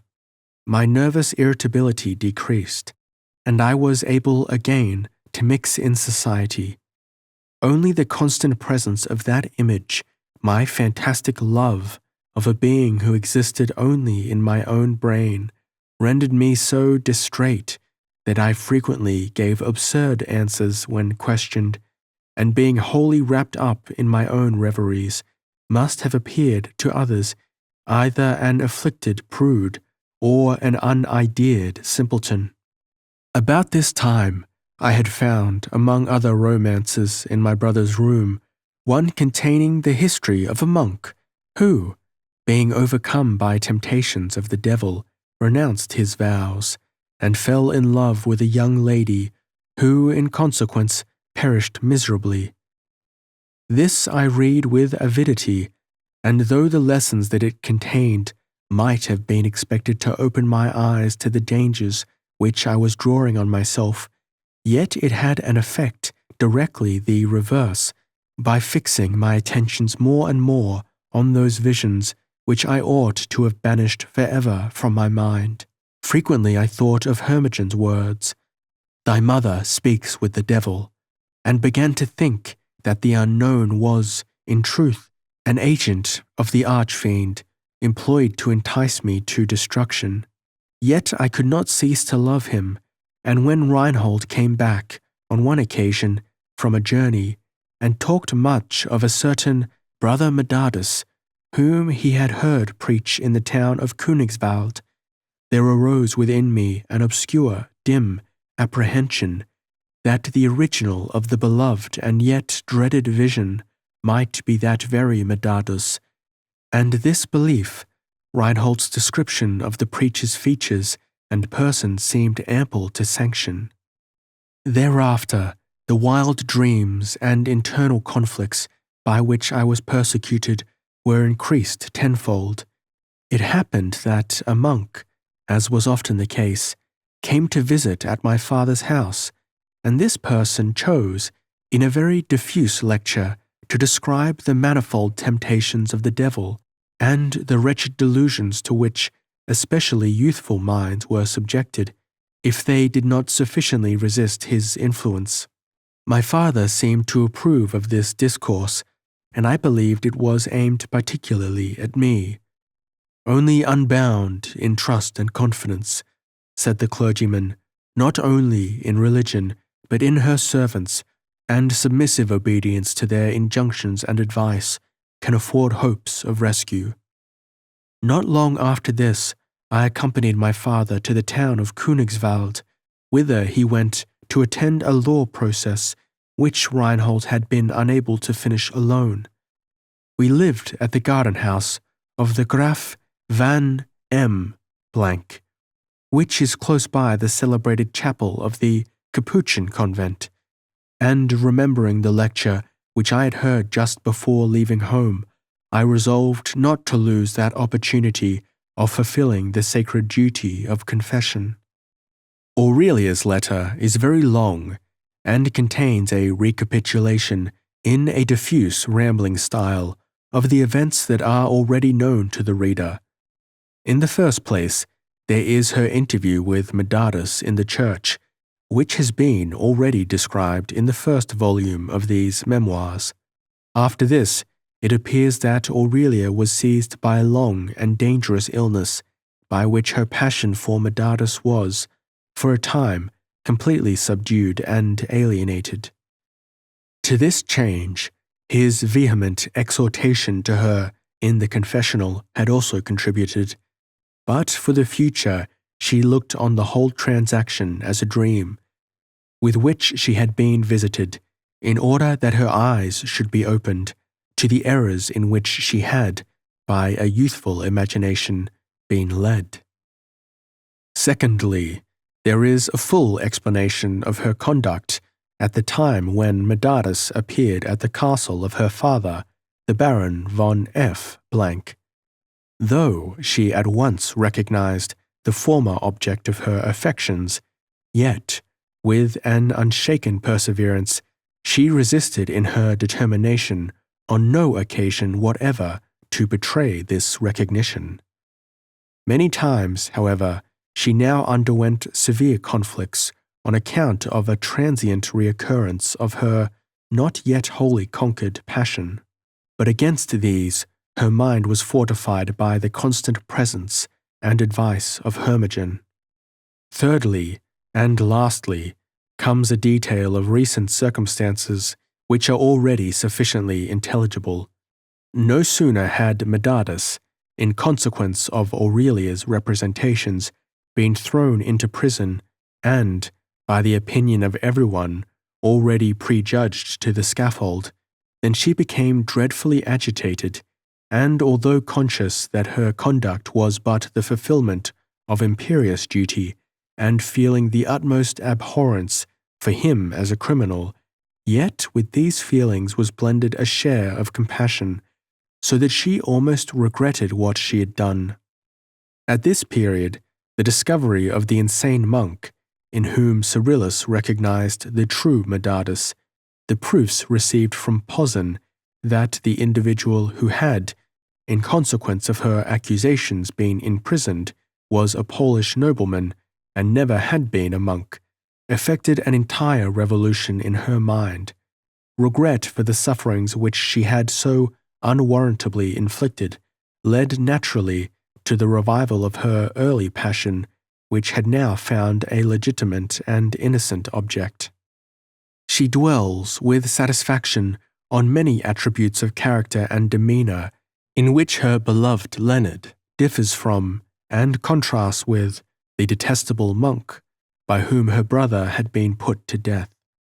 Only the adventure at the princess's country house had, for a time, broken in upon this confidence, and given rise to many harassing doubts and fears, with an oppressive feeling of mystery by which her mind is still clouded, and against which she earnestly entreats the prayers and maternal blessings of the abbess for herself and her betrothed husband.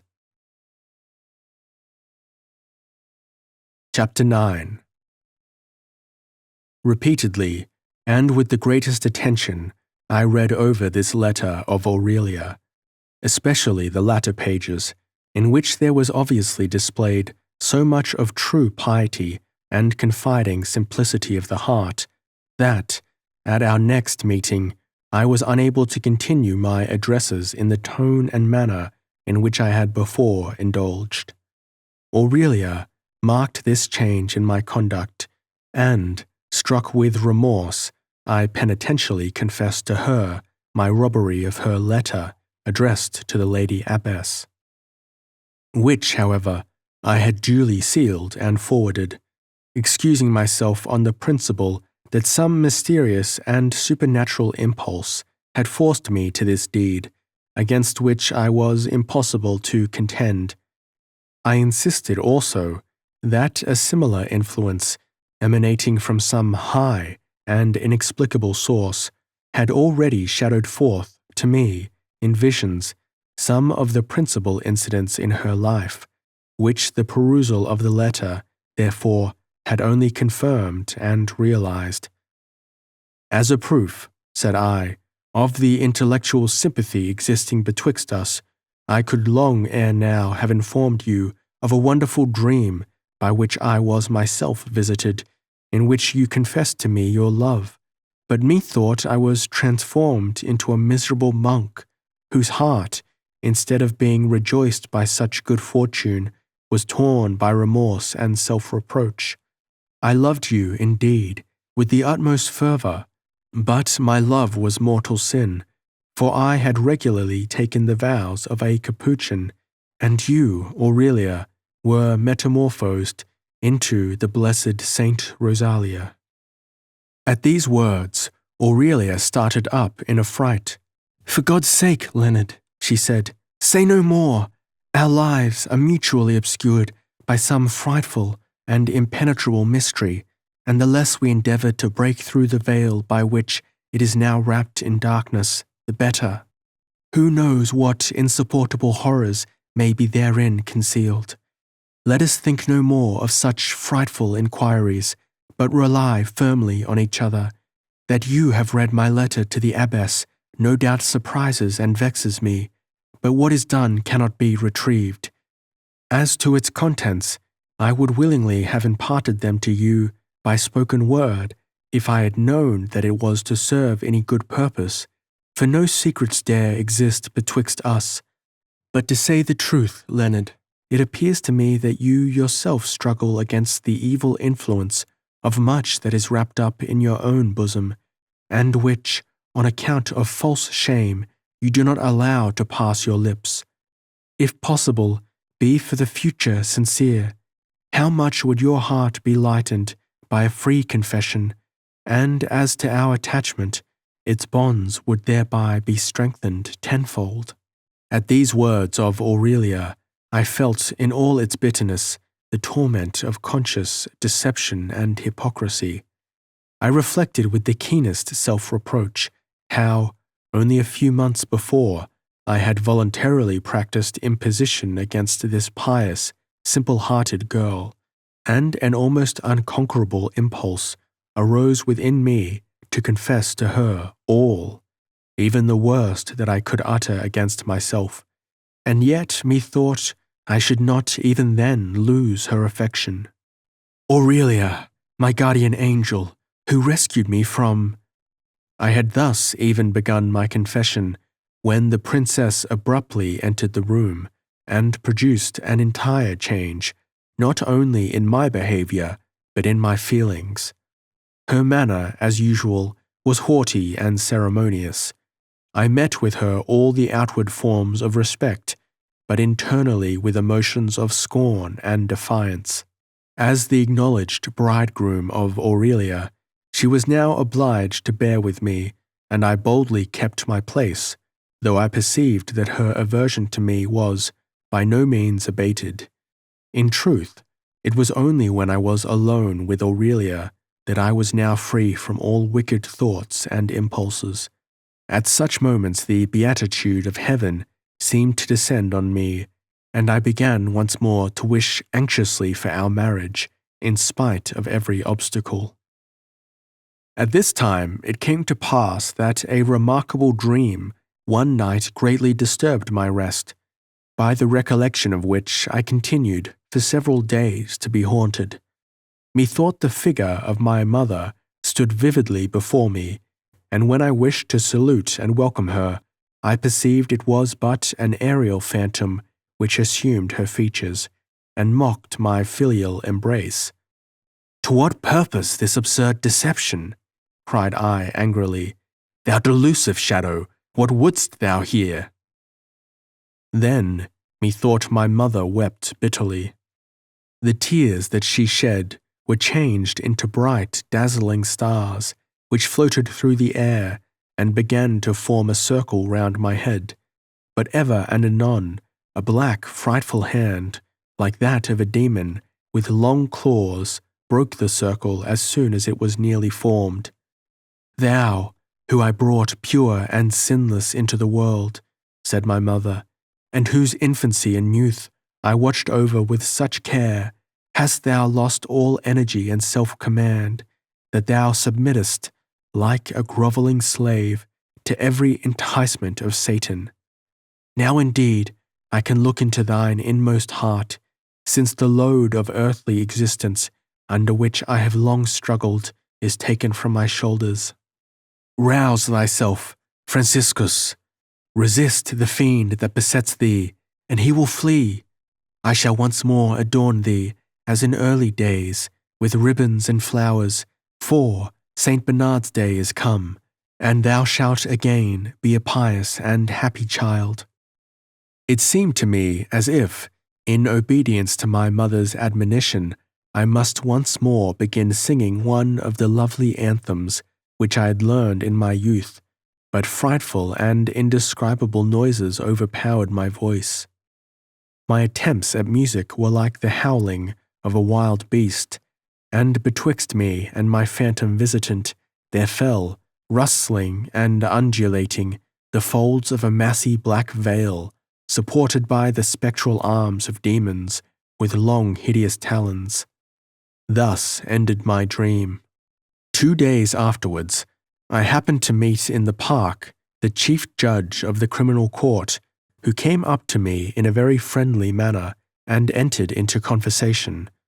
"Do you know," said he, "that the final issue of Medardus's trial has again become very doubtful? Judgment of death had nearly been pronounced against him, indeed was all but carried into effect, when he again shewed symptoms of madness. The court received intelligence of the death of his mother. I made this known to him. Then he laughed aloud like a maniac, and in a tone which would have inspired the stoutest heart with horror. 'The Duchess of Neuenberg,' said he, naming the wife of the late Duke, brother of our sovereign. 'She is long since dead. If this is all the intelligence you had to bring, the trouble might have been spared.'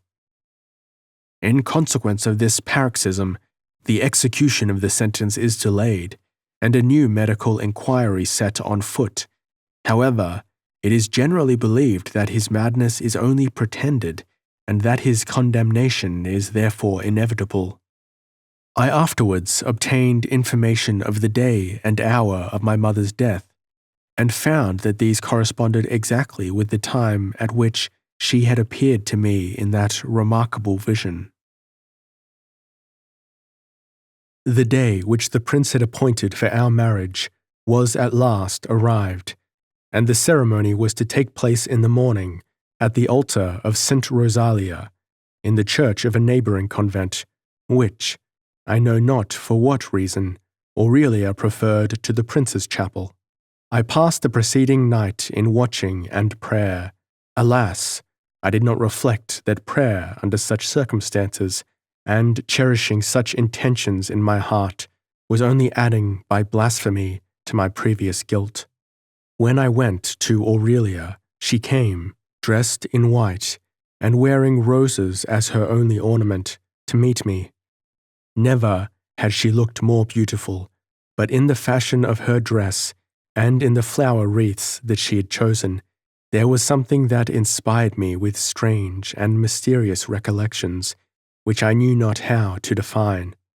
At the same moment I remembered that the painting over the altar, at which the marriage ceremony was to take place, represented the martyrdom of Saint Rosalia, and that the saint was there, dressed precisely as Aurelia now appeared, whereupon my whole frame was shaken with horrid and uncontrollable apprehensions, which it was hardly in my power to conceal. We had no time for conversation, however. Scarcely had I saluted Aurelia when a servant of the prince announced that we were waited for by the wedding party. She quickly drew on her gloves and gave me her arm. Then one of her attendants remarked that some ringlets of her hair had fallen loose, and begged for a moment's delay. Aurelia seemed vexed at the interruption, but waited accordingly. At that moment, a hollow, rumbling noise and a tumult of voices on the street attracted our attention. At Aurelia's request, I hastened to the window. There, just before the palace, was a carriage which, on account of some obstacle, had stopped in the street. The car was surrounded by the executioners of justice, and within it I perceived the horrible monk, who sat looking backwards, while before him was a capuchin, earnestly engaged in prayer. His countenance was deadly pale, and again disfigured by a grisly beard, but the features of my detestable double were to me but too easily recognizable. When the carriage, that had been for a short space interrupted by the crowd, began to roll on, he seemed awoke from his reverie, and turning up his staring spectral eyes towards me, instantly became animated.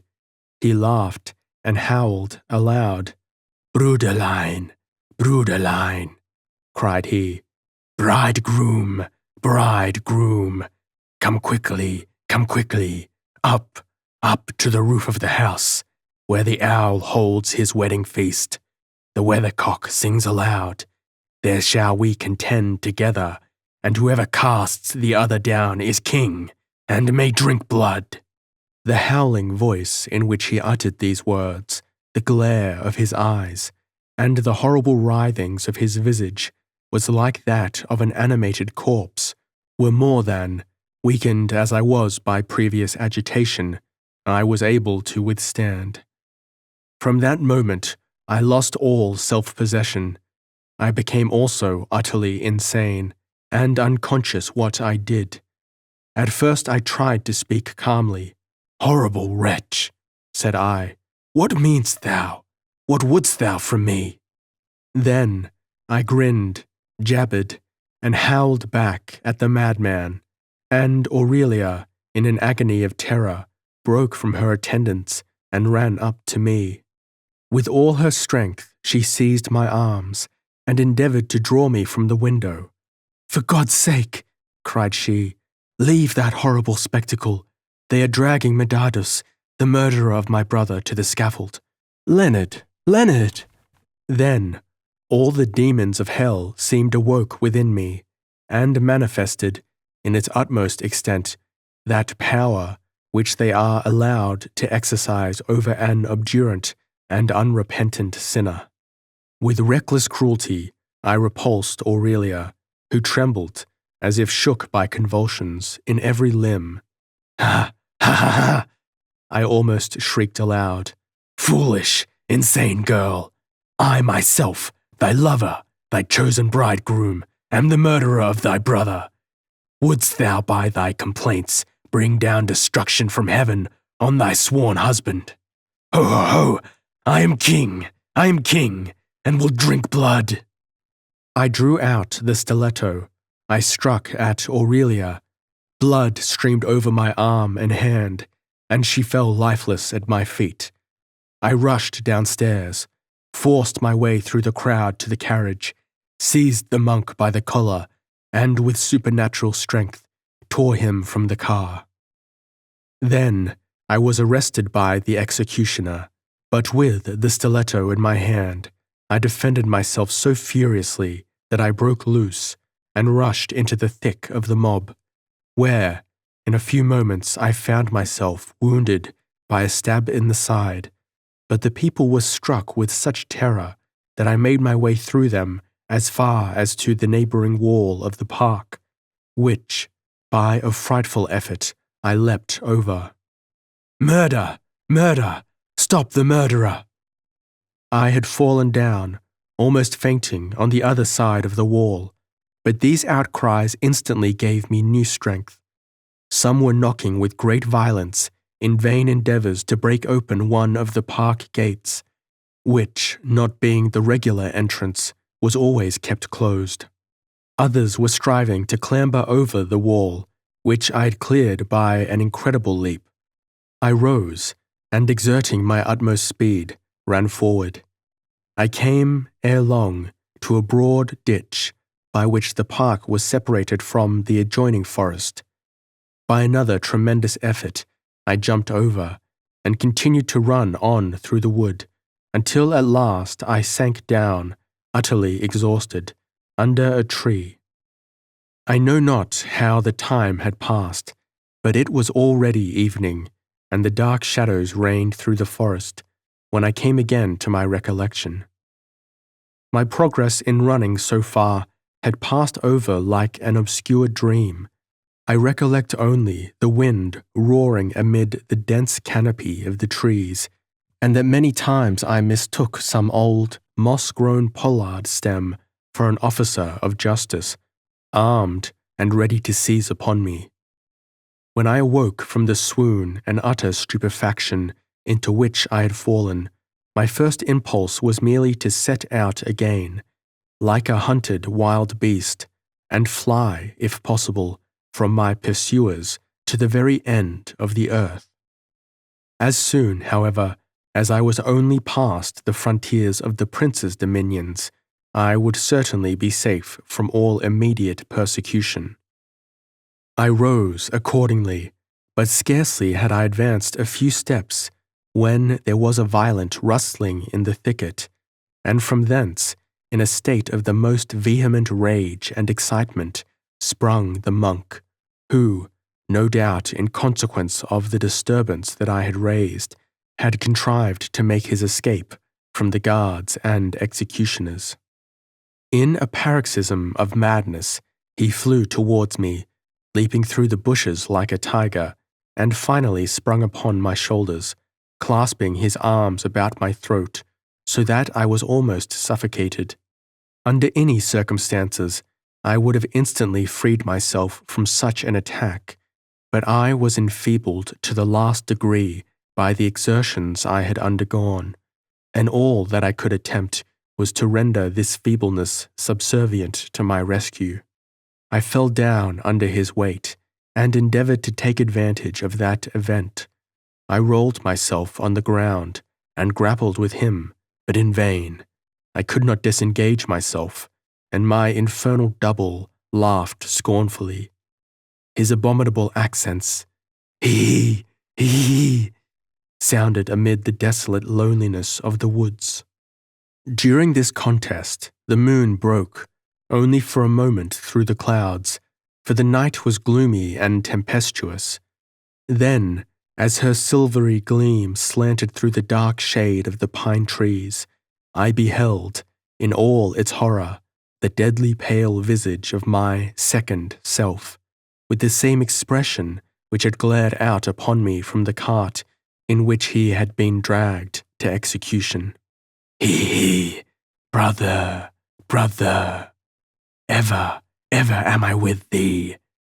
Leave thee never, cannot run as thou canst, must carry me, come straight from the gallows. They would have nailed me to the wheel, hee. Thus the infernal spectre howled and laughed aloud as we lay on the ground. But ere the fleeting moonbeam had passed, I was roused once more to furious rage.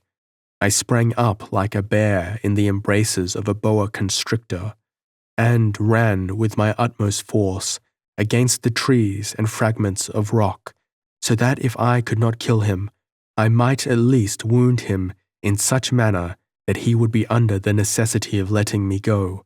But in vain.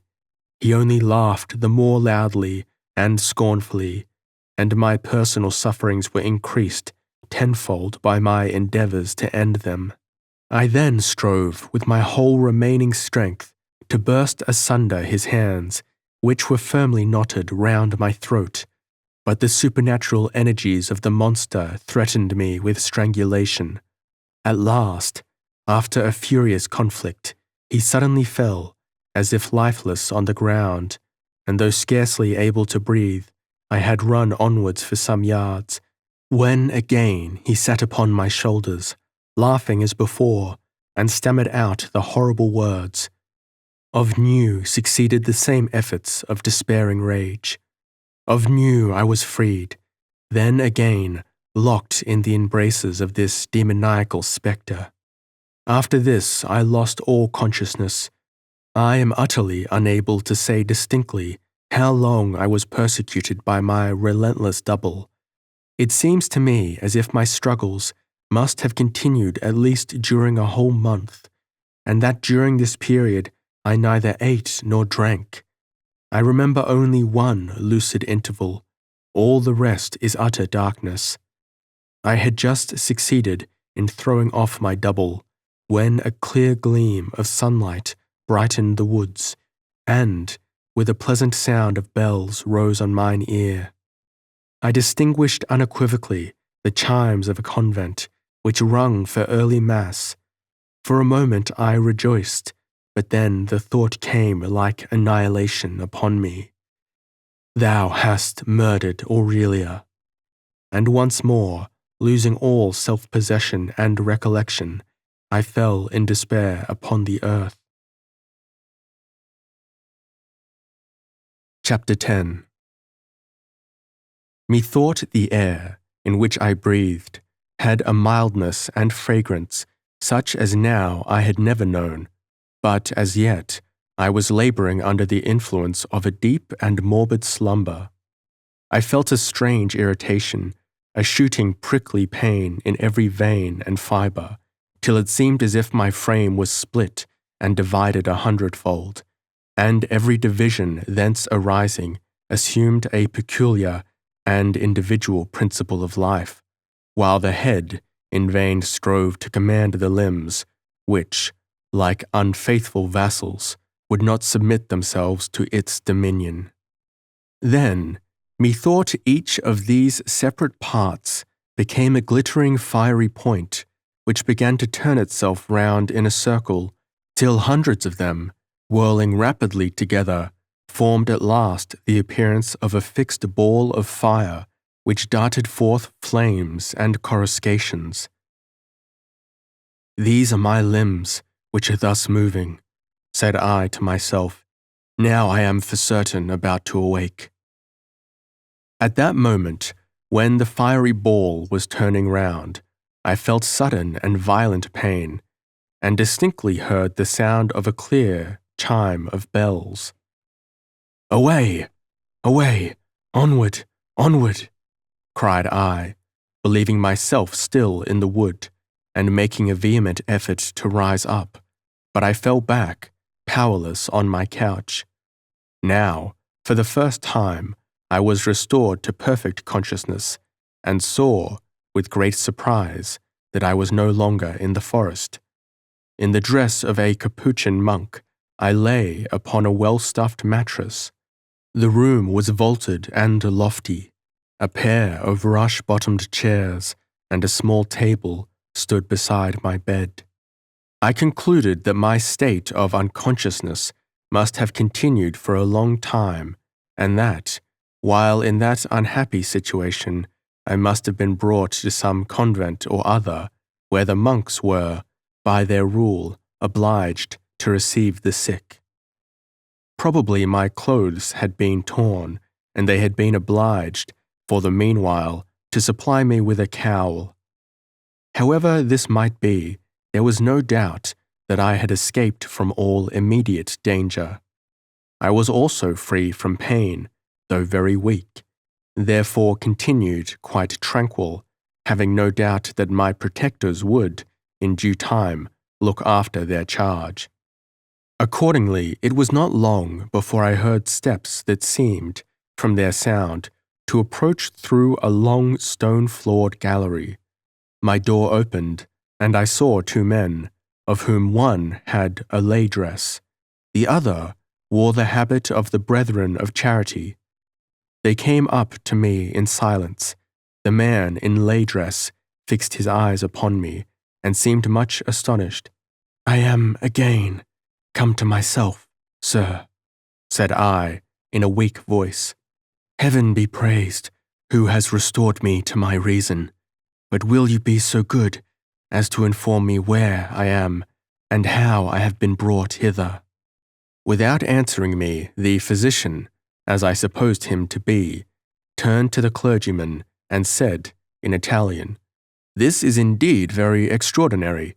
His looks are, since our last visit, completely changed. His speech is quite clear, only weak. Some particular crisis must have taken place in his malady. For my part, said the monk, I have no doubt that he is completely cured." "Of that," said the physician, "we cannot judge till we have seen how he may conduct himself for the next few days. But do you not understand as much German as to speak with him?" The monk answered in the negative. "I understand and speak Italian," interrupted I.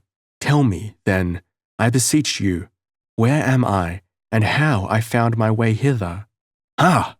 cried the physician, "our difficulties are then at an end. You find yourself, reverend sir, in a place where every possible precaution has been, and will be taken, for your perfect recovery. 3 months ago, you were brought hither in a very critical and dangerous situation, but under our care and attention, you seem to have made great progress towards convalescence, and if we shall have the good fortune to complete your cure, you may then freely pursue your journey. For, as I have understood, you wish to go to Rome." "Did I come to you, then," said I, "in this capuchin dress which I now wear?" "Truly you did so," said the physician, "but give over, I pray you, this asking of questions, and do not disquiet yourself. Everything shall, in due time, be explained to your satisfaction. Our business at present is to attend to your bodily health." He then felt my pulse, and the monk, who had for a moment disappeared, returned with a cup full of some liquid, which the physician desired me to drink, and then to tell him what I thought it was. I obeyed, and told him that what I had drunk seemed to me a strong and nourishing meat broth. "Good, very good," said the monk, with a smile of satisfaction. They then left me alone, with a promise of returning in a short time. Through the next 3 days, I was attended with the utmost skill and kindness by the brethren and the physician. I continued rapidly to improve, and at the end of that time was able to rise up, and leaning on the monk's arm to walk through the room. He led me to the window and opened the lattice. A delightfully warm and fragrant, but not sultry air, such as till then I had never breathed, came in at the window. Without, I beheld an extensive garden, wherein all sorts of fruit trees grew, and flourished in the highest luxuriance. There were also delightful arbors, bowers, and temples, while, even around the window from which I looked, the grapes hung in rich, massy clusters. Above all, however, it was, with the clear cloudless blue of the sky, that I was altogether enchanted. I could not find words to express my admiration. "Where am I, then?" cried I. "Have the blessed saints granted to a wretched sinner to dwell in their Elysium?" The monk smiled contentedly at my raptures. "You are in Italy, brother," said he. "In Italy?" repeated I, with utmost astonishment. I then urged the clergyman to explain to me, more particularly, how I could have found my way to such a distance. He referred me to the physician, who just then entered, and who at last informed me that a strange man of most eccentric manners had brought me thither about 3 months ago, and begged that I might be taken into their house. That, finally, I was in a regular hospital which was taken charge of by the Brethren of Charity. As I gradually gained more strength, I found that the monk and physician willingly entered into conversation with me on various subjects of literature and the arts. The latter, as if in order to obtain information for himself, even requested me to write down many things which he afterwards read over in my presence. But I was puzzled by observing that, instead of praising what I had written on its own account, he said only, "Indeed, this looks well. I have not been deceived. Excellent, excellent." I was now allowed, at certain hours, to walk in the garden, where, however, I was greatly discomposed by the sight of strange, spectral figures, who, as if quite unable to take care of themselves, were led about by the monks. Once, in particular, I was struck by the appearance of a tall, haggard man in a dingy yellow mantle, who was led by two of the brethren, one on each side, and in this manner met me as I was returning to the house. At every step he made the most absurd gesticulations, as if he were about to commence a dance, at the same time whistling shrilly in accompaniment. Astonished at this, I stood gazing on the man, but the monk by whom I was attended drew me suddenly away. "Come, come, dear brother Medardus," said he, "that is no business of yours." "For God's sake," said I, "tell me how it is that you know anything of my name." The vehemence with which I put this question seemed to discompose my attendant. "For what reason," said he, "should we not know your name? The man by whom you were brought hither named you without hesitation, and you were accordingly entered in the list of the house, Medardus, brother of the Capuchin convent at Königswald." Once more I felt the ice-cold shuddering of terror vibrate in every limb. But whoever was the unknown by whom I had been brought to the hospital, whether he were or were not initiated by the horrible mysteries of my life, he certainly had not cherished any evil intentions towards me, for I had been treated with the greatest care and tenderness, and was, besides, at liberty to go wherever I wished. After this walk, I had returned to my chamber, and was leaning out at the open window, inhaling the delightful fragrance of the air, which seemed to inspire me with new life and energy in every fibre, when I beheld, in the garden, a man coming up the middle walk, whom I thought that I had seen before, but could not immediately recollect where. He was a diminutive, withered figure, had upon his head a small hat with a long, peaked crown, and was dressed in a miserable, weather-beaten overcoat. In his gait he rather danced than walked, nay, every now and then cut a caper right up into the air, and anon started off to one side, as if he were possessed by the demon of St. Vitus. Occasionally he made a full stop, and at one of these intervals, perceiving me at the window, he took off his high-peaked hat and waved it in the air, then kissed his hand repeatedly with an emphasis of gesticulation which at once confirmed and cleared up my recollection. There was but one individual in the world who could have practiced these manoeuvres, and that was Belcampo.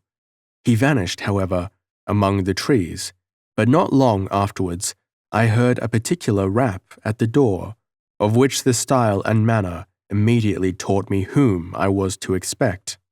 "Schönfeld," said I, as he indeed made his appearance, "how, in the name of wonder, have you found your way hither?"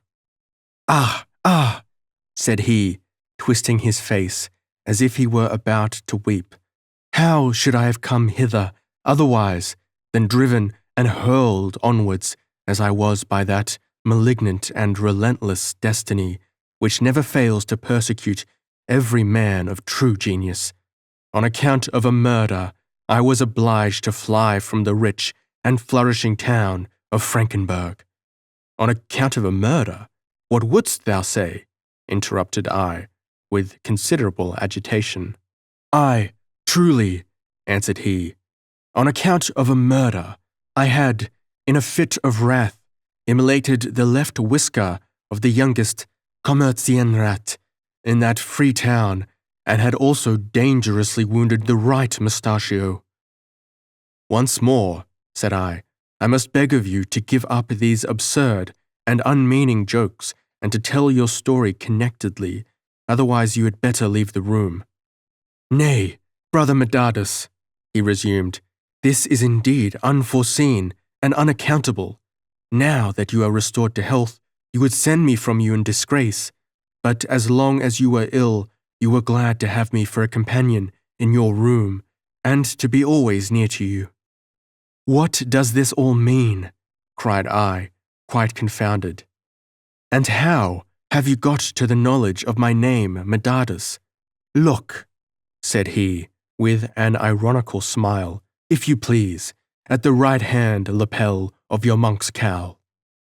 I did so, and became almost petrified with terror and astonishment, for I found the name Medardus embroidered thereupon, and on more accurate inspection I could discover also that this was the identical tunic which, on my flight from the castle of the Baron von F.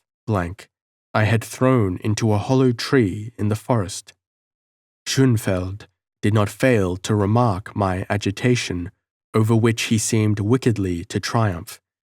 With his forefinger on his nose, and lifting himself on tiptoe, he looked steadfastly in my face. I remained speechless, then, in a low and pensive tone, he resumed, Your Excellency, no doubt, wonders at the handsome dress which has been chosen for you.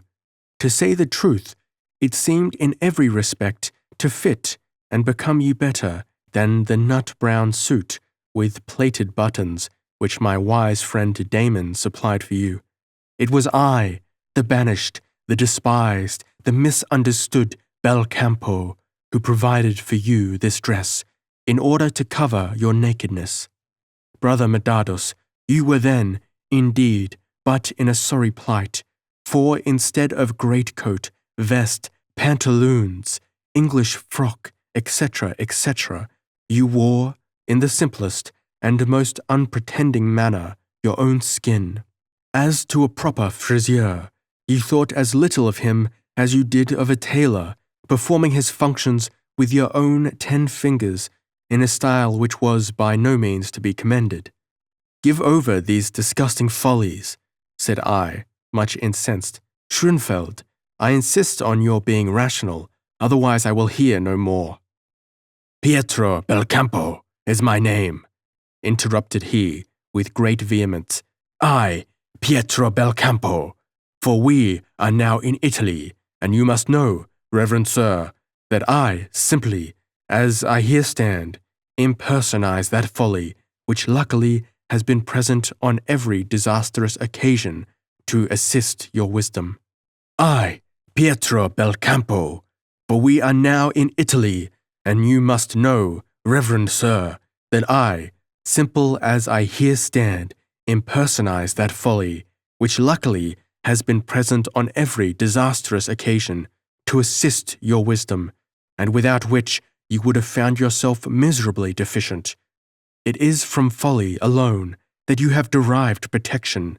By this alone, your boasted reason, which is unable to hold itself upright, but totters about like a drunk man or a child, has been supported, and instructed to find the right road home, that is to say, to the madhouse, where we are both happily arrived. By these last words, I was much agitated. I thought on the strange figures that I had seen, especially on the tall, haggard man in the dingy yellow mantle, who had made such absurd gesticulations, and could entertain no doubt that Schönfeld had told me the truth. I, dear brother Medardus, resumed Schönfeld, with solemn voice and gestures, folly is, indeed, on this earth, the true intellectual queen. Reason, on the other hand, is only a pitiful viceroy, who never troubles himself with what happens beyond his own narrow boundaries, who, from sheer ennui, indeed, makes his soldiers be exercised on the parade ground, though the said soldiers afterwards, in time of danger, cannot fire a single volley in proper time. But folly, the true queen of the people, marches in with kettle-drums and trumpets, huzzah, huzzah! Before and behind her, triumph and rejoicing. The lieges straightway emancipate themselves from the constraint in which reason would have them held, and will no longer stand or walk as their pedantic tutor would have them to do. At last he calls the roll and complains, Lo! Folly hath robbed me of my best recruits, hath driven them away, driven their wits a wool-gathering, aye, driven them mad. That is a play of words, dear brother Medardus, and such play is like a glowing pair of ironing curls in the hand of folly, in which she can twist such a thought. Desist, I once more entreat of you, said I, desist from this childish clatter of unmeaning words, and tell me concisely how you came hither, and what you know regarding the dress which I now wear. Hereupon I seized him by both arms, and forced him into a chair, where he seemed to recollect himself, fixed his eyes steadfastly on the ground, and with a deep sigh resumed. I have saved your life, said he, for the second time. It was I who enabled you. It was I who enabled you to escape from the town of Frankenberg. It was I, too, who brought you hither. But in the name of heaven, said I, where did you last find me? I had let him go, and he instantly bolted up. Ha, brother Medardus, said he, if I, weak and diminutive as I seem, had not contrived to bear you on my shoulders, your limbs would, by this time, have lain the food of ravens on the wheel. I shuddered, as if ready to faint, and sunk into a chair. At that moment my attendant monk entered the room. How hast thou come hither? Who gave thee liberty to enter this room? Said he, very angrily to Belcampo. Alas, venerable father, said the latter, in a supplicating tone, and pretended to burst into tears. I could no longer resist the vehement impulse to visit my dearest friend, whom I had rescued from danger of death. I now recovered myself. Tell me, brother, said I to the monk, did this man really bring me hither? The monk hesitated. I scarcely know, said I, in what sort of hospital I am now protected, but I can easily suppose that I have been in the most frightful of all conditions. You perceive, however, that I am now quite well, and therefore may I hear all which was intentionally concealed from me, when you supposed that my nerves were yet too irritable. Chapter 11. It is indeed quite true, said the monk. This man brought you hither about 3 months and a half ago. He had, according to his account, found you in the Lovanian forest, which separates the dominions of the Prince of Liguria from our district, and had recognized you for the Capuchin Medardus from Königswald, who had before, on a journey to Rome, passed through a town where he then lived. When first brought among us, you were in a state of utter apathy. You walked when you were led, remained standing if one let you alone, and seated or laid yourself down, according as you were put into the required position. Food and drink we were obliged to pour down your throat. As to words, you were able only to utter hollow, unintelligible sounds, and your eyes appeared to stare, without the power of distinguishing any object. Belcampo, then, never left you, but was your faithful attendant. After an interval of about a month, you fell into a state of outrageous madness, and we were obliged to place you in one of the cells appropriated for persons in that frightful malady. You were then like a ferocious wild beast, but I dare not describe your sufferings more minutely, as the picture might be too painful. After some weeks, your state of apathy again returned, and seemed more obstinate than ever. But at last, God be praised, you awoke from your stupefaction into your present convalescence. Schönfeld had, during this narrative of the monk, seated himself, as if in deep reflection, leaning his head on his hand. Aye, truly, he resumed, I know that I am sometimes little better than a self-conceited fool, but the air of the madhouse, destructive to reasonable people, has on me had a very beneficial influence. I begin to speculate on my own errors, which is no bad sign. If, generally speaking, I existed only through my own self-consciousness, it is only requisite that this consciousness should pull off the fool's motley coat, and I shall shew myself to the world, a very wise, rational gentleman. But, O heavens, is not a genial Frisier, according to the principles of his character and profession, a privileged fool and coxcomb? Such folly is, in truth, a protection from all madness, and I can assure you, reverend sir, that in a northwest wind I can distinguish very well between a church tower and a lamp post. If this really be the case, said I, give us a proof of it now, by a quiet, rational narrative, how you discovered me in the wood and brought me to this house. That shall immediately be done, said Belcampo, though the reverend father on my right hand looks at me with a very suspicious aspect. You must know, then, that on the morning after you escaped from Frankenberg, the foreign painter, with his collection of pictures, had also, in an inconceivable manner, vanished, and although the disturbance that you had raised at first excited a good deal of notice, yet, in the stream of other events and the bustle of the fair, it was ere long forgotten. It was not till after the murder at the castle of the Baron von F.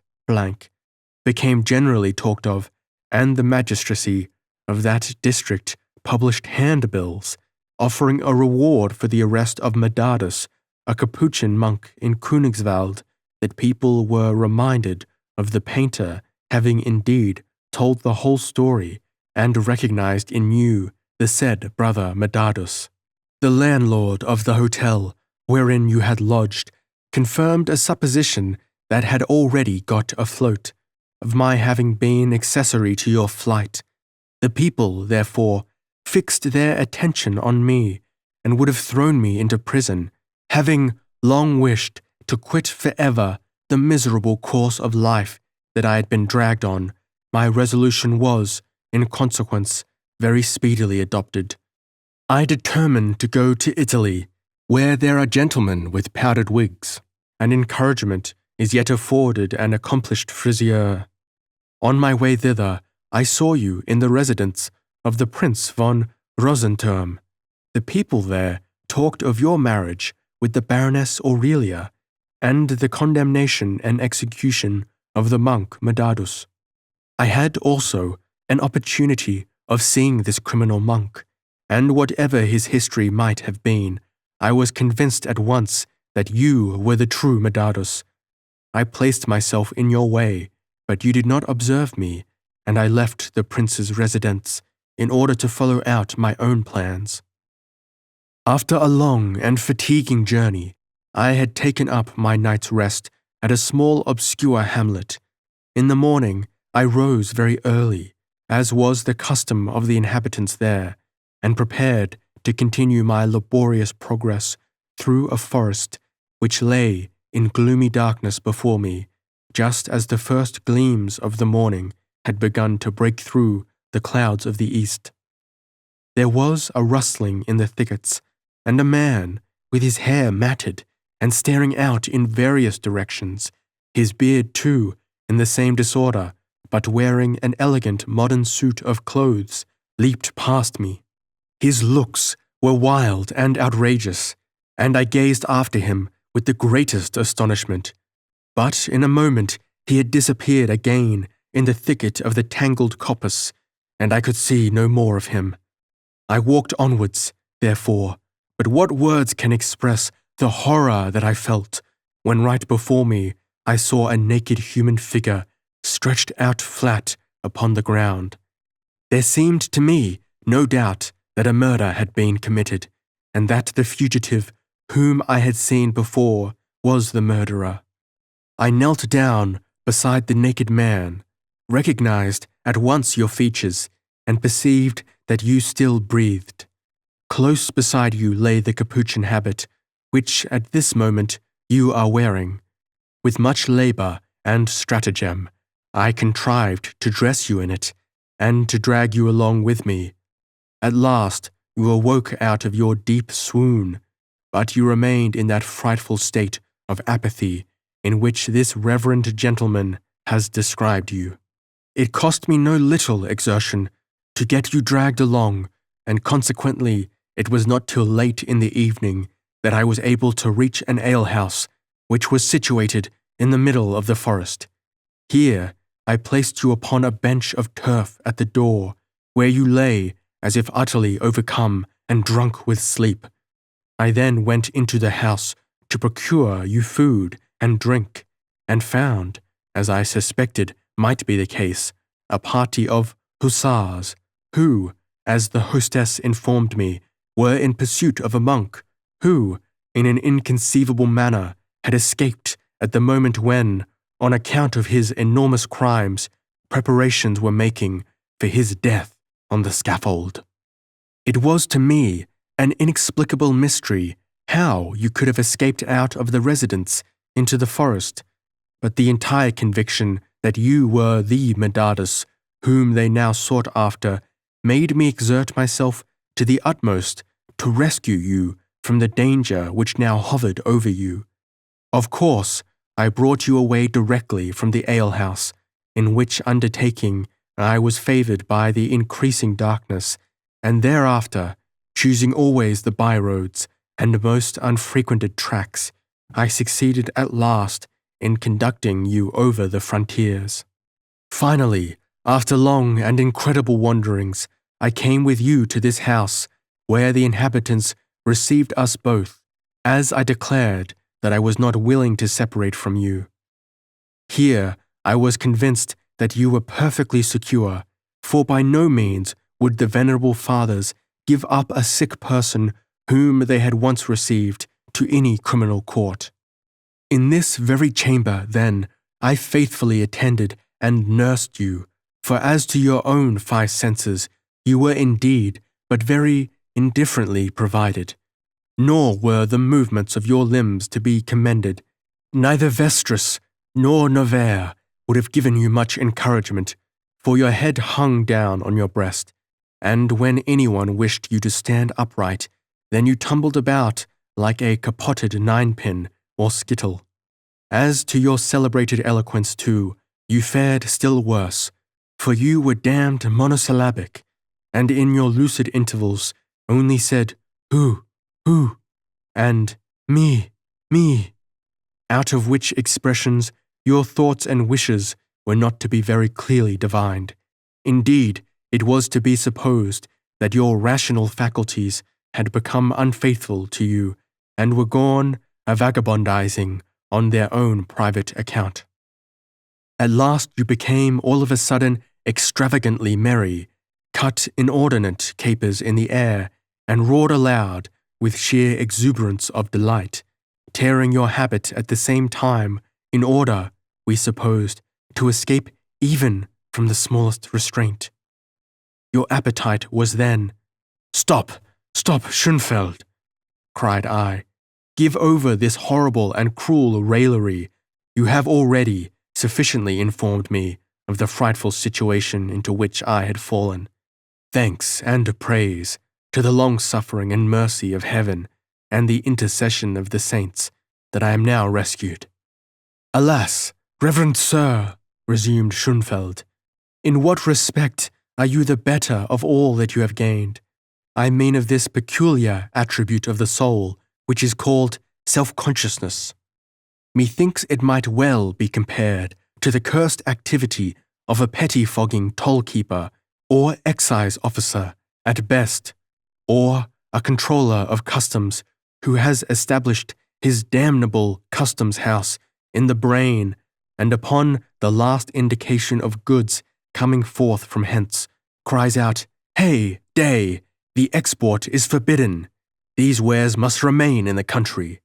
The richest jewels, like contemptible grains of seed, remain stuck in the earth, and at last all that rises above the surface are beetroots, from 1,000 weight of which perhaps 1/4 of an ounce of bad sugar is afterwards extracted.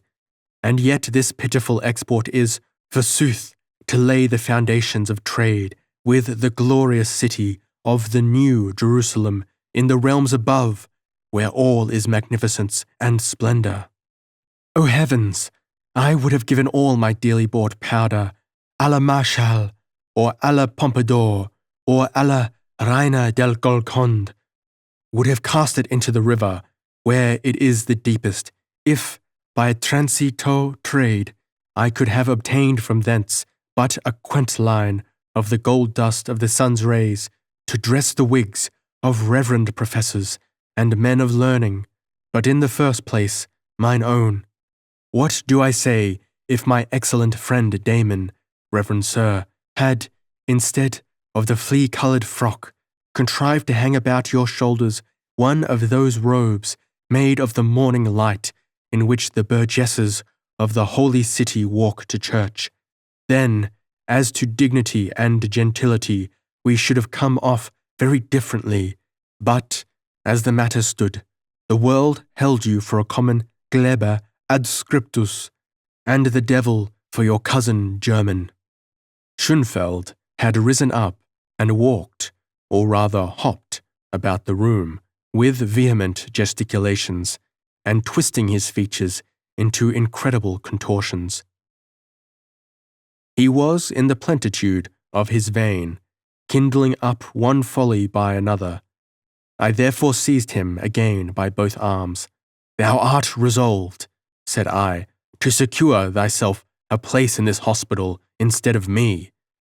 Is it impossible for thee to talk more than 5 minutes together without falling into these absurdities? Is then all that I utter," said he, "so very foolish, when thus the spirit comes upon me?" "That is precisely what renders your talk so intolerable," said I. "There is often good sense at the bottom of all this gibberish, but so abominably metamorphosed that a thought, good in itself, is like a fine dress hung over with party-coloured rags. Like a drunk man, thou canst not proceed in a straight direction, but art everlastingly floundering away hither and thither. Thy conduct is never consistent nor consecutive." "What is conduct?" said Schönfeld, with a contemptuous smile. "What is conduct, most venerable Capuchin? Doth not that term imply the preconception in the mind of some fixed and certain object, for the attainment of which we shape and adapt our procedure? Are you, reverend sir, sure of your own objective? Are you not rather afraid that you may have occasionally admitted too little alloy in your spirituous potations, and now, like a giddy tower watcher, see two goals without knowing the right one? Besides, sir, let it be forgiven to one of my profession if he is apt, perhaps too often, to have recourse to the humorous and outré in order to season the insipidity of this life, as we add Spanish pepper to cauliflower. Without this, an artist of my vocation would be a pitiful Dummkopf who carries his privilege in his pocket without ever daring to make use of it. Without this, an artist of my vocation would be but a pitiful simpleton who carries his privilege in his pocket without ever daring to make use of it." The monk had remained in the room and had looked attentively at Belcampo and at me, but as we spoke German, he did not understand a single word.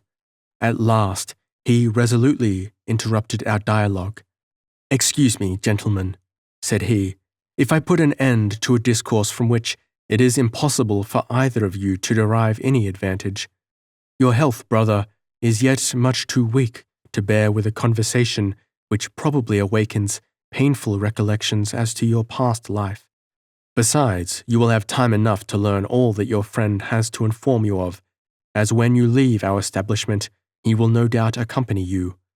Belcampo has a strange manner of speaking, and by his eloquence and gesticulations together, never fails, when he tells a story, to bring every adventure vividly before the eyes of his listener.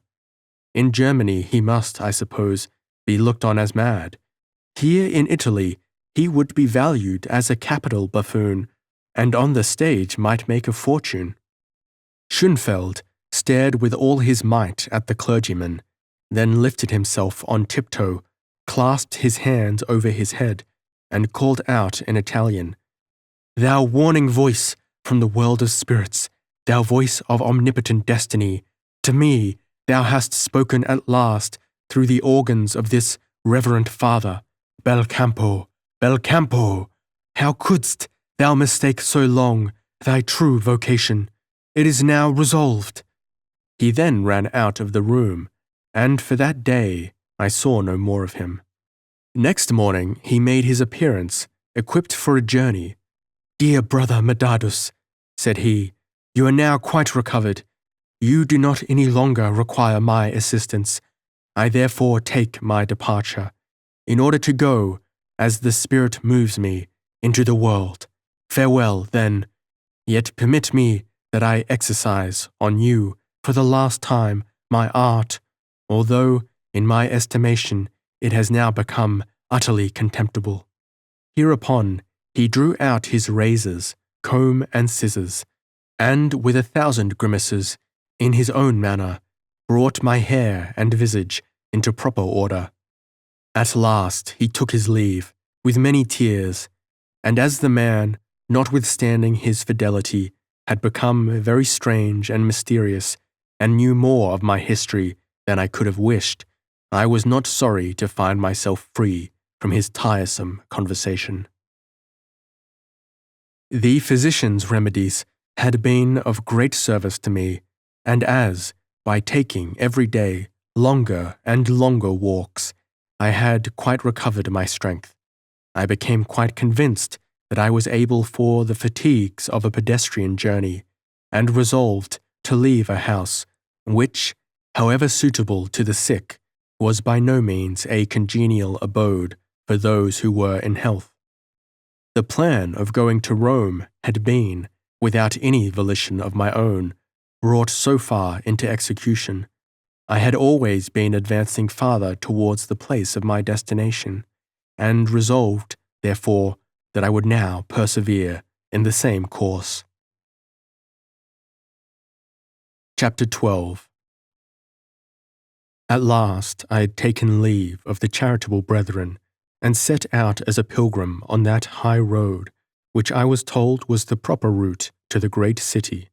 Notwithstanding that my health was now thoroughly reinstated, yet I was conscious of a very strange apathy of mind, which threw a dark shade on every image, rendering the prospects before me grey, withered, and cloudy. Without even any clear remembrance of my past life, I was completely occupied by cares for the present moment. Towards evening, I was looking out anxiously for some place, generally a convent or private house, where I would be able to extort food and shelter for the night. I rejoiced not a little when I met with persons sufficiently devout to fill my knapsack and wine bottle, in return for which I mechanically repeated, according to monastic form, the customary blessings. In short, I had sunk in spirit, as well as in outward observances, into an ordinary, stupid, and depraved mendicant friar. At last, after many adventures, no one of which deserves particular commemoration, for they were all of a similar character, I came at last to a great Capuchin convent, which, surrounded only by houses belonging to the establishment, and forming in itself a little town, is situated not far from Rome. This convent, though within itself large and populous, is, in other respects, lonely and insulated. The monks are by their rule obliged to receive others of the same order, and I imagined that I should live for some time with much comfort among them. Accordingly, I made up a story, such as I thought would sound favourable in their ears.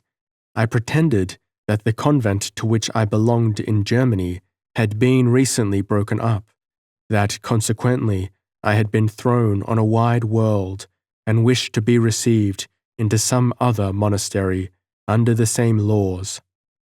With that hospitality and cheerfulness which are peculiar to the Italian clergy, They, in the first place, entertained me sumptuously, and the prior formally said that if no fulfillment of a sacred vow obliged me to travel farther, I was welcome to remain there as long as I chose. It was now the hour of vespers. The monks went to their appointed places in the choir, and I walked into the church. I was deeply impressed by the bold and magnificent architecture of the great aisle, but alas, my spirit could now no more be exalted by those raptures which in early days attended me in the church of the Holy Lime Tree, to which this bore a marked and mysterious resemblance. When I had completed my devotions at the high altar, I indulged myself in walking through the different subsidiary aisles, contemplating the paintings at various shrines, which, as usual, represented the martyrdoms of the saints to whom they were severally consecrated. At last I was attracted by a small and retired chapel, where the altar was exquisitely illuminated by the beams of the now setting sun that streamed in through the painted window. I wished to examine the picture, and devoutly making the sign of the cross, mounted up the marble steps. O heaven! It was precisely the same, the fatal altarpiece of my own convent, the martyrdom of Saint Rosalia. Methought, however, the figure was yet more beautiful, more exquisitely attractive and seducing. It was Aurelia, in her fullest bloom of beauty, that I beheld, and my whole past life, which I had begun to forget, with all its wanderings and crimes, the murder of Euphemia, of Hermogen, and of Aurelia, revived on my recollection, as if concentrated instantaneously into one horrible thought that penetrated my heart and brain like a burning hot implement of torture. I threw myself prostrate on the stone floor. I was convulsively shook and torn by my inward conflicts, as if I had been laid on the rack of the most cruel and relentless inquisition. Death would have been welcome, but, alas, death would not come to my relief. Hereupon, I began to tear my garments in the furious rage of despair. I howled in hopeless anguish, so that my voice resounded through the vaulted aisles of the chapel. I am cursed, cried I aloud. I am cursed forever. There is for me no grace, no consolation more, neither in this world nor the next. To hell I am doomed. Sentence of eternal damnation has gone forth against me, an accursed and abandoned sinner. My cries, of course, alarmed the whole community. People came, lifted me up, and carried me from the altar of Saint Rosalia. The service was now over, and the monks assembled in the chapel. At their head was the prior. He looked at me with an indescribable mildness and gravity of expression, which reminded me of Leonardus. He then advanced and took me by the hand, while to me it seemed as if some blessed saint, hovering in the air, held up the miserable sinner above the fiery and bottomless pool of destruction into which he was about to plunge. You are ill and feverish, brother, said the prior. The fatigues of your long pilgrimage have been too great a trial of your strength, but we shall carry you safely into the sick ward of the convent, where you will be faithfully attended by our physician and restored to health. I could not make any articulate answer to this address. I knelt before him in abject misery, and even kissed the hem of his garment. Deep-drawn sighs, which I could not repress, betrayed the frightful condition of my soul. The monks again lifted me up and brought me into the refectorium, where they insisted on my accepting of some refreshments. On a sign from the prior, the brethren then retired, and I remained with him alone. Brother, he began, your conscience seems to be loaded with some heavy sins, for nothing but repentance, almost without hope, on account of some extraordinary crime, could have given rise to such conduct as you have this evening exhibited. Yet great and boundless are the mercy and long-suffering of God. Very powerful, too, is the intercession of the saints. Therefore, take courage. You shall confess to me, and when this duty is fulfilled, the consolations of the Church shall not be wanting. These words in themselves were not remarkable, but the tone and manner of the prior made on me such an impression that at this moment methought the mysterious pilgrim of the holy lime tree stood before me, and as if he were the only being on the wide earth to whom I was bound to disclose the horrors of my life, and from whom I must allow nothing to remain concealed. Still, I was unable to speak. I could only prostrate myself again on the earth before the old man. I am now obliged, said he, to return to the chapel. Should you resolve to follow my counsel, you will find me there. My determination was already fixed.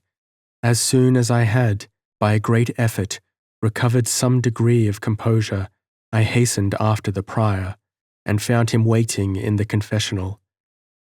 Acting according to the very impulse of the moment, I began to speak, for the first time since a very long period, without the slightest attempt at disguise.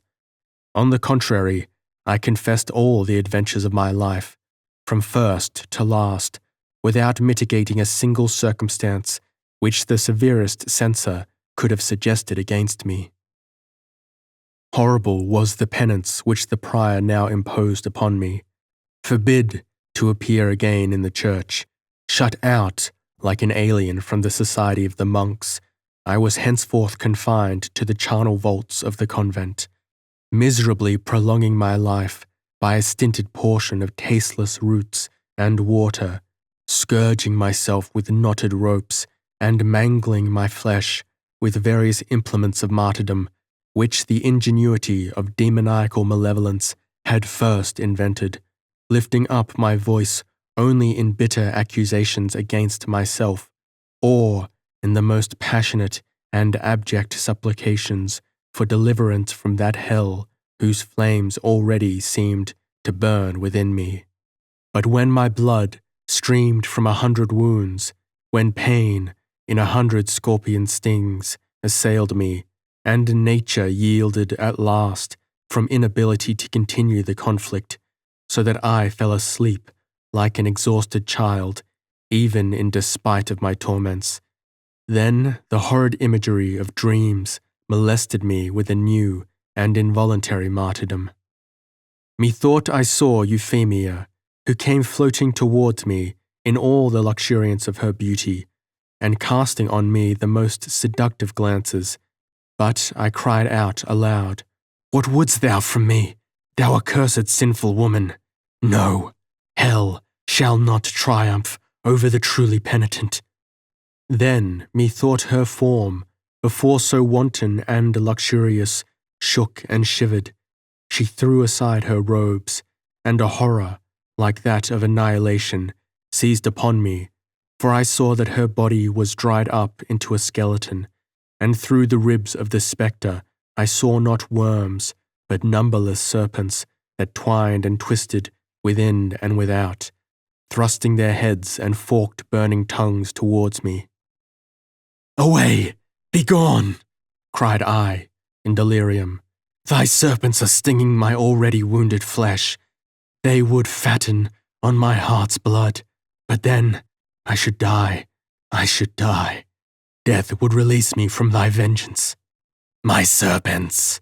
howled out the spectre, who now seemed like an infernal fury. "My serpents may nourish themselves from thy heart's blood, but herein consists not thy torment, O wretched sinner. Thy pain is within thine own bosom, and in vain hopest thou for release in death. Thy torment is the thought of thine own crimes, and this thought is eternal."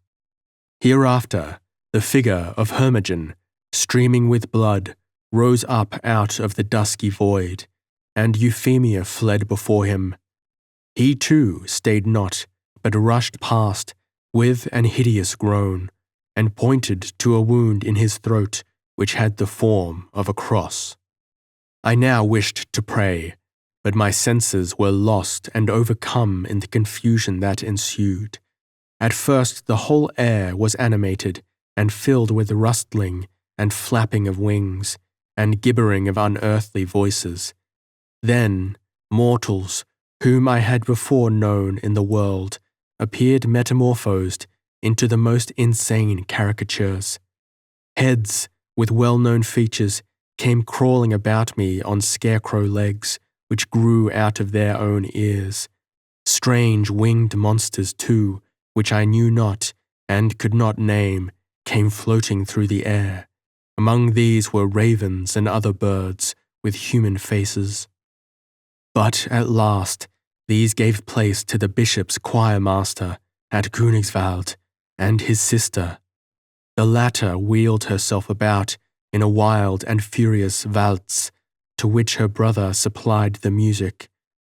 But he kept all the while strumming on his own breast, which had become a violin.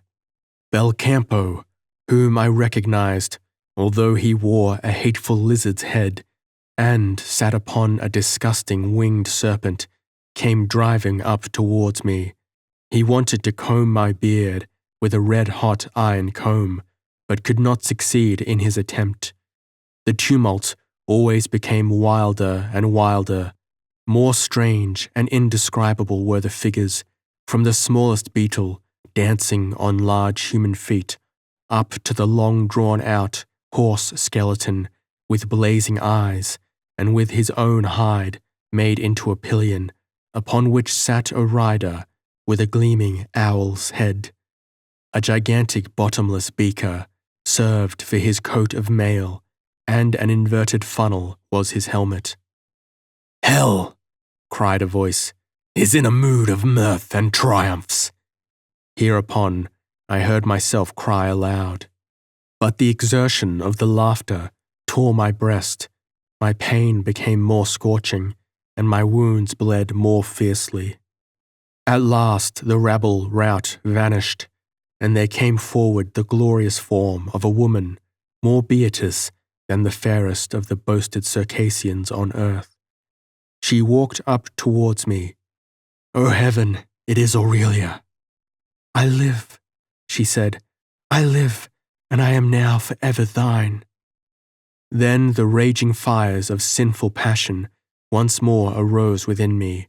I flew to Aurelia, seized and embraced her with fervor.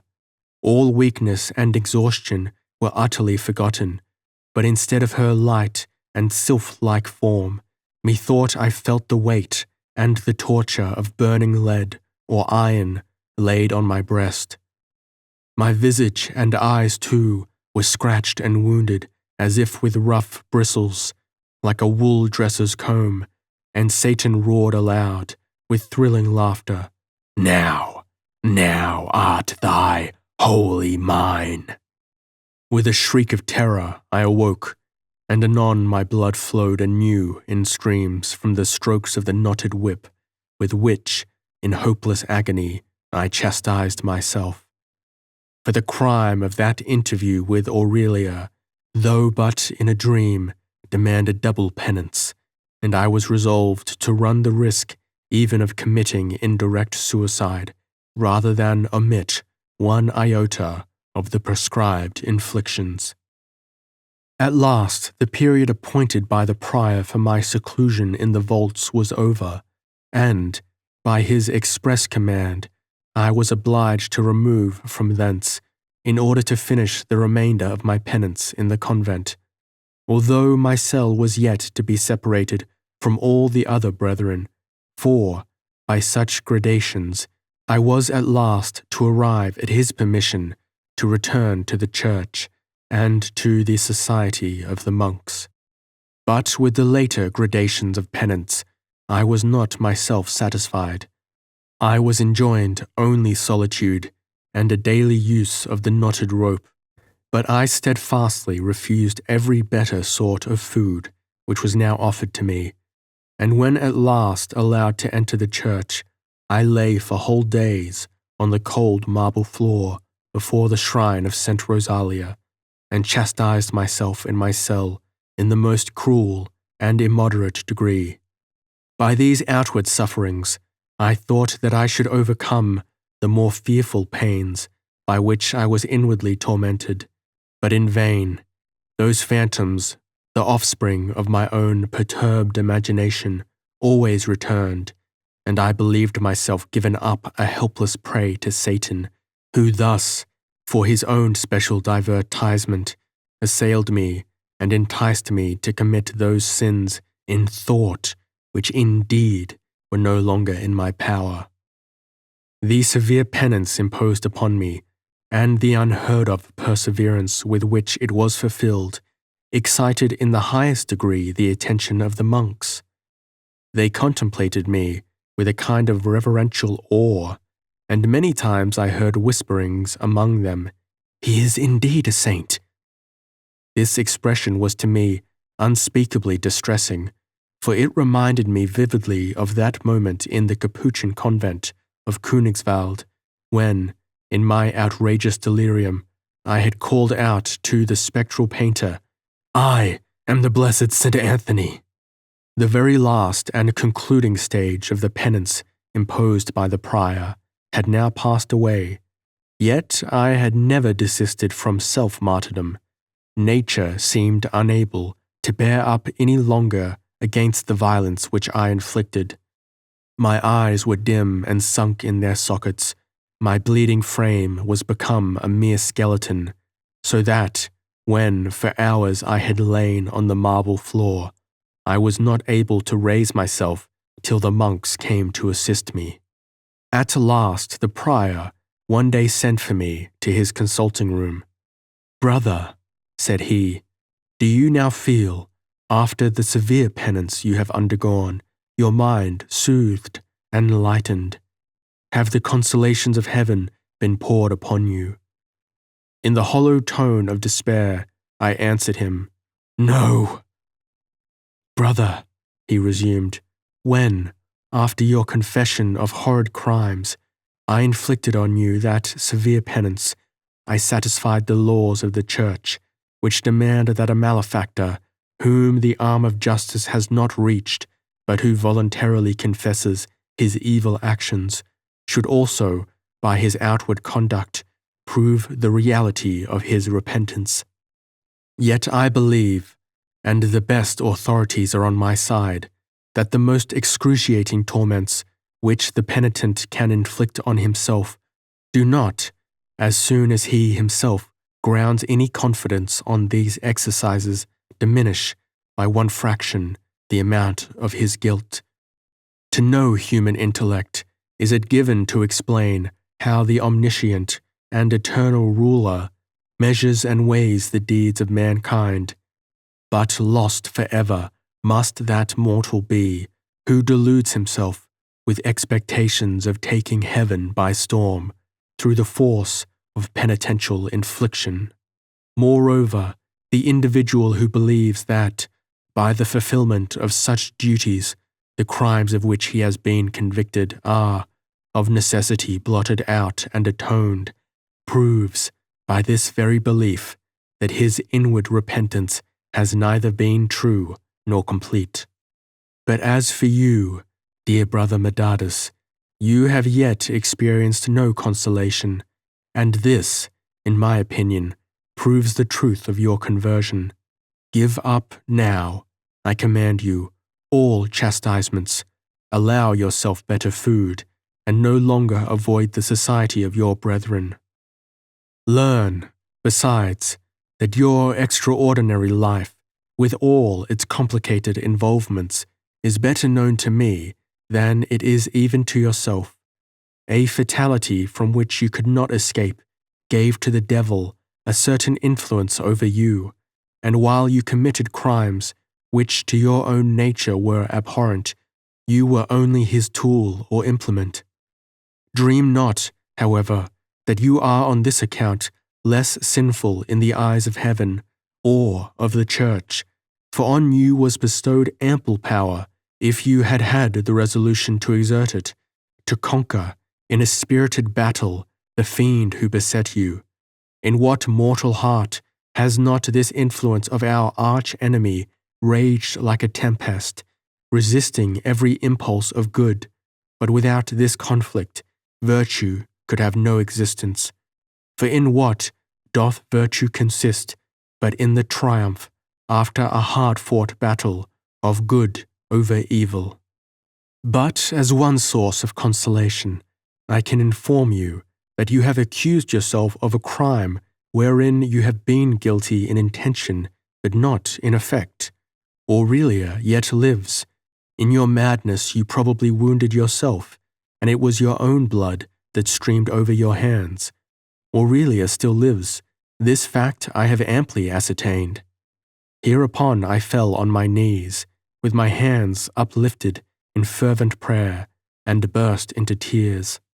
"Know, Father," said the prior, "that this strange old painter, of whom in your confession you spoke so much, has, as long as I can remember, been an occasional visitor at our convent, and probably may, before long, again appear among us. Long ago he gave me a parchment book to take charge of, in which are numerous drawings, but more especially a kind of chronicle, to which as often as he came hither, he always added a few lines or pages. He has not left me under any injunctions not to shew this book to any one whom its contents may interest, and of course I shall not hesitate to entrust it with you. Indeed, this now becomes my indispensable duty, and hence you will learn the wonderful entanglements of your own destiny, which at one time led you as if into a higher world of visions and miracles, and at another time into the most ordinary and most depraved scenes of what is called the world. It has been said that miracles have now wholly vanished from the earth, but this is a doctrine which I, for one, am by no means inclined to accede to. Miracles, if by that name we understand only that which we by no means can explain or account for, certainly have continued among us, though it is true that by the observance of a few fixed and limited rules, our philosophers seem, in their own conceit at least, to give laws to nature. Yet, nevertheless, there are phenomena every now and then reoccurring which put all their boasted wisdom to shame, and which, in our own obstinate stupidity, because they are not explainable, we therefore reject as unworthy of belief. In this manner we deny, among other things, the possibility of a spiritual apparition, inasmuch as it is possible for an incorporeal figure to be mirrored on the surface of the human eye, which is corporeal, the absurd fallacy and sophism of which reasoning is obvious. To tell the truth, I look upon this ancient painter as one of those extraordinary apparitions which put to the blush all ordinary rules and theories. I doubt even if his corporeal figure is such as we can properly call real. This much is certain, that no one here ever discovered in him the ordinary functions of life. He would neither eat, drink, nor sleep, nor did I ever observe him either writing or drawing, though it was obvious, notwithstanding, that in the book, in which he only appeared to read, there were always more leaves written or painted on when he went away than there had ever been before. I shall observe also that all which the book contains appeared to me to be mere griffonage or fantastic sketches of an insane artist until you came to our convent. Then, for the first time, its pages came to be legible and intelligible, after you, dear brother Medardus, had confessed to me. I dare not give utterance more particularly to my own suppositions or apprehensions regarding the real character of this old painter, and his relationship to you. You will yourself guess at the truth, or, more probably, it will develop itself in the clearest light before you when you have attentively perused this book. Go, then, take every proper method and precaution to restore your bodily as well as mental energies, and, in a few days, if you feel yourself recovered, as I hope will be the case, you shall receive from me the mysterious volume, which, meanwhile, I retain, as you have not strength at present for the task of deciphering it. Henceforth, I was, of course, under the necessity of acting according to the injunctions of the prior.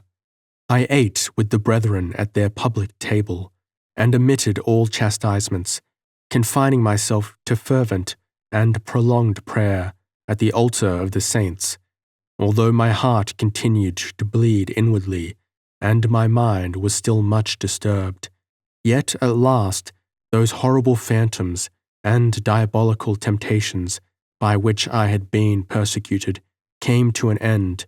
Often, when tired to death, I passed sleepless nights on my hard couch. There was around me a waving as if of seraphs' wings, and I beheld the lovely form of the living Aurelia, who, with her eyes full of tears and celestial compassion, bent down over me. She stretched out her hand, as if protectingly and diffusing blessings over my head. Then my eyelids sank down, and a mild, refreshing slumber poured new strength into my veins. When the prior observed that my mind and frame had once more regained some degree of healthy excitement, he again sent for me in private and gave me the painter's parchment book, admonishing me to read it with attention in my own cell. I opened the volume, and the first of its contents which struck my eye were drawings for those paintings which still exist in the Church of the Holy Lime Tree, and which had, from earliest youth, possessed so mysterious an influence over my whole life. Formerly, the possession of this book would have agitated me almost to madness, from the degree of anxiety which it would have excited. Now, however, after the discipline which I had undergone, I was perfectly calm. Besides, there was scarcely any degree of mystery which had I not, by anticipation, already developed, that which the painter had here, in a small, scarcely legible hand, set down, intermixed with sketches both in black lead and in colour, but was a distinct and clear delineation of my own dreams and apprehensions, brought out indeed with a degree of precision and accuracy of which I could not have been capable. Chapter 13. After mature reflection, I have judged it superfluous to transcribe in this place the parchment of the old and supernatural painter, though I might be tempted to do so by the consideration that no one else could ever be enabled to understand and follow out its intricate details, or even to decipher the handwriting. He sets out by speaking of himself in the third, but afterwards, or towards the close of his narrative, uses the first personal pronoun. He was the eldest son of a certain Prince Camillo di Rosoli, who had, in early life, been distinguished for his bravery and military talents, and had been sent by his father at an early age into the world, where, to the great surprise of his noble friends and relations, he devoted himself almost exclusively to the study of painting under a celebrated master of that art in Rome. Here he had already been for a considerable time, when his father, having been requested by the Republic of Genoa to take the command of a powerful fleet against the Algerine corsairs, sent an abrupt and peremptory order for the young prince to return home. To this, Francesco, for that was his name, returned for answer that a prince, surrounded by all the pomp and dignity incident to high rank, was, in his estimation, a mere cipher in comparison with the character of an independent man of genius, whose wants were few, and who could supply these wants by the exercise of his art. A prince, he said, was, by the circumstances under which he lived, much more subdued and slavish than even the poorest artist. For his own part, he knew well enough how to wield the palette and pencils, but by no means the scepter. Finally, as to exploits in warfare, whether by sea or land, they were barbarous and abhorrent to his nature, whereas the creations of the painter were like reflections on canvas of the divine spirit, of which a share sometimes descends on favored mortals. Thus, he sent back his father's messengers with contumely and disgrace, and the old prince, being thereby violently incensed, dispatched other ambassadors who had no better success. Whereupon they informed him that, if he did not obey his father's orders, they were commissioned to say that he would be disinherited and never more permitted to assume that rank which he had now virtually, though not formally, resigned. As to these conditions, Francesco made no objections whatever.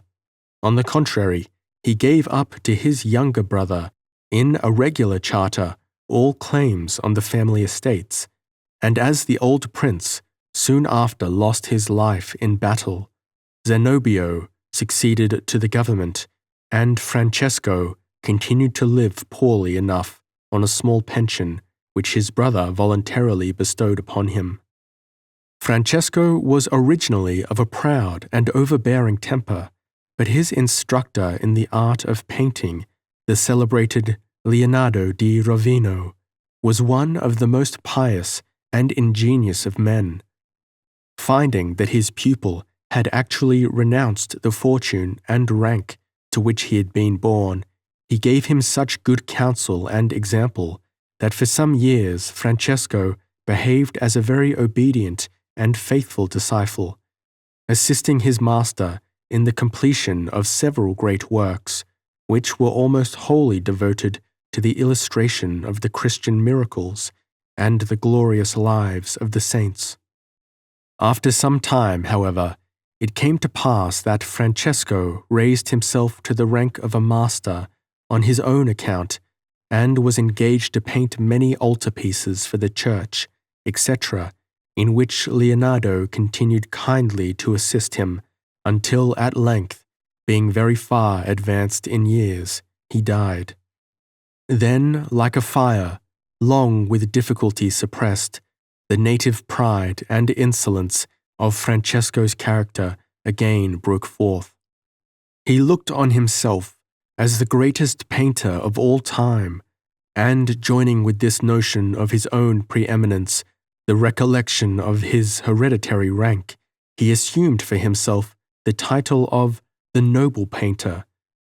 Of his once revered master, Leonardo, he now spoke with contempt, and invented for himself a new school of art, which was well adapted to attract the admiration of the multitude. He diligently studied the works of the ancient statuaries, among which a certain renowned figure of Venus, above all others, engaged his attention, and henceforth no one could equal him in representing the luxurious seductions of the female form, which he always introduced naked, giving to his figures, by means of dark shadows in the background and a brilliance of colouring, which were particularly his own, the most magical effect of alto relievo. It happened that in the great city he fell into the society of a set of wild young men, most of them of high rank, who were delighted to have for their companion a man in birth equal to themselves, though, as an artist and a man of genius, more interesting than men of mere fortune and family can generally pretend to be. Francesco was but too willing to attend their feasts and festivals, and was delighted by the praise with which they constantly fed his vanity, insisting in particular on the high advantages which he possessed over the artists of that age by his preference of the ancient models and his correctness as to drawing and anatomy. Being all of them unable or unwilling to submit to any degree of restraint, and cherishing no other principle than that of yielding to the extravagance of youthful imagination and the indulgence of their own passions, they formed a plan of renouncing altogether the Christian religion and adopting fantastically the creed and manners of the ancient Romans. In this manner, they for some time continued to lead a shameless and almost dissolute life, in consequence of which it happened that Francesco, neglecting the orders which were from time to time sent to him from convents and other religious institutions, fell into grievous distress for want of ready money. Added to this, it also happens that the salary usually allowed him by his brother, Zenobio, was not paid at the regular time. He now recollected that the monks of a certain Capuchin convent had some months before offered a large sum for an altarpiece representing the martyrdom of Saint Rosalia, which commission he had, under the influence of his dissolute pleasures and apostasy from the Christian faith, refused to execute. Now, however, he resolved to perform the work required of him, wholly for the sake of the reward with which it would be attended. Accordingly, he began, intending to paint the martyrdom of Saint Rosalia in his usual glaring and seductive manner, modelling her form and features after those of the favorite Venus which has already been mentioned. In the pencil drawing which he made in the first place, he succeeded well enough, and the wicked young men, his companions, were highly delighted with the notion of setting up a heathenish idol instead of a real picture of a Christian saint in the church. But when Francesco came actually to paint, lo, by some inexplicable influence, the work turned out very differently from what he had intended. A more powerful inspiration overcame that of the wicked deceit and hatred to the Christian faith, by which he had been, till then, actuated. It seemed as if the countenance of an angel from the realms of the blessed began to dawn on his perceptions out of the dark clouds which he had laid for the groundwork on his canvas. Involuntarily, a kind of religious terror took possession of his mind. He became fearful of offending the blessed martyr whom he was employed to represent, and around the body which, according to the original design, he had painted naked, were at last thrown the elegant folds of a dark red dress, with a sky-blue shawl or mantle. The Capuchin monks had, in their letter to the painter, only expressed their wish for a portrait of Saint Rosalia, that is to say, for a single figure, and for this purpose his drawing had been prepared.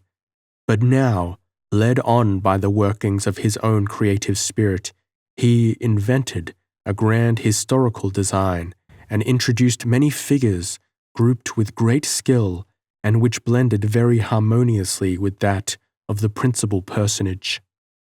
In short, Francesco's attention was wholly absorbed by this work, so that the shameful course of life which he had before led was completely broken off, or at least interrupted.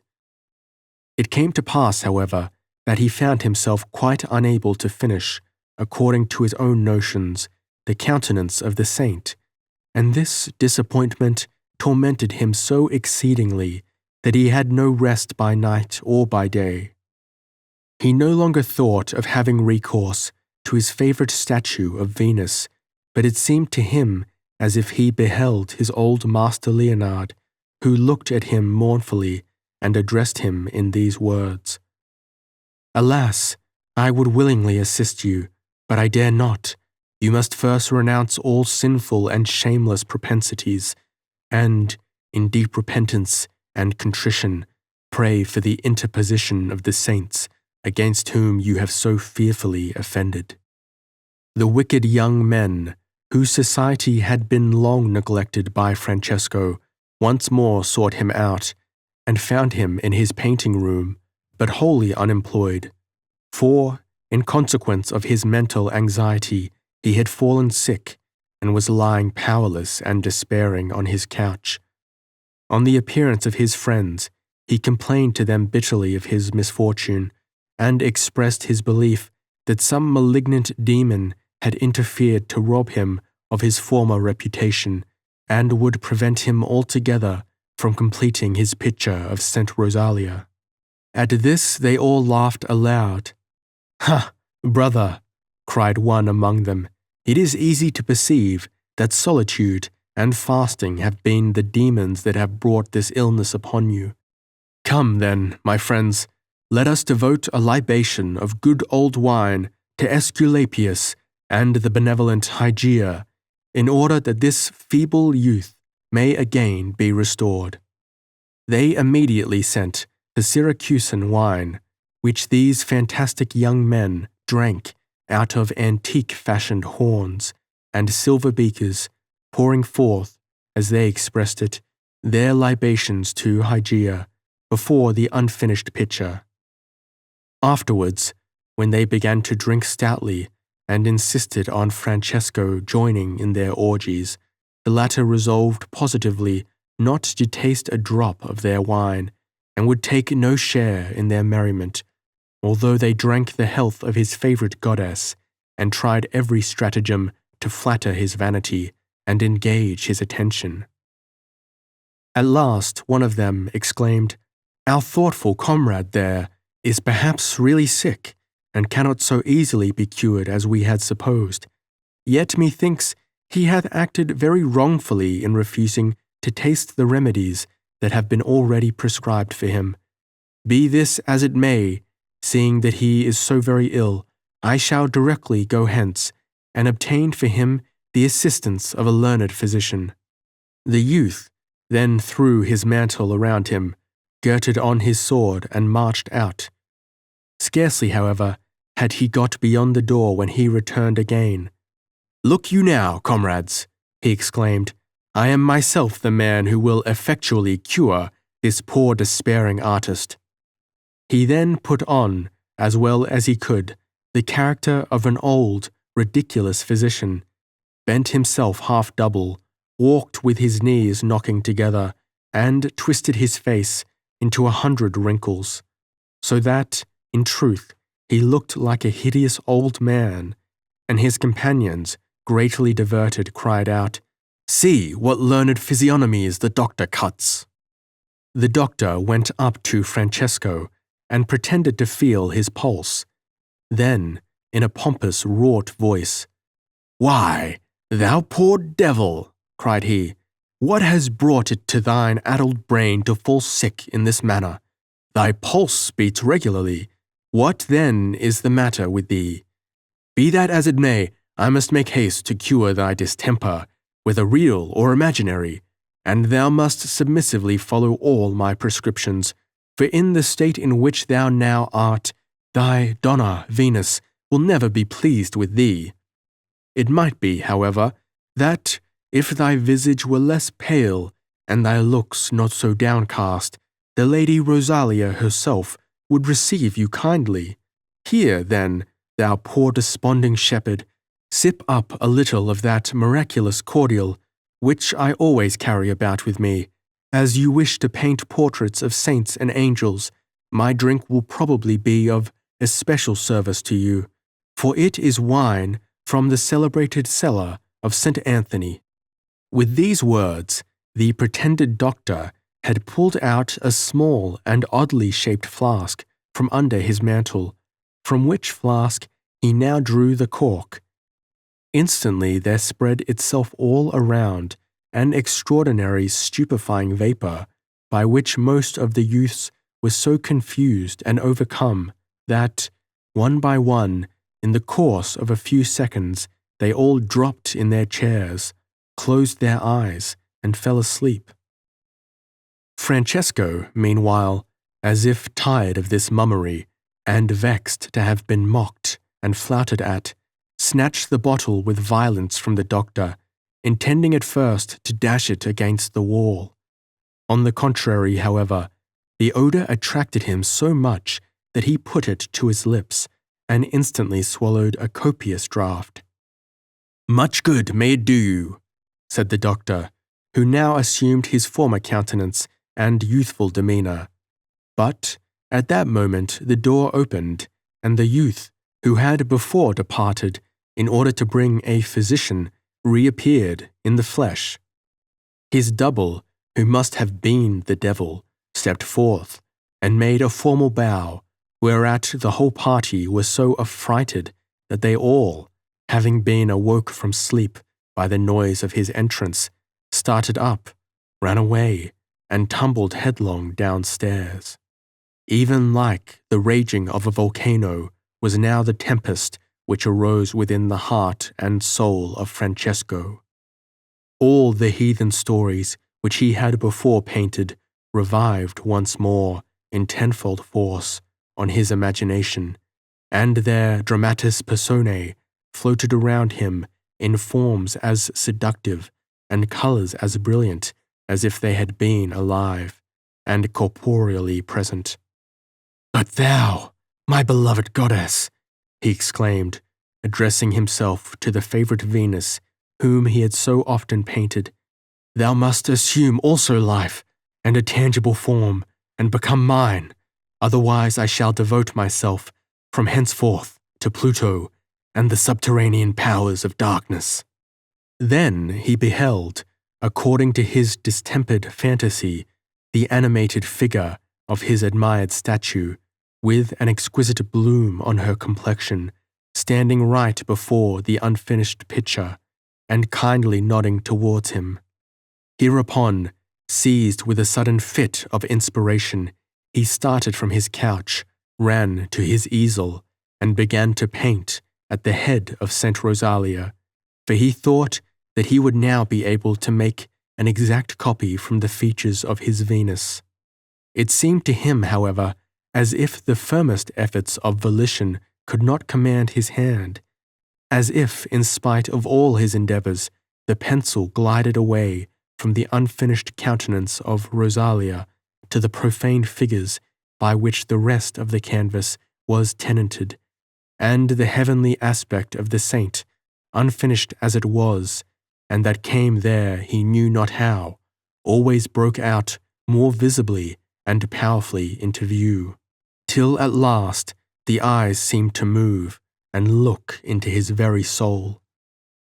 Finally, he was overcome with such agitation that he dropped his palette and pencils and fell to the ground as if dead, in a state of utter despair and insensibility. When, after a long interval, he awoke from his trance and had with difficulty raised himself up, he did not venture to look at the picture which had now become so terrific, but crawled, with his eyes fixed on the ground, towards the table, where he still found the doctor's extraordinary bottle of wine, out of which he indulged himself with a long and powerful draught. Francesco was, by this means, completely restored and energized. New life and spirit vibrated through every limb and fibre of his frame. He mustered up courage enough to look at his picture, and, behold, it was now completed, even to the finest touches of the pencil, which in his best days he could have been able to bestow. But what appeared most remarkable was, that not the saintly countenance of Rosalia, but that of his old favourite Venus, now smiled with the most seductive expression and glances of love upon him. Accordingly, Francesco, from that moment, became the victim of the most sinful and delirious passion. He thought of the pagan statuary Pygmalion, whose history had supplied him with a subject for one of his former profane works, and, like him, he explored the gods, that they would infuse life into the creations of his art. Very soon it appeared to him as if the principal figures in his picture began to move and to swell forward in alto relievo, but when he tried to clasp the phantom in his arms, he found that the dead, cold canvas still mocked at his embrace. Thereupon he tore his hair and behaved like one possessed by the devil. Chapter 14. Already 2 days and 2 nights had Francesco passed in a state of raging delirium. On the 3rd day, when he, as if petrified and motionless like a statue, was standing before the picture, the door of his chamber opened, and there was a rustling behind him, as if of female garments. He turned round and beheld a very beautiful woman, whom he recognized at once as the origin of his picture. His astonishment was now beyond all description when he had beheld that form which he had so long contemplated as a marble statue, living, breathing, and blooming before him. Nay, he was seized with a kind of mysterious terror. He looked from his beautiful visitant back to the picture, of which the resemblance was so accurate that it appeared like the reflection of her features in a mirror. He felt the fullest conviction that this event was the effect of supernatural agency.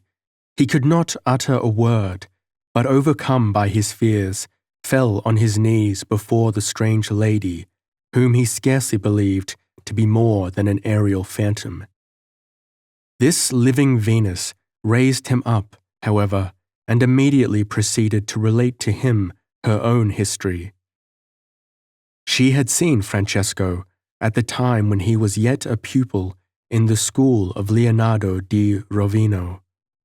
She was then but very young, but had conceived for him a passion so ardent that it had never lost possession of her heart, and at last she had determined on leaving her parents and friends, who resided in the country, and wandering away to find him in Rome, as an inward voice had told her that he loved her very much, and that, merely from the force of that attachment, had been led to paint her portrait, which warning she now found to have been strictly true.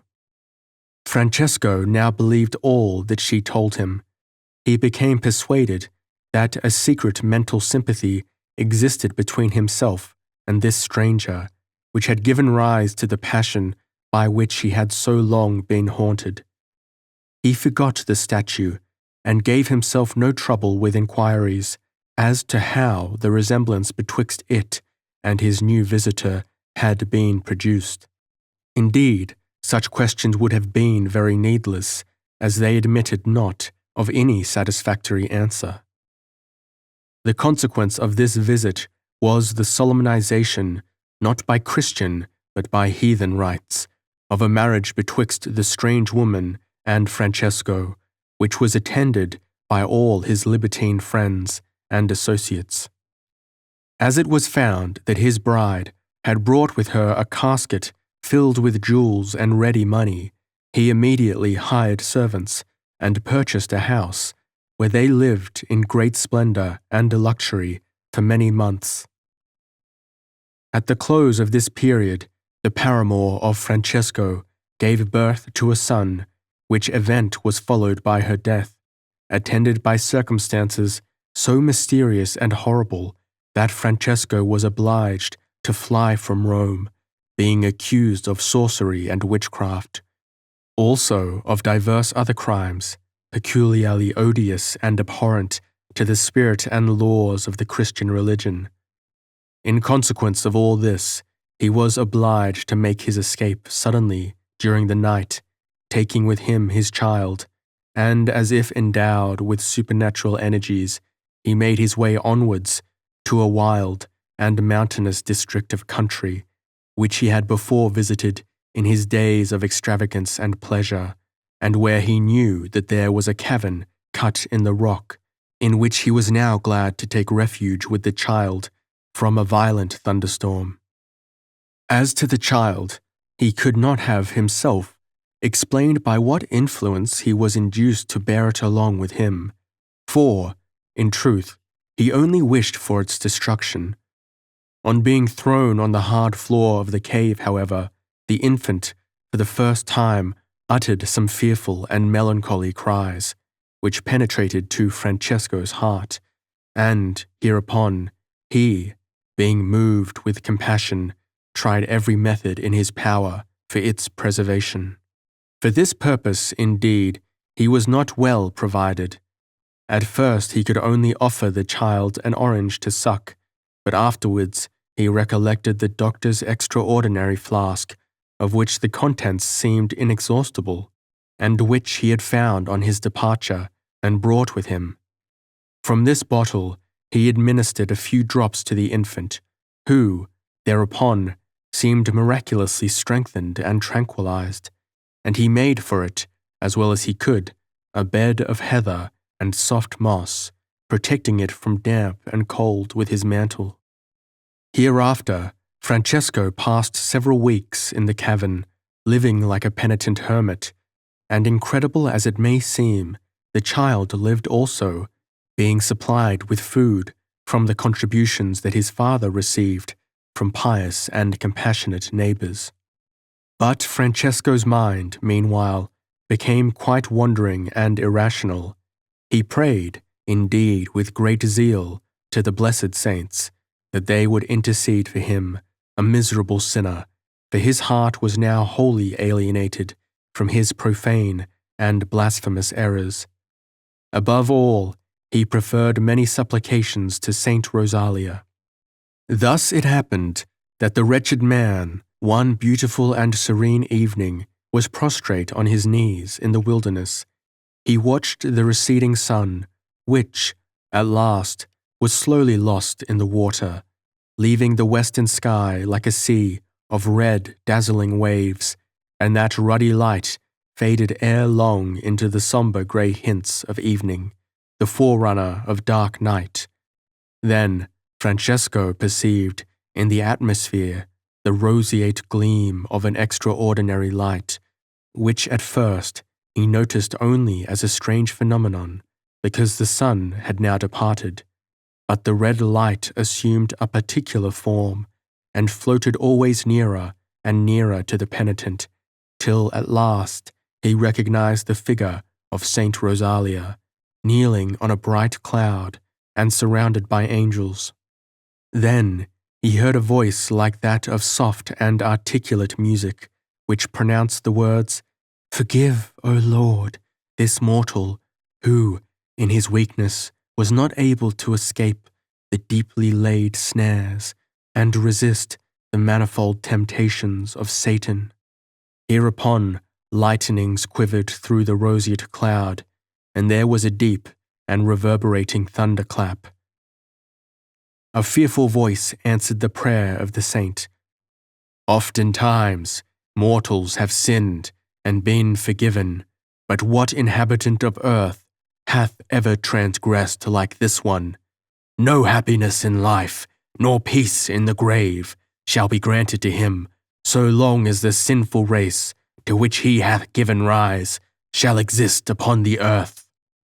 Francesco now sunk down, as if annihilated in the dust, for he thoroughly knew that his irrevocable doom had been pronounced, and that, by the most horrible destiny, he would now be driven, like a second Ahasuerus, through the realms of life, without hope of enjoyment here, or confidence of salvation hereafter.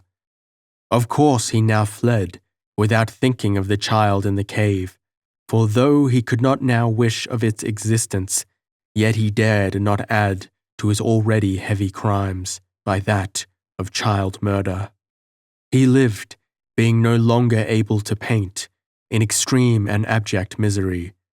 Many times it came into his mind, as if, for the glory of the Christian religion, he must yet execute extensive and magnificent works, and consequently he made out in his thoughts grand designs, both as to drawing and colouring, which should illustrate and represent the history of the Blessed Virgin and Saint Rosalia.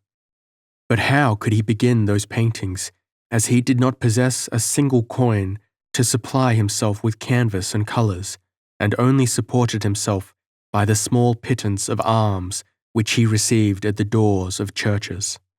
Into the churches also, like other mendicants, he was allowed freely to enter, and thus it befell that one bright and beautiful evening, though at a late hour, when the sun had gone down, he sat staring on an opposite empty wall, and filled it in imagination with the paintings which his genius was yet fully competent to execute. While he sat thus absorbed in reverie, he saw two female figures who silently and with noiseless steps approached him. Their countenances were veiled, so that he had no perception of their features, but with a voice that rose on his ears like celestial music, one of them addressed to him the following admonition. In the remote land of East Prussia is the celebrated convent of the Holy Lime Tree, wherein Providence has vouchsafed to shew many miracles, but the magnificent chapel there erected is yet without any ornaments of painting. Go thither, then, let the practice of your art as a painter become to you an exercise of devotion, and your now desponding soul will be refreshed with heavenly consolation. With these words, the two female figures melted away in a gleam of light, and left the air filled with the fragrance of roses and lilies. Francesco was convinced of the supernatural character of these visitants, and resolved that he would, on the following day, begin his pilgrimage.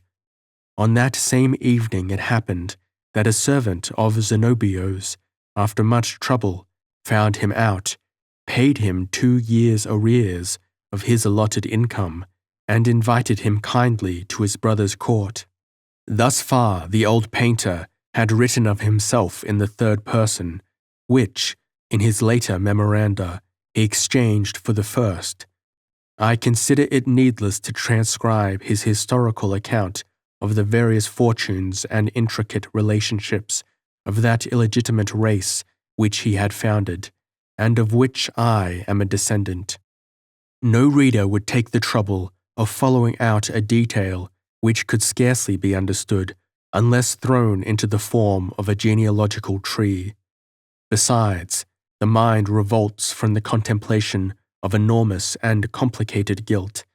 Suffice it to say that the child which had been left in the cave was accidentally found and preserved, that a small ivory cup, which, along with the bottle of the devil's elixir, was discovered at the same time, bore, for an inscription, the painter's name, Francesco, by which the boy was afterwards baptized. Many years passed away, and according to the curse which had been pronounced against him, the painter's life was miraculously prolonged, in order that, by unheard-of penitence, he might expiate his own crimes. Meanwhile, he beheld the powers of darkness unceasingly employed against him. The boy, who had been found in the cave, and who was protected and educated in the palace of Count Filippo di Saverno in Italy, afterwards in the court of Prince Zenobio, had several children, among whom were 2, a son and daughter, who especially inherited their father's wicked propensities and yielded to the temptations of the devil.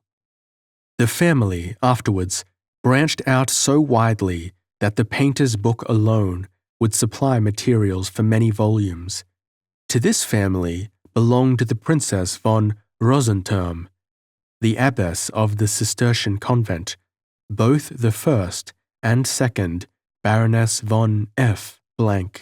and the Count Victorin, who, notwithstanding the mystery under which he had been reared and educated in Italy, I now ascertained to be my brother.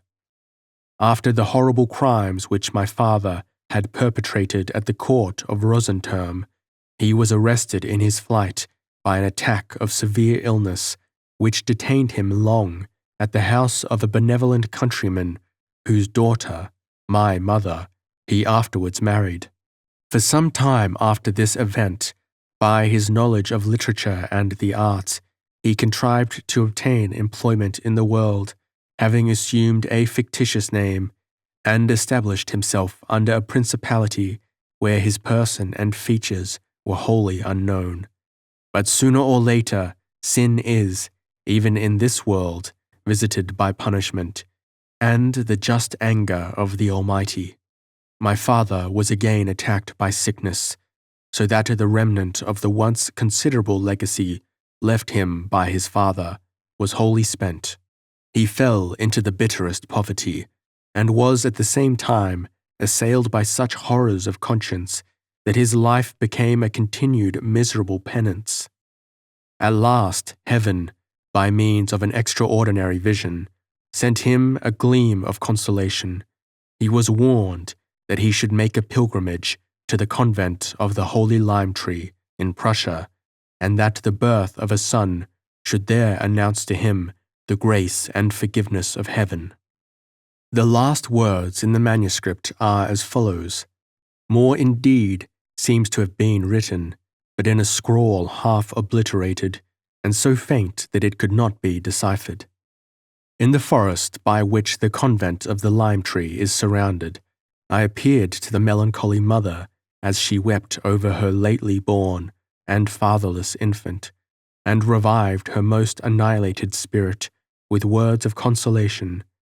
Miraculously sometimes has the favor of heaven seemed to be won for children who are born within the limits of a blessed sanctuary. They have even been visited by supernatural and celestial visions, kindling up in their infant mind the fires of divine love and the holiest aspirations. The mother has, in holy baptism, given to this child his father's name, Francesco, or according to conventional languages, Franciscus. Wilt thou then, O Franciscus, prove to be that long-wished-for descendant who, born on consecrated ground, will atone, by the piety of his earthly pilgrimage, for the crimes that were heaped up by his ancestors, and wilt thou procure for the wretched penitent refuge in the grave? I have taken such precautions that the boy will remain for many years far from the world and its seductive delusions. Nay, I have resolved that he shall become a monk.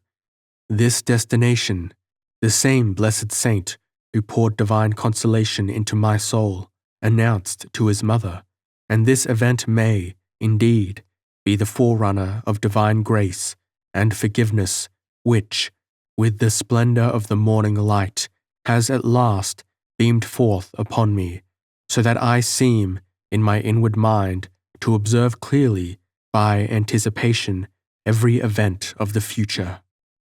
Methinks I already behold this youth undergo the deadly strife with the fiends of darkness, who, with the most fearful weapons, press in upon him.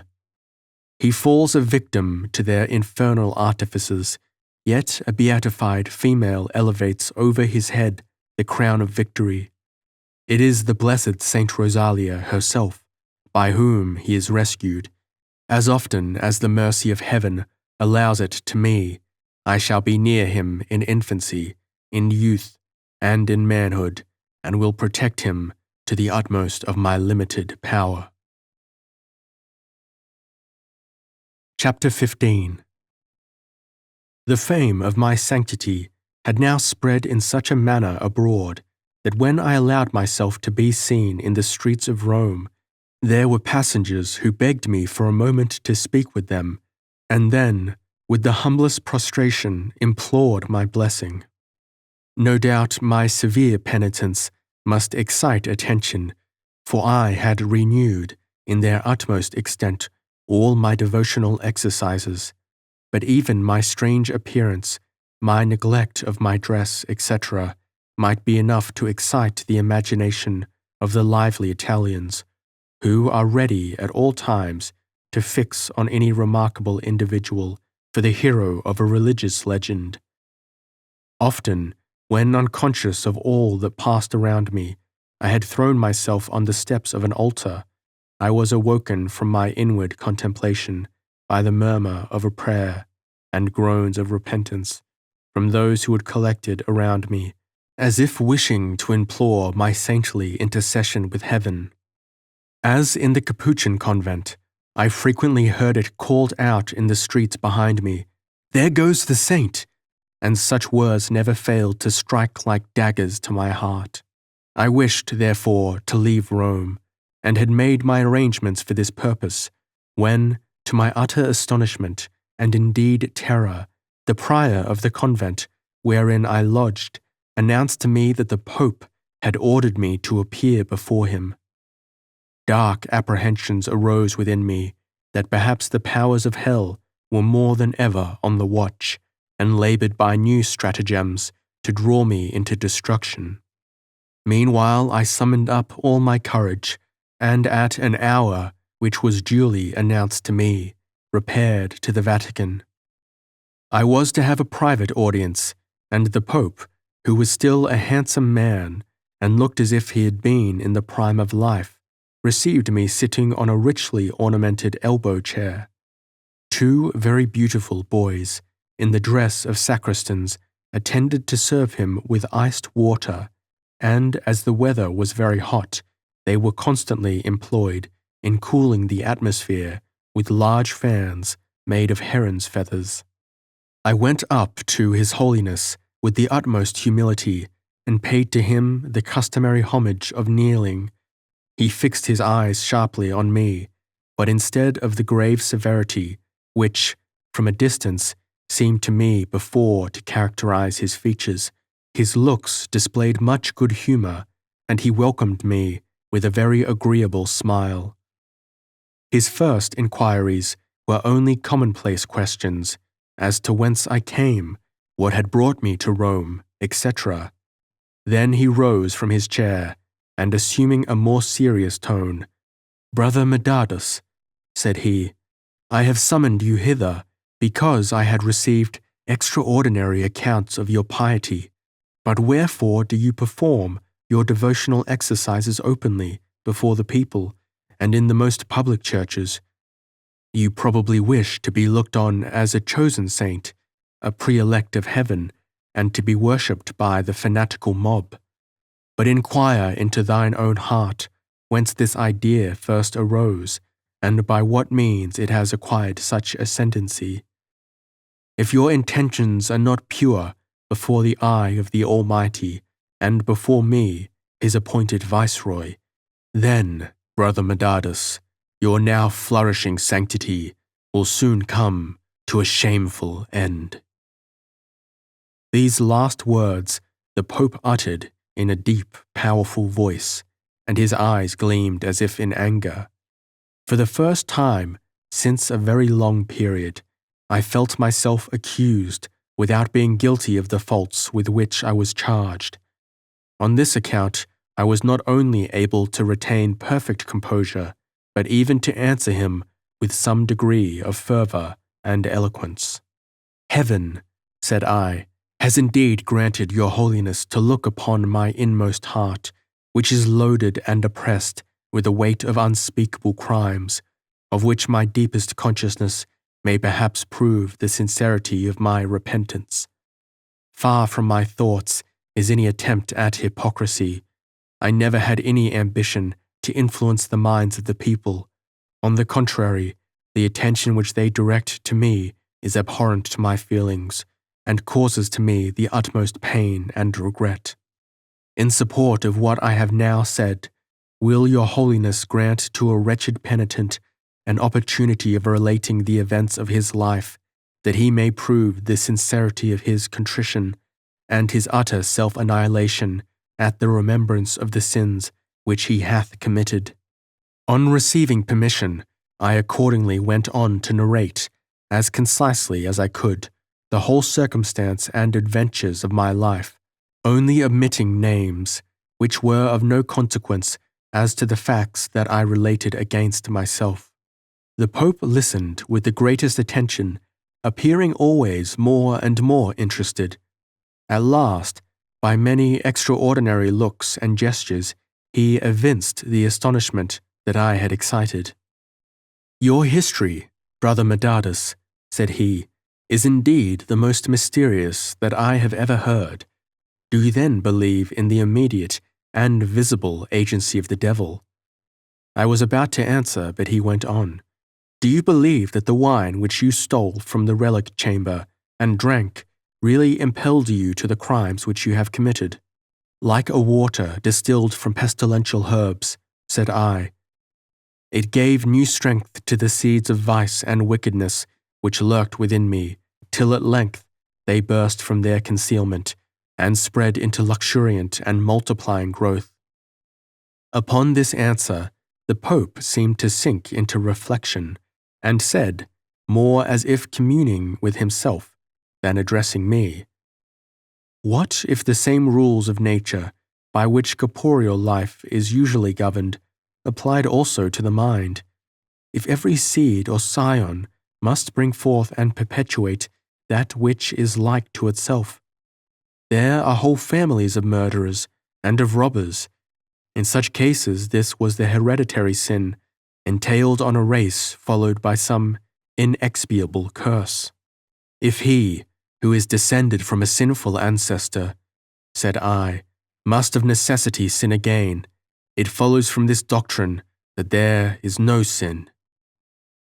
"Nay," said the Pope, "the Almighty created a gigantic power, who can yet tame and control the appetite for crime, which, like a furious wild beast, rages within us. This giant is named Conscience, and from his combat with the beast arise our independence and volition. In the victory of the giant consists virtue, in the victory of the beast consists sin." The Pope was silent for a few moments. He then added in a milder voice, "Do you believe, Brother Medardus, that it is becoming for the Viceroy of Heaven to reason thus with you on virtue and vice?" "Your Holiness," said I, "has condescended to allow the humblest of your servants to hear your opinions on this matter, and it well becomes the warrior to speak freely on the combat whose dangers he has himself encountered, and in which he has long since obtained the palm of victory." "You have a favorable opinion of me, brother," said the Pope, "or do you look upon the tiara as the laurel crown announcing my victory to the world?" The editor has here left out 2 or 3 pages of this conversation, as it seems irrelevant to the general tenor of the narrative. Hereupon the Pope rose again from his chair. "Thou art an excellent orator, Brother Medardus," said he, "and hast spoken after my own heart. We shall, as I perceive, understand one another better ere long than we now do. Remain at Rome. In a few days you will be promoted to the dignity of prior of the Capuchin convent, where a situation is now vacant, and afterwards, perhaps, you will be chosen for my father confessor. Go, then, behave yourself with more prudence in the churches, and think not of raising yourself to canonization. The calendar is already crowded. Farewell." Our interview ended here, and by these last words of the Pope I was not a little astonished, as indeed I had been by his whole behaviour throughout, which was completely at variance with the picture which I had previously drawn of him. I had imagined not only that he was a worthily appointed vicegerent of heaven on this earth, but that he was gifted with every virtue and all mental energies. He had, on the contrary, falsely supposed that I was actuated by the base ambition of being looked on as a saint, and now wished to excite in my mind a desire for other temporal distinctions, which was, in truth, not less sinful. Notwithstanding my perplexity and dissatisfaction, I was led to conform to what the Pope had enjoined as to the intermission of my penitential exercises, and I wandered for some days idly through the streets of Rome, meditating chiefly on my past life, on the penitence which I had undergone, and the career which was yet before me. On the last of these idle days, as I passed through the Spanish Square, there was a mob assembled round the stage of a puppet player. My attention was at once attracted by the croaking voice of Pulcinello and the laughter of the audience. The first act was ended as I came up. The curtain dropped, and the audience stood in anxious anticipation of the second. The little curtain again drew up. The youthful King David appeared, with his sling and his sackful of pebbles. With the most ludicrous gestures, he proved that the monstrous giant should now be slain, and Israel rescued. Then there was heard a fearful hollow roaring and rustling under the stage, whereupon the giant mounted up, with a huge and most absurdly ill-proportioned head. How was I astonished when, at my first glance of this giant's head, I recognized the features of my old friend Belcampo. Right under his head he had, by means of an ingenious apparatus, contrived to fit on a small body conformable to those of other puppets, while his own person was concealed by the stage drapery, which last served, at the same time, for the mantle of the giant. Goliath, with the most hideous grimaces of visage and contortions of his dwarfish body, held a proud and threatening discourse, which King David only now and then interrupted by a shrill and contemptuous laughter. The mob were diverted out of all measure, and I myself, being wonderfully attracted by this new apparition of Belcampo, allowed myself to be carried away by the impression of the moment, and broke out into the unrestrained and hearty laughter of boyish delight. Alas, how often before was my laughter only the convulsive vibration of that internal torment which preyed upon my heart. Hereafter, the combat with the giant was preceded by a long disputation, wherein King David demonstrated with great erudition and eloquence wherefore he must and would smite his frightful antagonist to death. Belcampo made all the muscles of his countenance writhe and play with the most inconceivable vivacity, indicating extreme rage. His gigantic arms stretched themselves out against the less than little David, who meanwhile saved himself by incredible leaps and bendings, vanishing altogether and then coming into sight again. Now here, now there, even from the folds of the giant's own mantle. At last the pebble flew from David's sling against Goliath's head. He fell down lifeless, and the curtain dropped. I laughed always more and more, excited not merely by the absurdity of Pulcinello, but by my previous recollection of Belcampo's grotesque genius. Probably I laughed too loud, for the people seemed to notice my conduct, and when I turned round, there was a dignified abbot standing near me. "I rejoice, reverend sir," said he, "to find that you have not altogether lost your relish for terrestrial enjoyments. After I had witnessed your most extraordinary penitence and devotion, I believed that it would be wholly impossible for you to be diverted with follies such as these." While the abbot spoke thus, it seemed to me as if I ought to feel ashamed of my levity, but involuntarily I answered him in a way of which I directly afterwards repented. "Believe me, Signor Abate," said I, "the man who has once combated, like a stout swimmer with the stormy waves of his changeful life, never loses altogether the power of lifting up his head bravely from the dark flood." The abbot looked at me with significant glances. "Indeed," said he, "I know not which to praise most, the poetry or logic of your illustration. I believe that I now understand you completely, and admire you, reverend sir, from the bottom of my heart."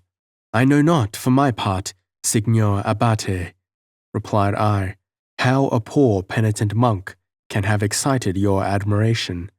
"Excellent," said the abbot. "You do not, most reverend father, run any risk of forgetting the part you have to play. You are worthy to be the favorite of the Pope." "His Holiness," answered I, "has indeed been pleased to honor me with an audience. I have done homage before him in the dust, as is becoming towards him, whom, on account of his tried virtues, omnipotence has chosen for his vicegerent on earth." "Well then," replied the abbot, "you too are no doubt a well-chosen vassal of the Triple Crown, and will nobly fulfill the duties required of you. But believe me, the present Pope is a jewel of virtue, compared to Alexander VI, and you may perhaps have erred sadly in your reckoning. Go on with your part, however. What is well begun is half ended. Farewell, most reverend father." With a laugh of unrepressed scorn, the abbot started away, leaving me confounded and most petrified at his conduct. When I connected his expressions with my own remarks on the Pope, I became convinced that the latter was by no means that conqueror deservedly crowned, after his combat with the beast, such as I had supposed him to be, and at the same time I could no longer entertain any doubt that my penitential exercises must, to the majority of the public, have appeared but as a hypocritical and artificial system, adopted only to force myself into notice. Astonished and bitterly mortified, I returned home to my convent, and going to the church, had recourse to long and zealous prayer. Then the scales seemed to fall from my hitherto blinded eyes, and I recognized at once the temptation of the powers of darkness, who had, of new, endeavored to involve me in their snares. Only rapid and instant flight could save me from my destruction, and I determined with the first rays of the next morning to set out on my way. Chapter 16. It was already night when I heard the gate bell of the convent forcibly rung. Soon after, the brother who had officiated as porter came into my cell and told me there was a strangely dressed man without, who insisted on speaking with me. I went accordingly to the parlour. It was Belcampo, who, in his usual mad style, capered up to me, seized me by both arms, and drew me, with an air of great mystery, aside into a corner. "Medardus," said he, in a low and hurried tone, "you may make what arrangements you please for your own destruction, but folly is once more come on the wings of the west wind to the rescue of your helpless wisdom. If there is but the slightest corner or thread of your habit remaining in sight, this arm will yet draw you back from out the yawning and bottomless abyss. O Medardus, remember and acknowledge once more the power of love and friendship. Think on David and Jonathan, dearest Capuchin." "I have admired you as Goliah, no doubt," said I. "But what can have brought you hither at this time, I have yet to learn." "What brought me hither?" said Belcampo with great fervour. "What else could have impelled me but an unreasonable, a boundless attachment to a Capuchin, whose head I once set to rights, in more senses of these words than one, when it was in very formidable disorder, who threw about him his blood-red golden ducats with lavish profusion, who had intercourse with abominable revenants, who, finally, after he had committed a few trifling murders, was about to marry the most beautiful woman in the world, with whom—" "Stop there," cried I. "No more of this, thou cruel-hearted and reckless fool. Heavily have I already done penance for all with which thou hast now, in thy wicked humour, reproached me." "Ha, brother Medardus," said Belcampo, "are the scars then so tender and sensitive of those wounds with which the powers of darkness assailed you? This proves that your recovery is not yet perfect. So, then, I shall be as mild and quiet as a child.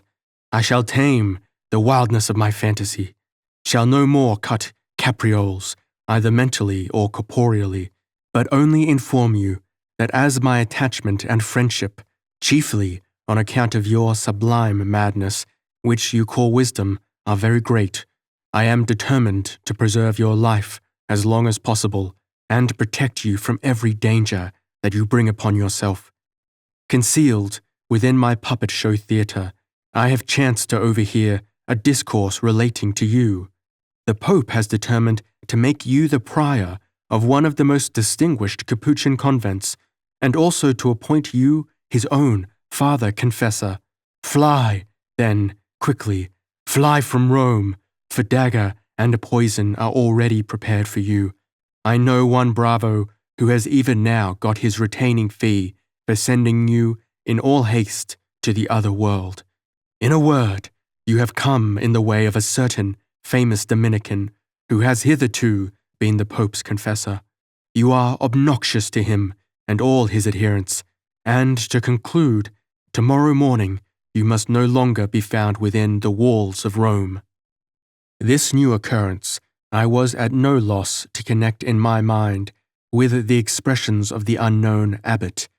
The two warnings were exactly in keeping with each other, and I stood so lost in thought that I scarcely noticed the absurd conduct of Belcampo, who embraced me with great fervour, and then, with hideous grimaces and contortions, took his departure. It might now be past midnight when I heard the hollow rolling of a carriage over the pavement of the court. Soon afterwards I observed steps on the stone stairs. There was a knocking at my door, which I opened, and beheld the father guardian of the convent, who was followed by a man in disguise, masked and carrying a torch in his hand. "Brother Metatus," said the guardian, "we are informed that a dying man desires your spiritual assistance and the last unction. Do then what the rule enjoins. Follow this man, who will lead you to the person who requires your attendance." Hereupon, a cold shuddering ran through my limbs. The apprehension rose vividly within me that they were leading me to my own death.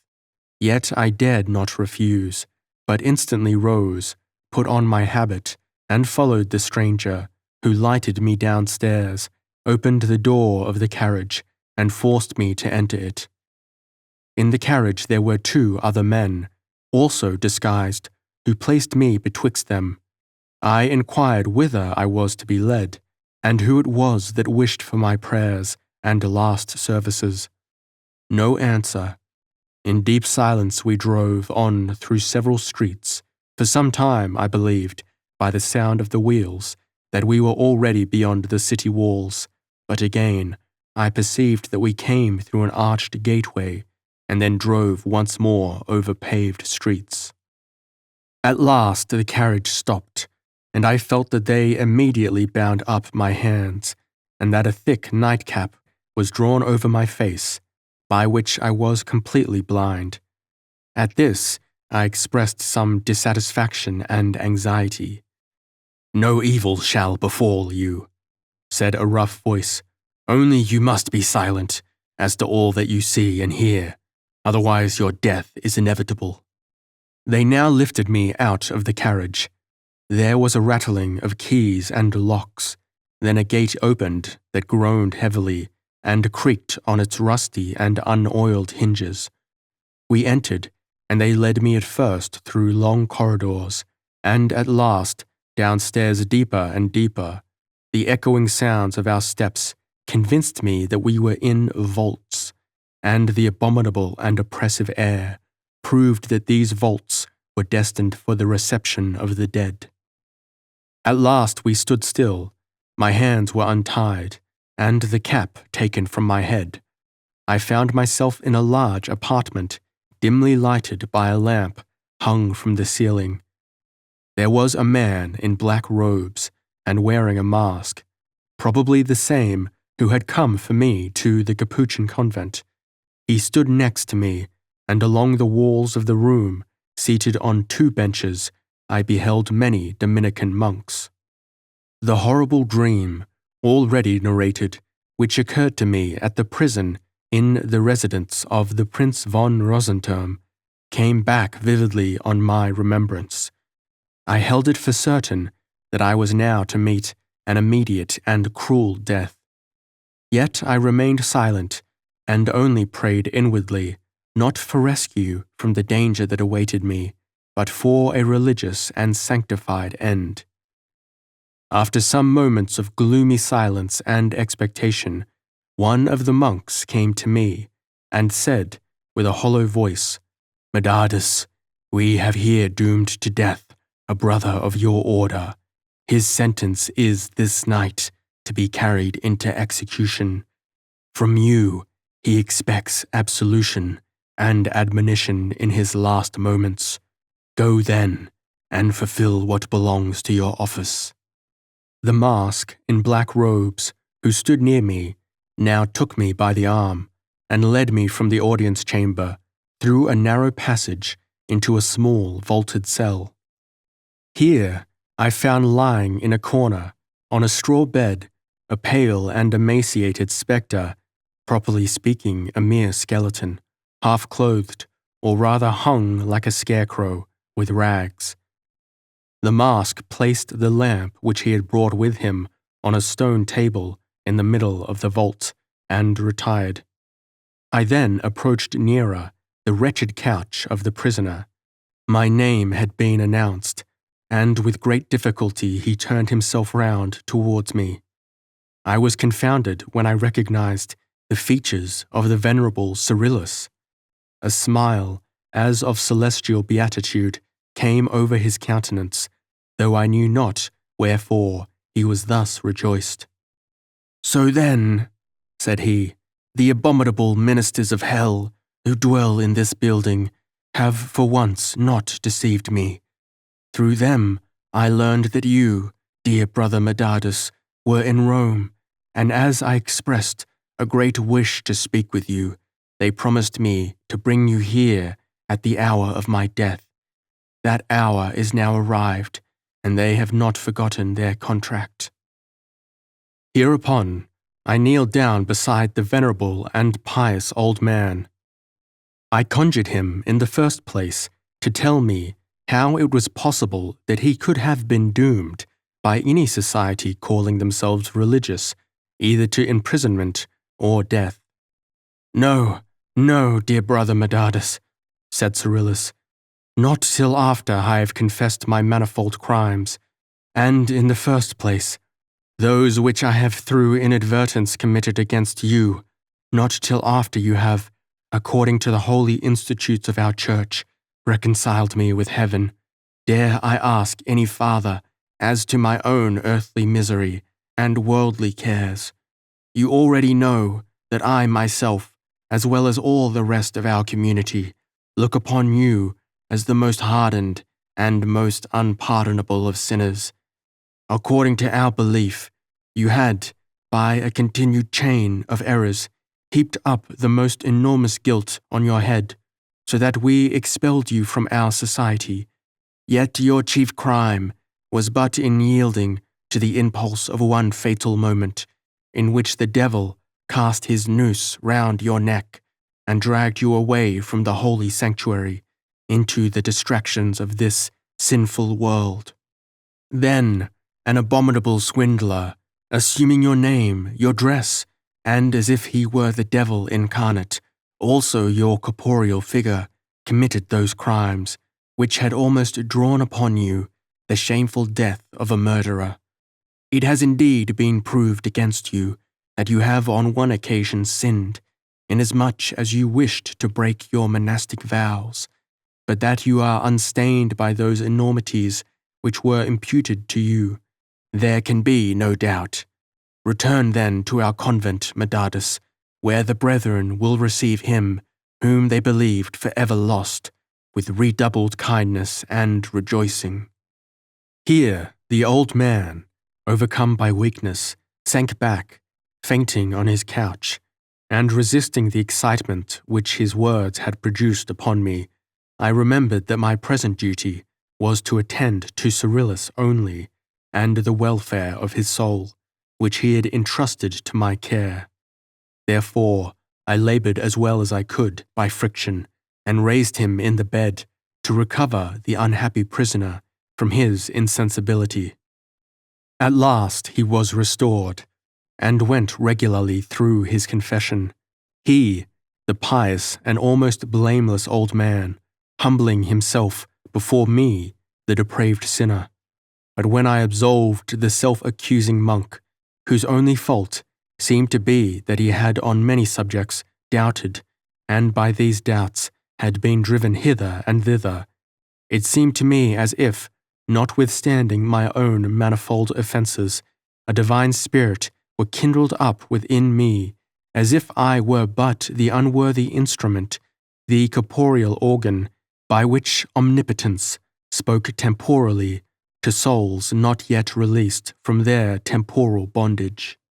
"Oh, Brother Medardus," said Cyrillus, lifting his eyes, full of devotion, to heaven, "how have your words refreshed and strengthened me? Gladly shall I now go to meet death, which the traitors residing here have prepared for me. I fall a victim to that abominable treachery and concealed wickedness by which the throne of the Pope is now surrounded." I heard hollow-sounding steps that always came nearer and nearer. Then keys rattled in the door lock. Cyrillus raised himself up with a violent and fearful effort. "Return," said he, "return, Medardus, to the happiness and security of our own convent. Leonardus is already informed as to all that has occurred. He knows in what manner I am now about to die. Conjure him to be silent as to this last event, for how soon, even without this, would death have claimed a weak and tottering old man? Farewell, my brother. Pray for the salvation of my soul. My spirit shall be with you when, in our convent at Königswald, you read for me the prayers over the dead. Above all, I beseech you to be silent as to whatever you have witnessed here, for otherwise you would bring on yourself certain destruction and involve our community in endless disputes." On this point I made a solemn promise. The disguised men had come into the room. They lifted up the monk out of bed, and, as he had not strength enough to walk, dragged him through the corridor towards the vaulted hall, or audience chamber, in which I had before been. On a signal from the masks, I had followed the prisoner, and now found that the Dominicans had arranged themselves in a circle within which they brought the old man, and then commanded him to kneel down upon a small heap of earth which they had laid in the center of the circle. A crucifix was now placed by one of the masks in his hands, and he grasped it with great fervor. According to the duty of my office, I had also gone within the circle and prayed aloud.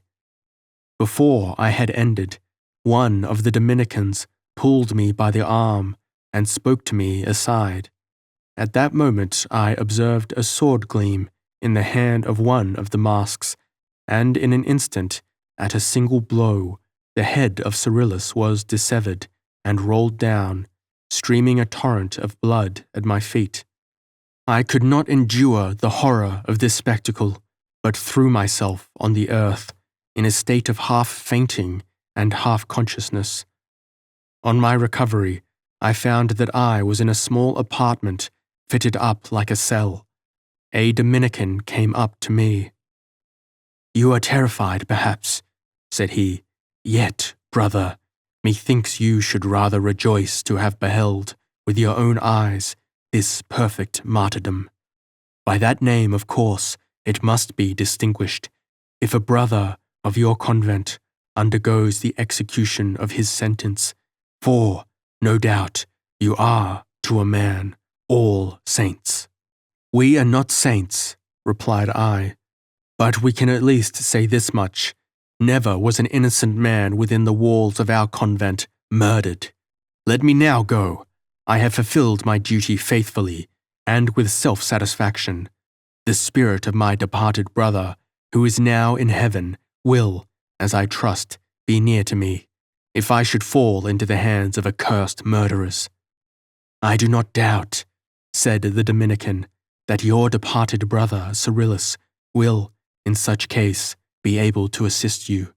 Methinks, however, you ought not to call the judgment which has been executed against him a murder, Cyrillus had committed enormous misdemeanors against the now reigning vicegerent of the Almighty, and it was by his, I mean by the Pope's, express command that your brother was condemned to death. But as he must have confessed all to you, it is needless to speak with you any farther on this subject. Rather take, before you go, a little of this cordial for your bodily refreshment, for you look quite pale and much agitated." With these words, accompanied by a good-humored smile, the Dominican handed me a crystal cup filled with a dark red-colored and strongly fragrant wine, which, like champagne, foamed and mantled. I scarce knew how to interpret the obscure apprehensions which were with me. Surely this was the selfsame wine which had once before been presented to me by the Baroness Euphemia von F., which I had then, luckily, refused to taste. I had no time for reflections, however, for the monk was attentively watching me.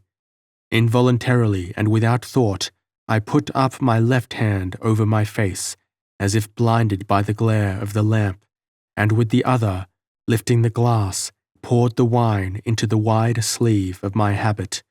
The Dominican was effectually deceived. "Much good may it do you," said he, at the same time hastily opening the door and making signs for my departure. Chapter 17. I was again brought into the carriage, which, to my surprise, was now empty, and they drove me rapidly away. The terrors of the night, the violent excitement which I had undergone, and my grief for the unfortunate Cyrillus combined to produce a deep, gloomy reverie, in which I scarcely remembered where I was or what was passing around me. When the carriage stopped, I took no notice, but from this trance I was awoken by two men, who lifted me, as if I had been unable to help myself, out of the carriage, and then threw me down, roughly enough, upon the ground. The morning had already broken, and I found myself before the gate of my own convent, of which I immediately rang the bell. The porter was terrified at my pale and disordered aspect, and, of course, had announced his apprehensions to the prior, for, immediately after early mass, the latter came with anxious looks into my cell. To his questions I only answered generally that the death of the person whom I had been sent for to absolve had been very horrible, and that, consequently, I could not help being much agitated. The prior was satisfied with this answer, but soon afterwards, from the insupportable torment which I felt in my left arm, I could not contain myself, but screamed out aloud. The surgeon of the convent was sent for, and, meanwhile, the sleeve of my habit ripped open, but the cloth had already grown into my flesh, and my whole arm was found withered and eaten away to the very bone by a deleterious caustic. "I was to have drunk wine," said I to the prior, "but allowed the contents of the glass to run thus into my sleeve." I said no more, remembering the injunctions of Cyrillus to secrecy. On the arrival of the physician, he declared that the wine had been impregnated with the most destructive and corrosive of all poisons, but, by the remedies which he applied, my torment was lessened, at least, though by no means assuaged. My recovery was slow and tedious, for it was considered doubtful whether the limb ought not to be amputated. I escaped that misfortune, however, but my arm remains to this hour withered and powerless. "I am now perfectly aware," said the prior, one morning after I became convalescent, "of the peculiar circumstances by which you have lost the use of your arm. The pious brother Cyrillus vanished in the most mysterious manner from our convent and from Rome. And you, dear brother Medardus, will in the same manner be lost if you do not immediately change your residence. During your illness, many suspicious inquiries were made after you, and had it not been for my watchfulness and the faithful attachment of your brethren, probably you would not now have been in life. To me, you appeared from the first an extraordinary man, under the influence of a destiny whose final decrees are yet inscrutable. But however this may be, you have certainly, since your arrival in Rome, attracted far too much attention to escape the animosity and watchfulness of certain people who, no doubt, wish you to be removed out of their way. My advice is, therefore, that you should return home to your own country and to your own convent. May all happiness, and above all, the grace of God be with you. Even without this admonition of the prior, I should have clearly felt that so long as I remained in Rome, my life must be in constant danger. To this painful thought, others were added. I was haunted still by the recollection of my numberless and enormous crimes. Then, above all, there was the immediate torment of my festering and withered arm. I could not value a life which was so useless and miserable, but, on the contrary, reverted frequently to the thoughts of suicide, which only the terror of committing a new crime prevented me from carrying into execution. But even without this, I might soon fall in the way of obtaining for myself a timely and welcome martyrdom, and whether this should occur at Rome or elsewhere was to me indifferent. More and more, however, I accustomed myself to dwell on the thoughts of a speedy and violent death, to which, by my penitence, I considered myself entitled. Methought I saw the figure of the monk Medardus, of myself, issuing from the gates of the convent and passing along the road. Then there appeared behind him a dark and indefinable form, who stabbed him with a stiletto to the heart. A crowd immediately collected round the bloody corpse. "Medardus!" they cried. "The pious and blessed penitent Medardus is murdered." These words were spread and repeated hundredfold through the streets, and the crowd always became more numerous, lamenting the loss of a saint so gifted and distinguished. Women kneeled down and reverentially dipped their handkerchiefs in the blood which flowed from my wounds. In doing this, one of them remarked the scar of the cross on my neck, whereupon she exclaimed aloud, "He is indeed a martyr, a glorified saint. See, here, the impress of heaven, which he has borne on his earthly frame." Hereupon, all the multitude drew themselves on their knees, and happy were those who could touch the mortal remains of the saint, or even the hem of his garment. Then a new impulse was given. There was an opening made in the crowd. A bier was brought forward, ornamented with a profusion of flowers, and in triumphant march, with prayer and the choral voice of divine music, the attendant youths carry on it the dead body of the saint onwards to the church of St. Peter. Thus, my still wandering and deluded fantasy elaborated, in the most vivid colours, a picture representing my own martyrdom, without once apprehending how the deceitful demon of pride led me on, and by new methods laboured to ensure my destruction. I resolved, after my perfect recovery, to remain in Rome, to continue the same penitential life which I had hitherto adopted, and then either to die in the full odour and splendour of sanctity, or else be rescued by the Pope, to raise myself up to high dignities and power in the Church. My convalescence, as I have already mentioned, was very tedious, but the powerful energies of my constitution enabled me at first to bear up against the torture, and at last triumph over that abominable poison which had not only destroyed one limb, but threatened, by sympathy, to injure my whole vitals. The physician, however, had no doubts of my perfect restoration. Indeed, it was only at those moments of mental confusion which usually precedes sleep, that I was liable, still, to feverish attacks and delirium. In one of these paroxysms, I was visited by an extraordinary dream, of which the circumstances were far too wild and confused to be faithfully described. Methought I again looked on my own dead body, but not, as before, in a public street of Rome.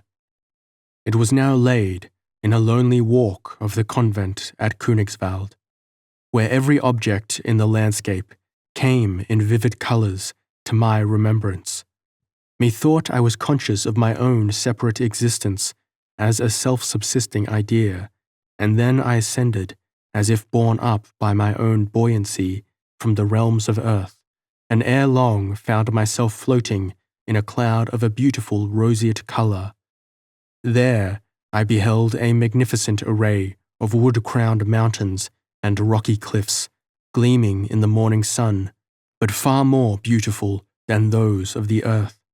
Anon methought I stood at the lofty gates of a gorgeous palace, and wished to enter, but fearful bolts of lightning crossed and recrossed each other like fiery lances betwixt me and the entrance, till I was struck down into the bosom of a damp, obscure, and colourless cloud. As I fell down deeper and deeper, I again beheld the dead body, which raised itself up and stared upon me with ghastly, lustreless eyes, and howled out some accents of lamentation like the north wind in a narrow ravine. Anon, methought the face of all nature became dead and withered, the flowers declined their heads, sank down, and faded away. The trees lost every leaf, and their dry branches rattled like the marrowless joints of a skeleton. I saw men and women too, no longer like living beings, but like pale, hideous spectres, and they threw themselves in despair on the earth, calling out, "Mercy! Mercy! Is then the guilt of our crimes so enormous that thou, O Lord, givest unto our arch-enemy power to destroy and render vain the sin-offering of our blood?" I wished for annihilation, though, being a disembodied idea, this was impossible. Then, methought I was, as if by an electrical shock, roused up from my sleep. The great clock of the convent struck 12. "The dead raise themselves up," said a voice. "They rise out of their graves, and are gone to divine worship." Accordingly, I began to pray. Then I heard a slight knock at my door, and believed it was one of my brethren, who wished to come into the room, till, with unspeakable horror, I recognized the voice of my ghostly double. "Brother, brother," said the voice, I am here, come with me, come with me." I wished thereupon to start up from my couch, but a shuddering coldness had fettered every limb, and every attempted movement produced only a convulsive inward struggle. My only refuge was in prayer, and I heard, in a strange manner, the audible effect of my own voice. Now it gradually triumphed over the renewed knocking and stammering of the spectre, but at last all was confused and lost in the hum of 10,000 voices, as when the air is filled with myriads of insects. Anon this humming changed to articulate lamentations as before, and methought I was again wrapped in the dark cloud, but suddenly there came over it a gleam of the most exquisite morning red. Through the dark vapours descended a tall and dignified form, on whose bosom a cross shone with dazzling effulgence. The features were those of Saint Rosalia. The lamentations were now turned into an exulting hymn of praise, and from afar I beheld the landscape again blooming in all the luxuriance of spring. Only my own voice was now heard, lamenting, "Shall I then, alone, of all these rejoicing inhabitants of earth, be given a prey to everlasting torments?" Then a change came over that beautiful phantom. Its awe-striking dignity was transformed into mild grace and beneficence, and a sweet smile was diffused over her features. "Aurelia!" cried I aloud, and with that name I at last, in reality, awoke, and saw the clear morning light beaming into my cell. By this introduction of Aurelia, I recognized the new endeavors of the restless powers of darkness against me, and no sooner was this perception aroused than I understood also the nature of those delusions by which I had been induced to remain in Rome. I hastened down to the church and prayed with great fervor, leaving out, however, all bodily chastisements, having need of all the strength that I could muster for my long and fatiguing journey. Before the midday sun shot down his perpendicular and insupportable beams, I was already far from Rome, taking precisely the same road by which I had come thither. Chapter 18. I determined to avoid the residence of the prince, not because I was afraid to be recognized and punished, but because I could not bear to look on the scene of my horrible offences. Moreover, should Aurelia still reside there, I felt I had no certainty of avoiding new temptations, and this apprehension, perhaps, proved, more than any other circumstance, the reality of my penitence and conversion. The conviction afforded me some consolation that, at least, the diabolical spirit of pride was annihilated within me, and that I no longer wished to throw myself into danger from a vain confidence in my own strength. My long pilgrimage was without any incidents deserving of record. At last I had arrived amid the well-known Thuringian mountains, and one morning, through the dense vapours that lingered in a valley before me, I beheld a castle, which I instantly recognized to be that of the late Baron von F. As I came nearer, alas, how was the scene now changed from what it had been! The walks and ornaments of the parks were become a wilderness of ruin and devastation. The shrubberies, parterres, and young plantations were either torn up by the cattle or converted into ploughed fields.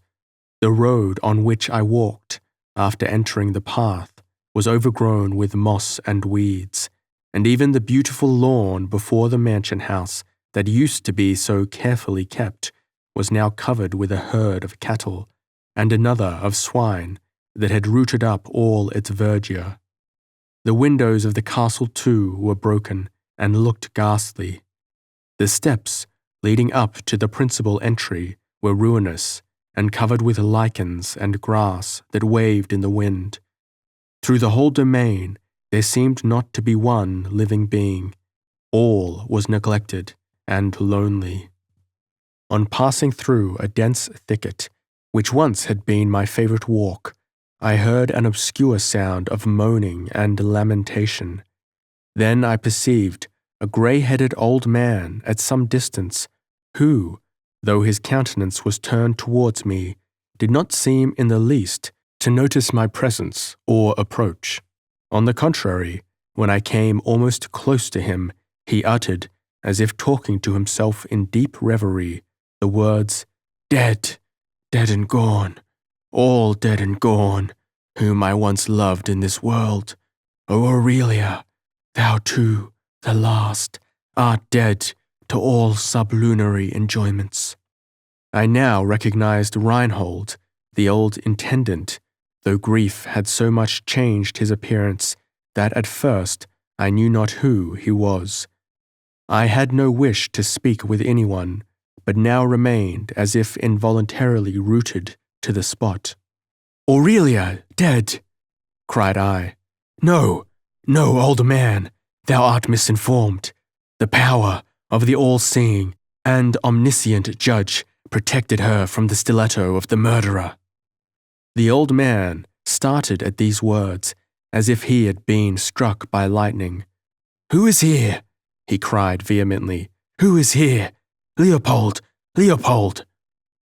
A boy now sprung out from the thicket, and on perceiving me, announced the customary salutation, "Laudetur Jesus Christus." "In omnia secula seculorum," answered I. Then the old man raised himself up. "Leopold, Leopold," said he with great energy, "who is among us? What is this man?" Now, for the first time, I perceived that Reinhold was blind. The boy answered him, "A reverend monk, Herr Intendant, a monk of the Capuchin order." Upon these words, it seemed as if the old man was seized by the utmost terror and abhorrence. "Away, away!" cried he. "Boy, lead me from hence, to my room, to my room. Peter shall close all the doors, and keep watch. Away, away!"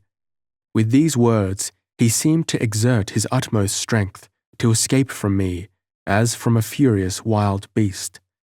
The boy looked at him and me alternately, as if quite confounded, and at a loss how to act. But the old man, instead of allowing himself to be led, forced on his attendant, and they soon disappeared through a gate, which, as I perceived, was immediately locked behind them. I was much shocked at this adventure, and fled as quickly as I could from this place, the scene of my greatest crimes, which now appeared to me more abominable than ever. I soon afterwards found myself in dense thickets of the forest, and but for the direction which the sun afforded, would not have known what path to choose, or whither to turn.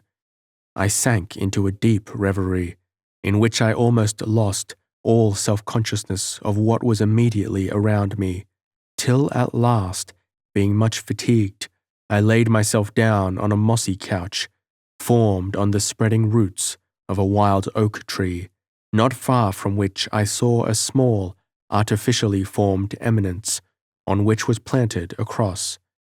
Gazing on this, I soon fell into a profound sleep, and the bodily exertions that I had undergone were such that I now slumbered without ever being visited by any of my former visions. On awaking from my sleep, I was surprised to perceive an old countryman seated near me, who, as soon as he saw that I raised myself up, respectfully took off his cap. "No doubt, Reverend Father," said he, "you have travelled a far way, and are greatly fatigued, otherwise you would not have chosen this as your resting place. Or it may be that you are an entire stranger, and know not the peculiar circumstances connected with this spot." I assured him that, being a stranger, a pilgrim from the most distant parts of Italy, I could not possibly have any knowledge of the circumstances to which he alluded. "Well," said the countryman, "the warning which I wish to give you is particularly applicable to all brethren of your order, for it is said that some years ago a Capuchin monk was murdered in this very part of the forest. Consequently, when I saw you sleeping on the grass, I determined to station myself here and be ready to defend you from whatever danger you might be threatened with. Whether the story of your brother's death at this place be true or false, this much is certain, that at the time alluded to, a Capuchin came as a passing guest to our village, and, after staying all night, walked away in the morning through these mountains. On that very day, a neighbor of mine, going as usual to big work through the deep valley below what is called the Devil's Ground, suddenly heard a piercing, hideous cry, which continued for a few seconds, and then strangely died away in the air.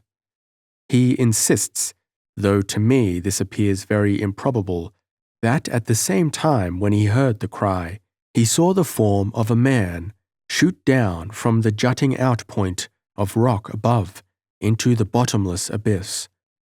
This evidence was so circumstantial that all the village began to think it impossible that a Capuchin who had left us that morning might really have fallen down the cliff, and we tried every method in our power without endangering our own lives, to find out his dead body in the chasm.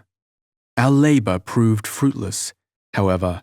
We laughed at the man who had put us to such trouble, and ridiculed him still more when he afterwards insisted that in returning home at night he had plainly seen the figure of a man rising out of the water.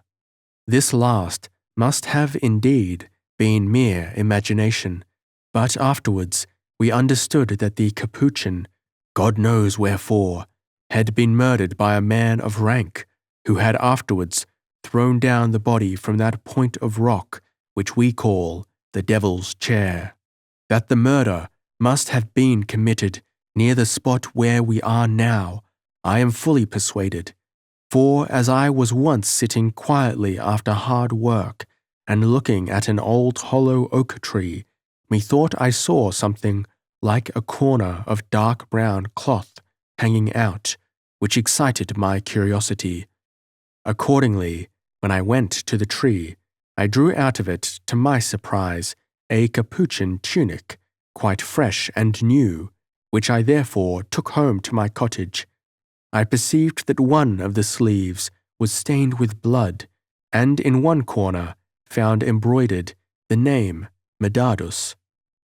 It occurred to me that it would be a pious and a praiseworthy action if I sold the habit and gave the money that it would bring to our priest, requesting him to read prayers for the benefit of the poor murdered man. Consequently, I took the dress with me to town, but no old clothesman would purchase it, and there was no Capuchin convent in the place. At last there came up to me a man who, by his dress, must have been a hunter or forester. He said that he was just then in want of such a garment, and gave at once the money that I had demanded for it. Returning home, I made our priest say several masses, and as I could not contrive to station a cross in the Devil's Abyss, I placed one here as a memorial of the Capuchin's cruel fate. However, the deceased father must have had not a few sins to answer for. His ghost is said to wander about here still, and has been seen by divers people, so that the priest's labours have been of no great service in his behalf. Therefore, Reverend Father, I would earnestly entreat of you, when you have returned safe to your own convent, to read prayers now and then for the soul of your unfortunate brother, Medardus. Will you promise me this? You are in a mistake, my good friend, said I. The Capuchin Medardus, who some years ago passed through your village, is not murdered. There is no need of masses for him, since he still lives, and must by his own labours and repentance work out the salvation of his soul. I am myself this very Medardus. Look here. With these words I threw open my tunic, and shewed him my name embroidered, as he had described, on the outside of the lapel. Scarcely had the bower looked at the name when he grew deadly pale, and stared at me with every sign of the utmost horror. Then, suddenly, he started up, and without uttering a word, ran as if he had been pursued by fiends into the wood.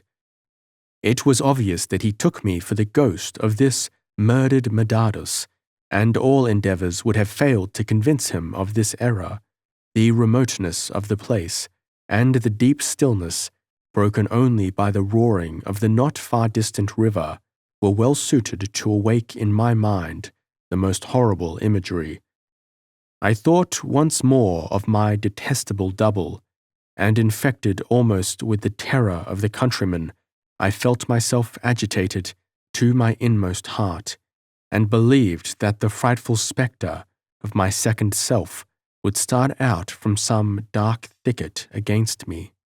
Summoning my utmost courage, I again stepped forward on my journey, but so much was I disturbed by the revived notion of my ghostly double, that not till after a considerable time had I leisure to recollect that the countryman's narrative had completely cleared up to me the mystery how the delirious monk had first got possession of the tunic, which, on our flight into Italy, he had left with me, and which I had recognized as unquestionably my own. The forester, whom he had appeared to for a new dress, had, of course, purchased it from the countryman in the market town. I was deeply impressed by the confused and broken manner in which the bower had told the fatal events of the Devil's Ground. For I thus perceived the intricate web, the concatenation of circumstances in which the powers of darkness seemed to have done their utmost to produce that fearful exchange of characters betwixt myself and Victorin. The strange sight that had been seen by the bower, too, of a man rising out of the abyss, which his companions believed only a vision, appeared to me of no little importance. I looked forward with confidence to an explanation of this also, though without knowing where it could be obtained. Chapter 19. After a few days more of restless walking, it was with a beating heart and eyes swimming in tears that I once more beheld the well-known towers of the Cistercian monastery and the village of Heidelbach. Anxious as I now am to wind up this long and painful narrative, I shall not pause to describe and analyze my feelings at thus visiting once more the scenes of my youth, which, in the yellow light of a still autumnal day, lay in all their wonted calmness and beauty before me. I passed through the village, went up the hill, and came to the great square, shaded by tall trees before the gate of the convent. Here, for some time, I paused, seating myself on a stone bench in a recess, reviving all my oldest and most cherished recollections that came over my mind like shadows of a dream. Scarcely could I now believe that I was the same Francesco who had there spent so many years with a heart unclouded by care, and to whom guilt and remorse were yet known only by name. While thus occupied, I heard at some distance a swelling voice of melody.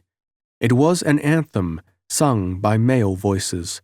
A large crucifix became visible, and I found that a procession was coming up the hill. The monks walked in pairs, and at the first glance I recognized that they were my own brethren, and that the old Leonardus, supported by a young man whose name I did not know, was at their head. Without noticing me, they continued their anthem, and passed on through the convent gate. They were followed by the Dominicans and Franciscans, also from the town of Königswald, and walking in the same order of procession. Then several coaches drove up, in which were the nuns of St. Clare.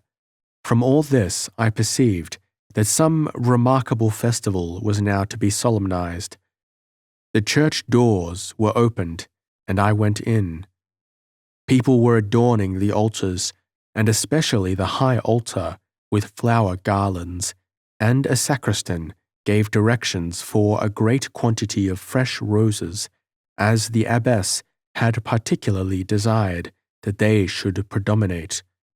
Having resolved that I would immediately request permission to join my brethren, I first strengthened myself by fervent prayer, after which I went into the convent, and inquired for the prior Leonardus. The porteress then led me into a hall, where the prior was seated in an armchair, surrounded by his brethren, agitated to the utmost degree, and indeed, quite overpowered. I could not refrain from bursting into tears and falling at his feet. "Medardus!" he exclaimed, and a murmur sounded immediately through the ranks of all the brethren. "Brother Medardus," said they, "Brother Medardus, the long-lost, is returned." I was immediately lifted up from the prostration into which I had involuntarily sunk, and all the brethren, even those with whom I was before unacquainted, fervently embraced me. "Thanks and everlasting praise," they exclaimed, "to the mercy and long-suffering of heaven, that you have thus been rescued from the snares and temptations of that deceitful world. But relate, dearest brother, tell us your adventures, all that you have encountered." Thus there arose among them a murmur of confused and anxious inquiries, but meanwhile the prior rose up and made a sign for me to follow him privately into another room, which was regularly appropriated for his use when he visited the convent. "Medardus," he began, "you have in the most wicked manner broken your monastic vows, and deceived that faith which was reposed in you by all our community.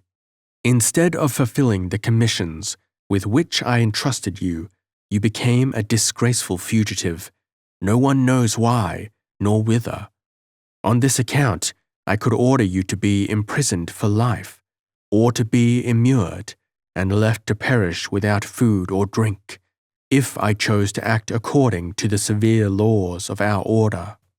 "Judge me, then, venerable father," interrupted I. "Judge me according as the conventual law directs. I should resign with pleasure the burden of a miserable life, for indeed I feel but too deeply that the severest penance to which I could subject myself would to me bring no consolation." "Recover yourself," said Leonardus. "Be composed and tranquil. I have now fulfilled my duty in speaking to you as an abbot, but as a friend and father I have yet to address you, and to hear what you have to say in your own justification. In a wonderful manner you have been rescued at Rome from the death with which you were threatened. To the disorders which prevail there, Cyrillus has been the only sacrifice." "Is it possible, then," said I, "that you already know?" "I know it all," answered the prior. "I am aware that you rendered spiritual assistance to the poor man in his last moments, and I have been informed of the stratagem of the Dominicans, who thought they had administered deadly poison in the wine which they offered you as a cordial drink. Had you swallowed but a single drop, it must have caused your death in a few minutes. Of course you found some opportune method of evading this.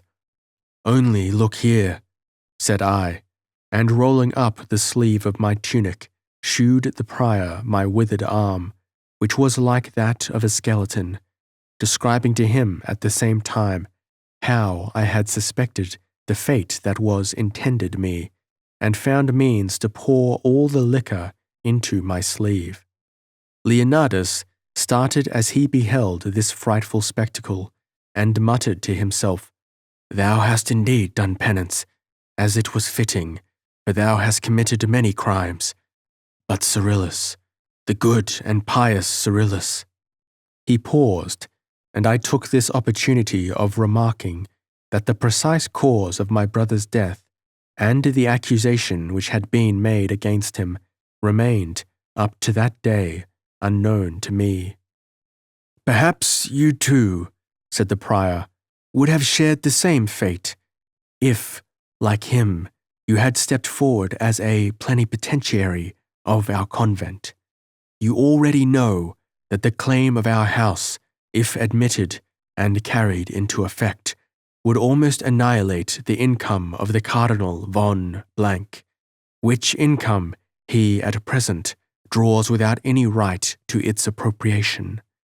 This was the reason why the Cardinal suddenly made up a friendship with the Pope's father confessor, with whom he had till then been at variance, and thus acquired in the Dominican a powerful ally, whom he could employ against Cyrillus. The latter was introduced to the Pope and received with particular favour, in such a manner that he was admitted into the society of dignitaries by whom His Holiness is surrounded, and enabled to appear as often as he chose at the Vatican. Cyrillus, of course, soon became painfully aware how much the vicegerent of God seeks and finds his kingdom in this world and its pleasures, how he is made subservient as the mere tool of a mob of hypocrites who turn him hither and thither as if vacillating between heaven and hell. Doubtless, this seems inconsistent with the powerful talents and energetic spirit of which he has, on various occasions, shewn himself possessed, but which they contrive, by the most abominable means, to pervert and subdue. Our pious brother Cyrillus, as might have been foreseen, was much distressed at all this, and found himself called upon, by irresistible impulses, to avert, if possible, the misfortunes which might thus fall upon the Church. Accordingly, as the Spirit moved him, he took diverse opportunities to rouse and agitate, by the most fervid eloquence, the heart of the Pope, and forcibly to disengage his soul from all terrestrial pleasures or ambition. The Pope, as is usually happens to enfeebled minds, was in truth much affected by what Cyrillus had said, and this was precisely the opportunity which his wicked ministers had watched for, in order to carry their plans into execution. With an air of great mystery and importance, they revealed to His Holiness their discovery of nothing less than a regular conspiracy against him, which was to deprive him of the Triple Crown. For this purpose, Cyrillus had been commissioned to deliver these private lectures and induce the Pope to submit to some public act of penance, which would serve as a signal for the open outbreak of the rebellion that was already organized among the cardinals. Accordingly, on the next appearance of our zealous and excellent brother, the Pope imagined that, in his present discourse, he could detect many concealed and treacherous designs. Cyrillus, however, did not hesitate to persist in his attempts, assuring His Holiness that he who did not wholly renounce the pleasures of the world and humble his heart, even as the most submissive and self-accursing penitent, was wholly unfit to be the vicegerent of God, and would bring a load of reproach and shame on the Church, from which the latter should make itself free. After one of these interviews, the iced water which the Pope was in the habit of drinking was found to have been poisoned. That Cyrillus was perfectly guiltless on that score, it is needless for me to make any assertion to you who knew him. His Holiness, however, was convinced of his guilt, and the order of his imprisonment and execution in the Dominican convent was the consequence. The hatred of the Dominicans towards you, after the attention which you had received from the Pope, and his intentions openly expressed of raising the Capuchin penitent to high dignities, requires no exclamation. You had thus become more dangerous in their estimation than Cyrillus had ever been, and they would have felt the less remorse at your destruction, as they doubted not that your penitential observances were the result of basest hypocrisy and a desire of temporal advancement. With regard to my accurate knowledge of all that occurred to you in Rome, there is in this no mystery. I have a friend at the metropolis who is thoroughly acquainted even with the most secret occurrences which take place in the Vatican, and who faithfully informs me of them by letters written in a cipher which has hitherto baffled all attempts at discovery. But on my side, there are many questions to be asked, of which the solution yet appears to me an inscrutable mystery. When you lived at the Capuchin convent near to Rome, of which the prior is my near relation, I believed that your penitence was genuine, and from the heart. Yet, in the city, you must have been actuated by very different motives.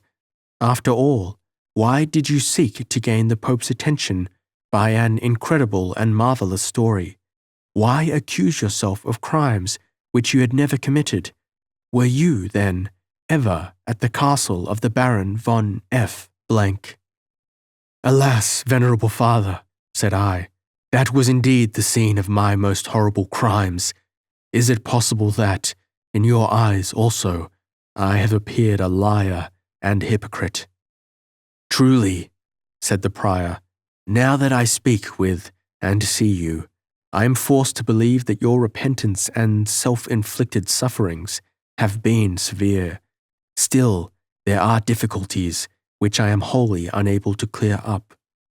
Soon after your flight from the residence of the Prince von Rosenturm, and after the monk, with whom Cyrillus had confounded you, had, as if by miracle, escaped, it was proved by the discovery of letters and other concomitant testimony that the Count Victorin, disguised as a monk, had been at the Baron's castle, and must have been the perpetrator of the crimes charged against you. Reinhold, his old steward indeed, vehemently disputed this notion. But suddenly Victorin's servant made his appearance, and explained that his master had lived long concealed in the Thuringian forest, that he had allowed his beard to grow, and had said that he would take the first opportunity of providing himself with a capuchin tunic, which he intended to wear for at least 12 months in order to carry on certain adventures. Finally, he declared that having been for some days absent from his master on business, he had, on his return, found him completely disguised in a monk's dress, at which he was not surprised, as he, the day before, observed at some distance the figure of a capuchin pilgrim in the forest, from whom he doubted not that his master had supplied himself with the masquerade attire. He insisted that he knew the Count far too well to have been deceived, and besides, had spoken with him frequently betwixt the period of that occurrence and his disappearance from the castle. This disposition of the servant completely invalidated the opinion of Reinhold, but the utter vanishing of the Count, of whom not a single trace could be found, remained quite incomprehensible. In the residence, the Princess von Rosenturm started the hypothesis that the pretended Herr von Kraczynski from Kwieciczwo had been really the Count Victorin, and was the more inclined to this belief on account of the resemblance that she had found between this pretender and Francesco, of whom guilt no one now entertained any doubt. The story of the prince's forester describing a maniac who had wandered about in the forest and afterwards lived in his house almost sanctioned the hypothesis. The madman had been recognized as Medardus. Victorin, in order to possess himself of his tunic, had cast him down into the abyss below the devil's chair. Here, by some chance or other, he had not been killed in the fall, but only wounded on the head.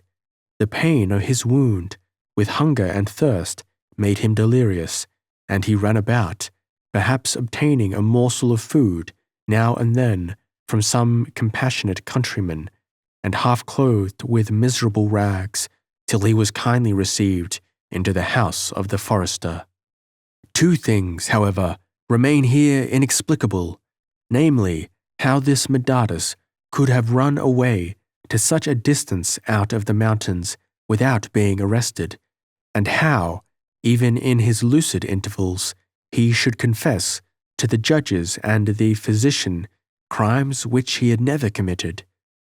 Hereupon, some individuals insisted that these lucid intervals were delusive, and that he never had been free from his madness, and that as there are no limits to the varieties of that malady, it was possible that he had, by the force of his own perverted imagination, invented all the circumstances which he related, and that the belief of them was the one, fixed and obstinate idea, the characteristic of insanity, which never left him.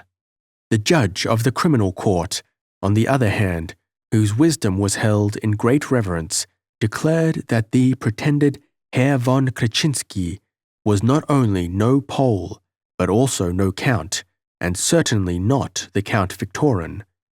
Moreover, that the monk assuredly was, and continued mad, on every occasion, on which account the court had intended that his sentence should be that of constant imprisonment, in order that he might be prevented from committing more crimes. But the prince, who was much shocked by the calamities brought on the family of the Baron von F. changed this decision into that of execution on the scaffold. Such is the nature of mankind in this transitory life, that every impression, however vivid, loses after a short time almost all its influence and fades away into pale and dusky colors. But now the notion that Aurelia's fugitive bridegroom had been Count Victorin brought the story of the Italian countess fresh into the remembrance of everyone. Even those who before knew nothing of the matter were informed by others who thought that there was no longer any need for keeping the secret, and all agreed in considering it quite natural that the features of Medardus should resemble those of Victorin, as they had both been sons of one father.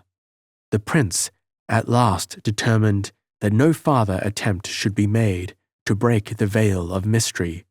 He wished rather that all these unhappy involvements, which no one could be found to unravel, should be allowed to rest and be forgotten. Only Aurelia, Aurelia, cried I with vehemence, for God's sake, reverend sir, tell me what has become of Aurelia. Some pages are here left out by the editor. Chapter 20. You are sincere, Medardus, said the prior.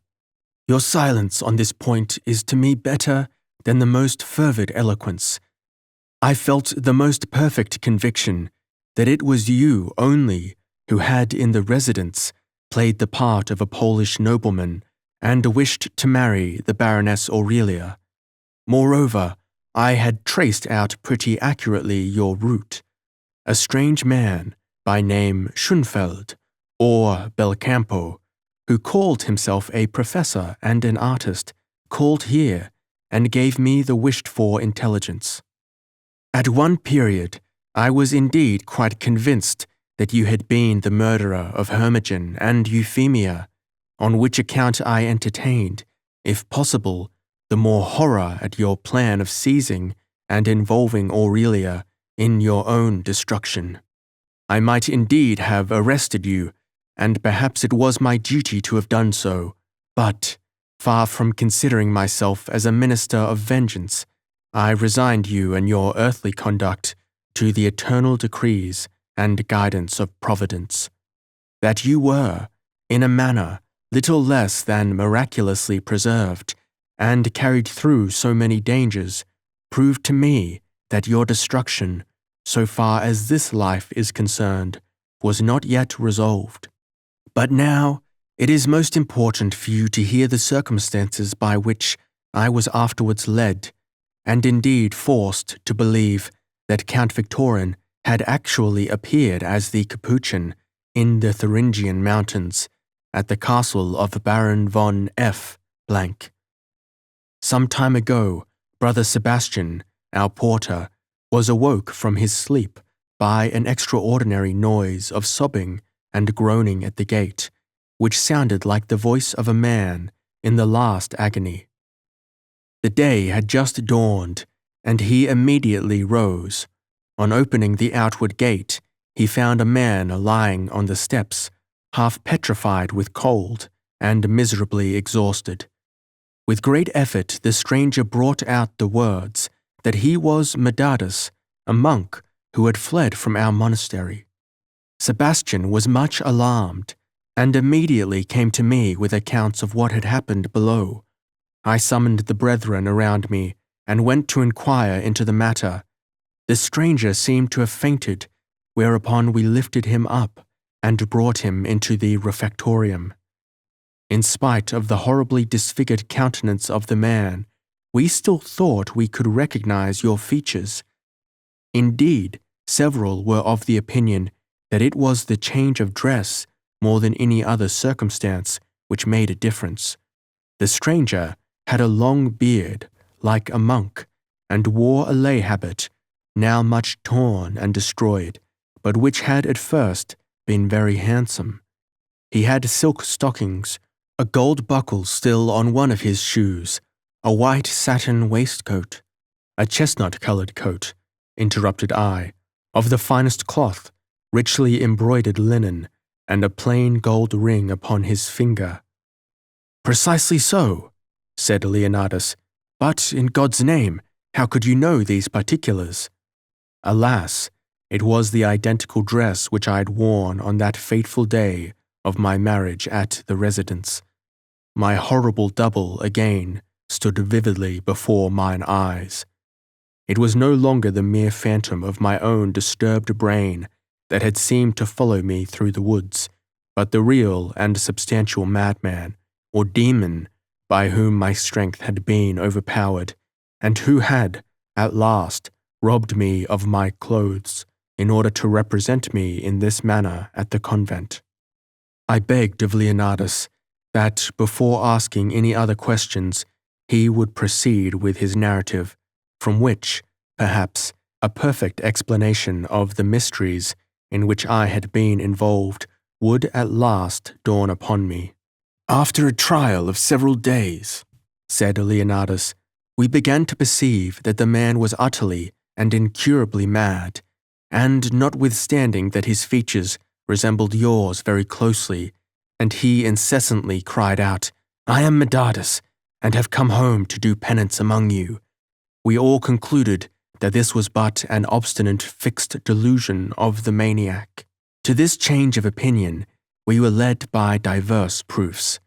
For example, we brought him into the church, where, as he endeavored to imitate us in the usual devotional exercises, we perceived plainly that he had never before been in a convent. The question then always gained more and more influence over my mind. What if this madman, who has, according to his own account, fled from the residence of Rosenthurm, and escaped the punishment of the scaffold, were actually the Count Victorin? The story which the maniac had before told to the forester was already known to me, but I was almost of opinion with the judge at Rosenthurm that the discovery and drinking out of the devil's elixir, his residence in a convent where he was condemned to prison, and all the rest might be mere visions, the offspring of his own malady, aided perhaps by some extraordinary magnetic influence of your mind over his. I was the more inclined to this notion because the stranger had, in his paroxysms, often exclaimed that he was a count and a ruling sovereign. On the whole, I resolved, as he could have no claim on our care, to give him up to the hospital of St. Getroi, where it was not impossible that the skill and tenderness with which he would be treated might at last effect his recovery, after which his rational confessions might clear away that load of uncertainty under which we laboured. This resolution I had not time to put in practice. During the following night, I was awoken by the great bell, which you know is rung whenever anyone is taken dangerously ill and requires my assistance. On inquiry, I was informed that the stranger had asked for me so calmly and earnestly that it was probable his madness had left him and that he wished to confess. But, however this might be, his bodily weakness had so much increased that it was scarcely possible for him to survive through the night. Forgive me, venerable father, said the stranger, after I had addressed to him a few words of pious admonition. Forgive me that I have hitherto attempted to deceive you. I am not Medardus, the monk who fled from your convent, but the Count Victorin. Prince indeed I should be called, since I derive my birth from princes. This I advise you to notice with due respect, otherwise my anger may yet overtake you." "Even if you are a ruling prince," said I, "that circumstance within our walls and in your present condition is of no importance whatever, but it would, in my opinion, be much more suitable and more for your own advantage if you would now turn your thoughts altogether from such vain and terrestrial considerations." At these words he stared on me, and his senses seemed wandering, but some strengthening drops having been administered, he revived, and began to speak again, though, to my great disappointment, in a style so wild and delirious that his discourse scarce admits of repetition. "It seems to me," said he, "as if I must die soon, and that before leaving this world I must lighten my heart by confession. I know, moreover, that you have power over me, for, however you attempt to disguise yourself, I perceive very well that you are St. Anthony, and you best know what misfortunes your infernal elixirs have produced in this world. I had indeed grand designs in view when I first resolved to become a monk with a long beard and shaven head, and a brown tunic tied with hair ropes. But, after long deliberation, it seemed to me as if my most secret thoughts played false with him to whom they owed their birth, as if they departed from me and dressed themselves up in a cursed masquerade representing myself. I recognized the likeness, the identity. It was my double, and I was horrified. This double, too, had superhuman strength, and hurled me down from the black rocks, through the trees and bushes, into the abyss, where a snow-white, radiant princess rose out of the foaming water to receive me. She took me in her arms and bathed my wounds, so that I no longer felt any pain. I had now indeed become a monk, but that infernal second self proved stronger than I was, and drove me on in the paths of wickedness, till I was forced to murder the princess that had rescued me, along with her only brother. I was then thrown into prison, but you yourself, St. Anthony, know better than I in what manner, after I had drunk up your cursed elixir, you brought me out and carried me away through the air. The Green Forest King received me badly enough, although he knew very well that I was a prince, and therefore of equal rank, but my second self intervened betwixt us, telling the king all sorts of calumnies against me, and insisted that because we had committed these damnable crimes together, we must continue inseparable and enjoy all things in partnership. This happened accordingly, but when the king wanted to cut off our heads, we ran away, and on the road at last quarrelled and separated. I saw that this parasitical double had resolved on being perpetually nourished by my powerful spirit, though I had then not food enough for myself, and I therefore knocked him down, beat him soundly, and took from him his coat. So far, the ravings of the madman had some resemblance, however distant and shadowy, to the truth, but afterwards he lost himself in the sheer absurdities of his malady, out of which not a word could be understood. About an hour afterwards, as the first bell was rung for early prayers, he started up with a hideous cry, then fell back on his couch, and, as we all believed, instantly expired. Accordingly, I made the body be removed to the dead room, and gave orders that, after the usual interval, he should be buried, not in the convent vaults, but in a spot of consecrated ground in our garden. But you may well imagine our utter astonishment when, on returning to the dead room, we found the supposed lifeless body was no longer to be seen. All inquiries after him were in vain, and I was obliged to despair of gaining any farther information as to the strange involvements that subsisted betwixt you and this man. No doubt, however, remained on my mind that he was Count Victorin, According to the story of the servant, he had murdered a Capuchin monk in the forest and put on his tunic in order to carry on some intrigue in the castle.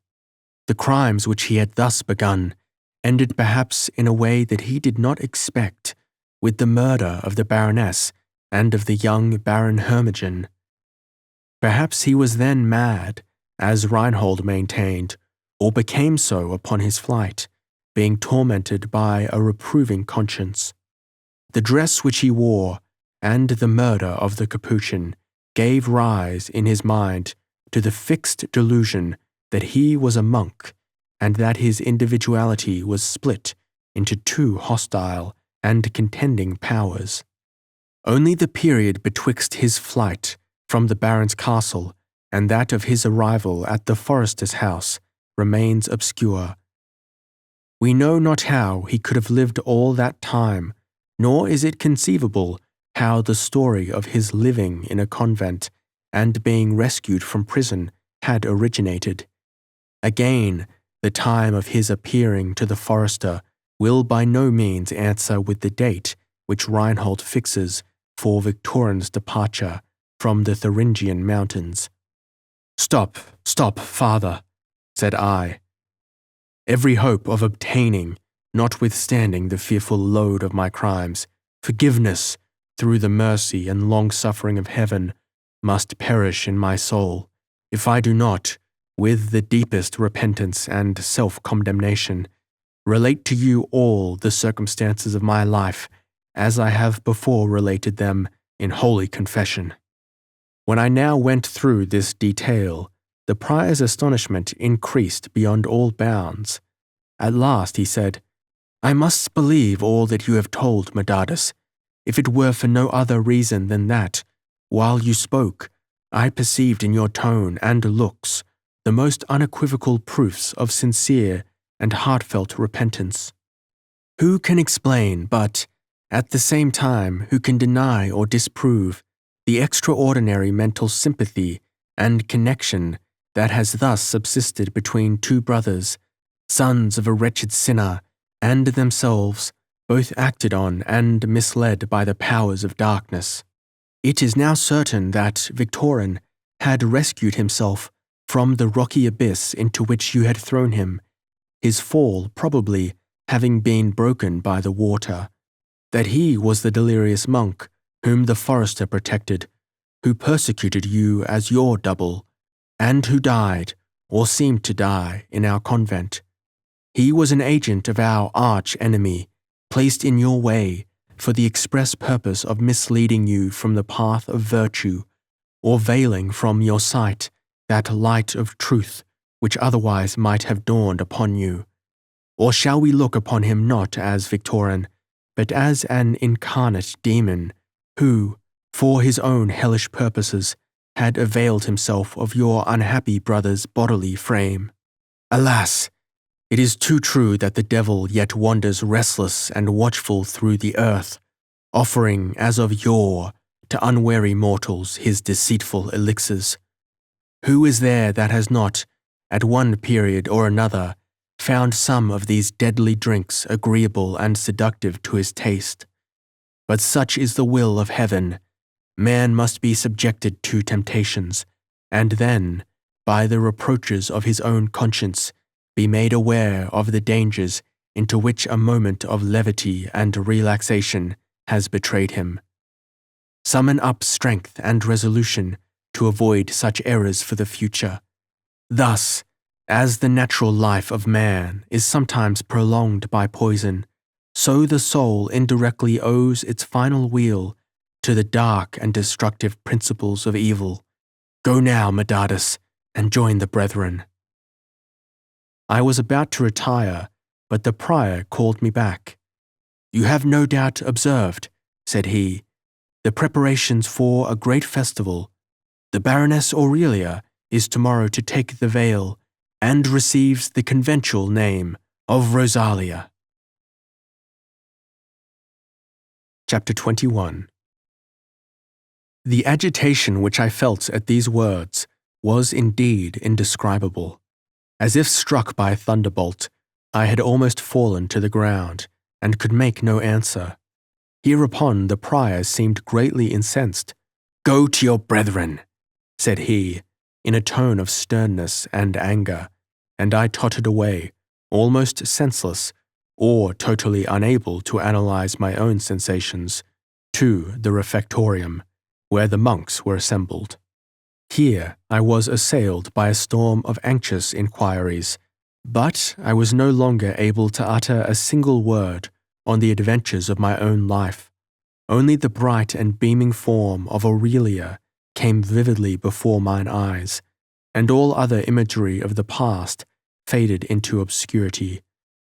Under pretext of having devotional duties to perform, I left the brethren and betook myself to the chapel, which lay at the further extremity of the extensive convent garden. Here I wished to pray, but the slightest noise, even the light rustling of the wind among the faded leaves, made me start up and broke every pious train of contemplation. "It is she. I shall see her again. Aurelia comes." In these words a voice seemed to address me, and my heart was at once agitated with fear and with rapture. It seemed to me as if indeed, at some distance, I heard the sounds of soft whispering voices. I started up, left the chapel, and behold, there were two nuns walking through an avenue of lime trees, and between them a person in the dress of a novice. Certainly that was Aurelia. My limbs were seized with a convulsive shuddering. My heart beat so violently that I could hardly breathe, and I wished to go from the place. But, being unable to walk, I fell, not fainting, but overcome with the vehemence of internal conflict, powerless, to the ground. The nuns, and with them the novice, vanished into the thickets. What a day and what a night I had to encounter! I strove to diversify the emotions under which I labored by a visit to the house in which my mother had lived, but alas, it no longer existed. The garden, the tower, the old castle, all were gone, and the ground on which they once stood had been converted by a new proprietor into a ploughed field. I was but slightly affected by this change, for my whole heart and soul were devoted to that one object. I wandered about repeating her name, Aurelia, Aurelia. This distraction continued also through the long night. There was, for the time, no other thought, no other image, but hers, that could gain my influence over my attention. As soon as the first beams of the morning had begun to break through the autumnal wreaths of white vapor that hovered in the valley, the convent bells rung to announce the festival of a nun's investiture and dedication. Soon afterwards, the brethren assembled in the great public hall, where, in a short time, the abbess appeared, attended by two of her sisterhood. Indescribable was the feeling which filled my heart when I once more beheld her who, towards my father, had been so deeply attached, and, after he had through his crimes broken off a union which promised him every happiness, had yet transferred her unconquerable affection to his son. That son she had endeavored to rear up to a life of virtue and piety, but like his father, he heaped up crime on crime, so that every hope of the adoptive mother, who wished to find, in the one consolation, for the profligacy of the other, was annihilated. With my head hung downwards, and eyes fixed on the ground, I listened to the discourse, wherein the abbess once more formally announced to the assembled monks Aurelia's entrance into the Cistercian convent, and begged of them to pray zealously at the decisive moment of the last vow, in order that the arch-fiend might not have any power at that time to torment the pious virgin by his abominable delusions. Heavy and severe, she said, were the trials which this young woman had already to resist.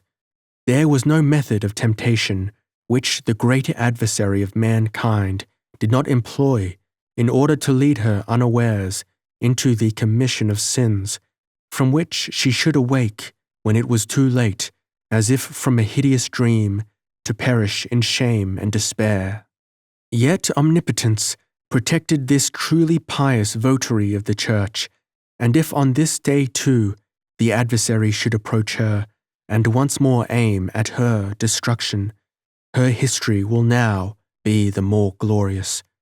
I request then your most zealous prayers, not that this chosen votary may be firm and unchanged in her resolve, for her mind has long been devoted wholly to heaven, but that no earthly misfortune may interrupt the solemn act of her investiture, or disturb her thoughts in that sacred act. I must confess that a mysterious timidity and apprehension has got possession of my mind, for which I am unable to account, but which I have no power of resisting. Hereupon it became clear and obvious that the abbess alluded to me alone as that evil adversary, that destructive demon, who would probably interrupt the ceremony. She had heard of my arrival, and being aware of my previous history, had imagined that I came with the fixed intention of committing some new crime to prevent Aurelia from taking the veil. The consciousness how groundless were these suspicions, and of the change which my mind had undergone, caused, for the moment, a sinful feeling of self-approbation, which I ought to have repressed, but which, like other vices, obtained a victory before I was on my guard. The abbess did not vouchsafe towards me a single look, or the slightest sign of recognition. Hereupon I felt once more that proud spirit of scorn and defiance by which I had been formerly actuated towards the princess in the residence, and when the abbess spoke these words, instead of wishing, as of yore, to humble myself before her in the dust, I could have walked up to her and said, "Wert thou always so pure and elevated in soul, that the pleasures of terrestrial life never had for thee any attraction? When thou daily sawest my father, wert thou so well guarded by devotion that sinful thoughts never entered into thy mind? Or when adorned with the infula and crosier, in all thy conventual dignity, did his image never wake within thee a longing desire to return into the world? Hast thou contended with the dark powers as I have done, or canst thou flatter thyself with having gained a true victory if thou hast never been called into severe combat? Deem not thyself so proudly elevated that thou canst despise him, who submitted indeed to the most powerful of enemies, yet again raised himself up by deep repentance and the severest penance. The sudden and demoniacal change that I had undergone must have been visible in my exterior looks and deportment, for the brother who was next to me inquired, "What is the matter with you, Brother Medardus? Why do you cast such angry looks towards the truly sanctified abbess?" "Aye, indeed," answered I, almost audibly. "She may indeed be sanctified, for she carried her head always so high that the contamination of profane life could not reach her, and yet, methinks, she appears to me at this moment less like a Christian saint than a pagan priestess, who, with the bloody knife in her hand, prepares to immolate before an idol her human victim." I know not how I came to pronounce these blasphemous words, which were out of the track of my previous ideas, but with them arose in my mind a multitude of the most horrible and distracting images, which seemed to unite and harmonize together as if for the purpose of gaining more strength, and effectually obtaining the victory over any degree of rational self-possession I had left. Aurelia was forever to forsake and renounce this world. She was to bind herself, as I had done, by a vow that appeared to me only the invention of religious fanaticism, to renounce all earthly enjoyments. Old impressions, which I had believed forever lost, revived on me with tenfold strength and influence. My attention was again wholly engrossed by the one idea, that Aurelia and the monk should yet be united, though it were but for a moment, and then perish together, a sacrifice to the subterranean powers of darkness. Nay, like a hideous spectre, like Satan himself, the thought of murder once more rose on my mind. I beheld myself with the bloody dagger in my hand. Alas, poor blinded wretch! I did not perceive that at that moment, when I had conceived such resentment against the abbess for her supposed illusions, I was given up a prey to perhaps the severest trial to which the power of the devil had ever subjected me, and by which I was to be enticed to the most hideous crime of which I had yet even dreamed. The brother to whom I had spoken looked at me terrified. "For the love of God and all the saints," said he, "what words are you muttering there?" The abbess was now about to leave the hall. On her retreat, her eyes accidentally encountered mine. I perceived that she immediately grew pale, and she tottered and must lean on the attendant nuns. Methought also I could distinguish the words, "Merciful heaven, my worst fears then are confirmed." Soon after, she summoned the prior Leonardus to a private audience, but, meanwhile, the bells were again rung, and with them was united the deep thundering notes of the organ. The consecration anthem was just begun, and was distinctly heard from the church, when the prior returned into the hall. Now the monks of the different orders arranged themselves, all in solemn processions, and advanced towards the church, which was now just as crowded as it used formerly to be at the anniversary of the blessed Saint Bernard.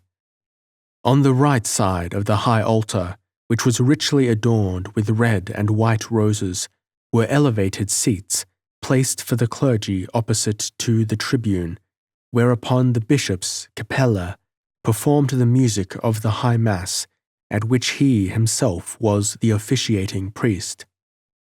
One of the monks with whom I had formerly been acquainted, and to whom probably Leonardus had given directions, called me to take my place next to him. I perceived that he watched even my slightest movements, and he insisted that I should pray without ceasing out of my breviary. The decisive moment was now drawing near. The nuns of St. Clare assembled themselves within the small square, enclosed by an iron railing, before the high altar, while, through a private window from behind the altar, the Cistercians brought forward Aurelia.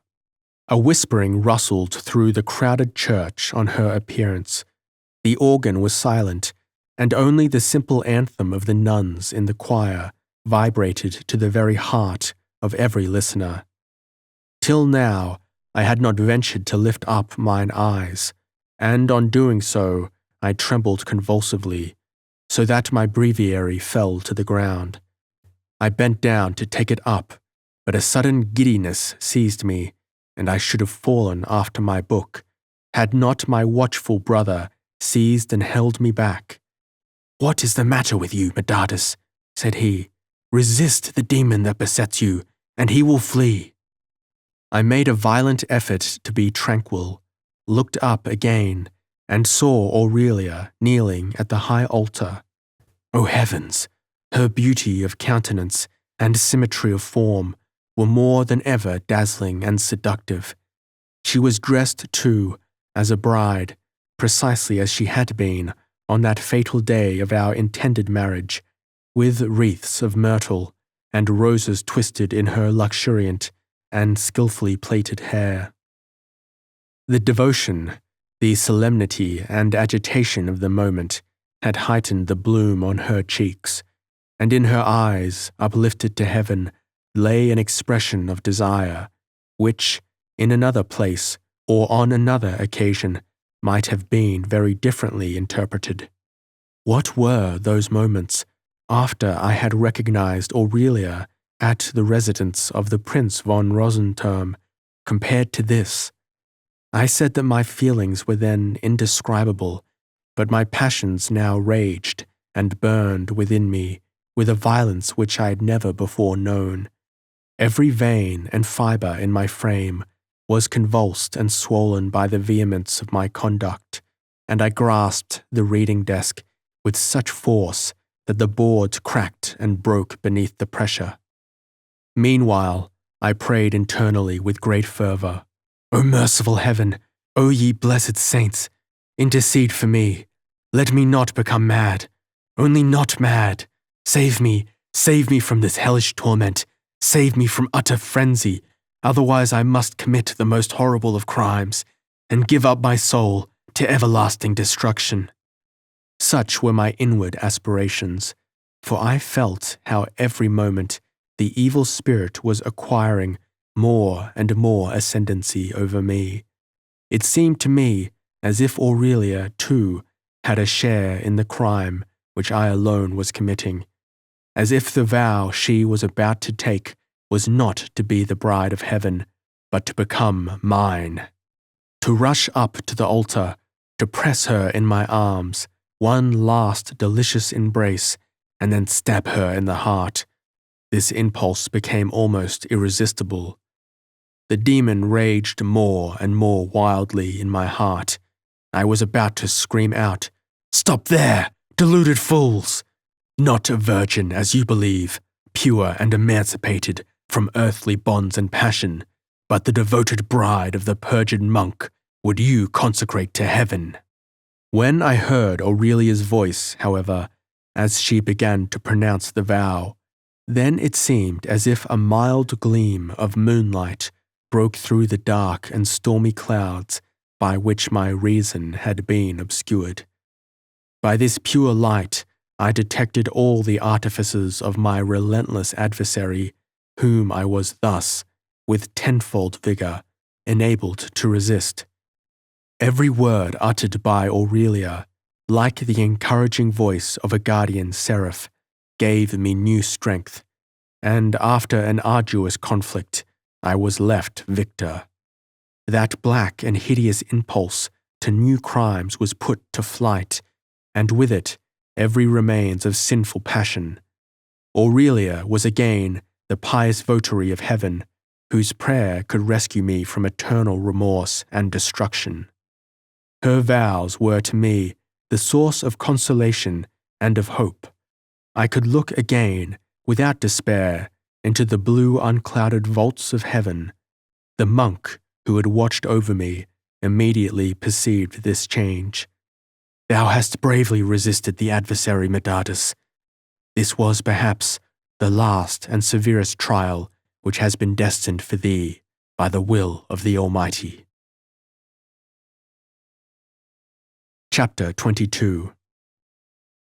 The vow was now pronounced, and during that part of the service, consisting of question and response, sung by the nuns of St. Clare, the veil was to be laid on Aurelia.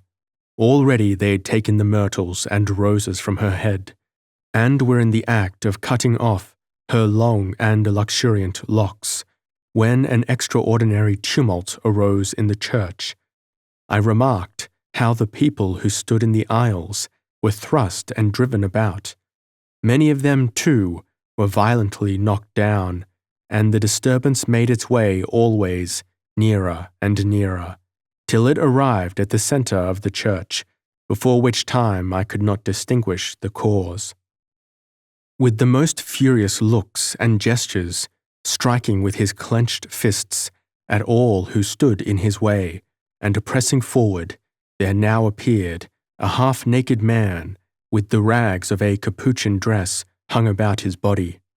At the first glance, I recognized my diabolical double, but already at the moment when, anticipating some horrible event, I was in the act of leaving the gallery to throw myself in his way, the horrible wretch had leaped over the railing of the altar.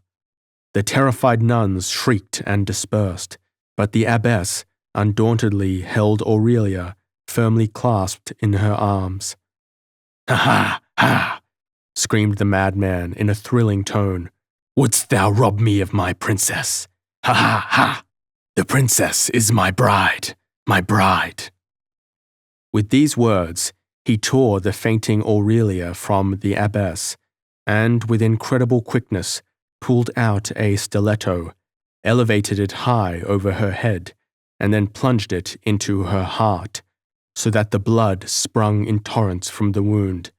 "Hurrah! Hurrah!" cried the maniac. "Now I have won my bride, have won the princess." With these words, he rushed through the private grating behind the altar and disappeared. The church aisles and vaults reverberated with the deafening shrieks of the nuns and outcries of the people. "Murder! Murder at the altar of the Lord!" cried they, crowding to the spot. "Watch all the gates of the convent, that the murderer may not escape," cried Leonardus in a loud voice, and many accordingly left the church, seizing the staves and croziers that had been used in the procession, and rushing after the monster through the aisles of the convent.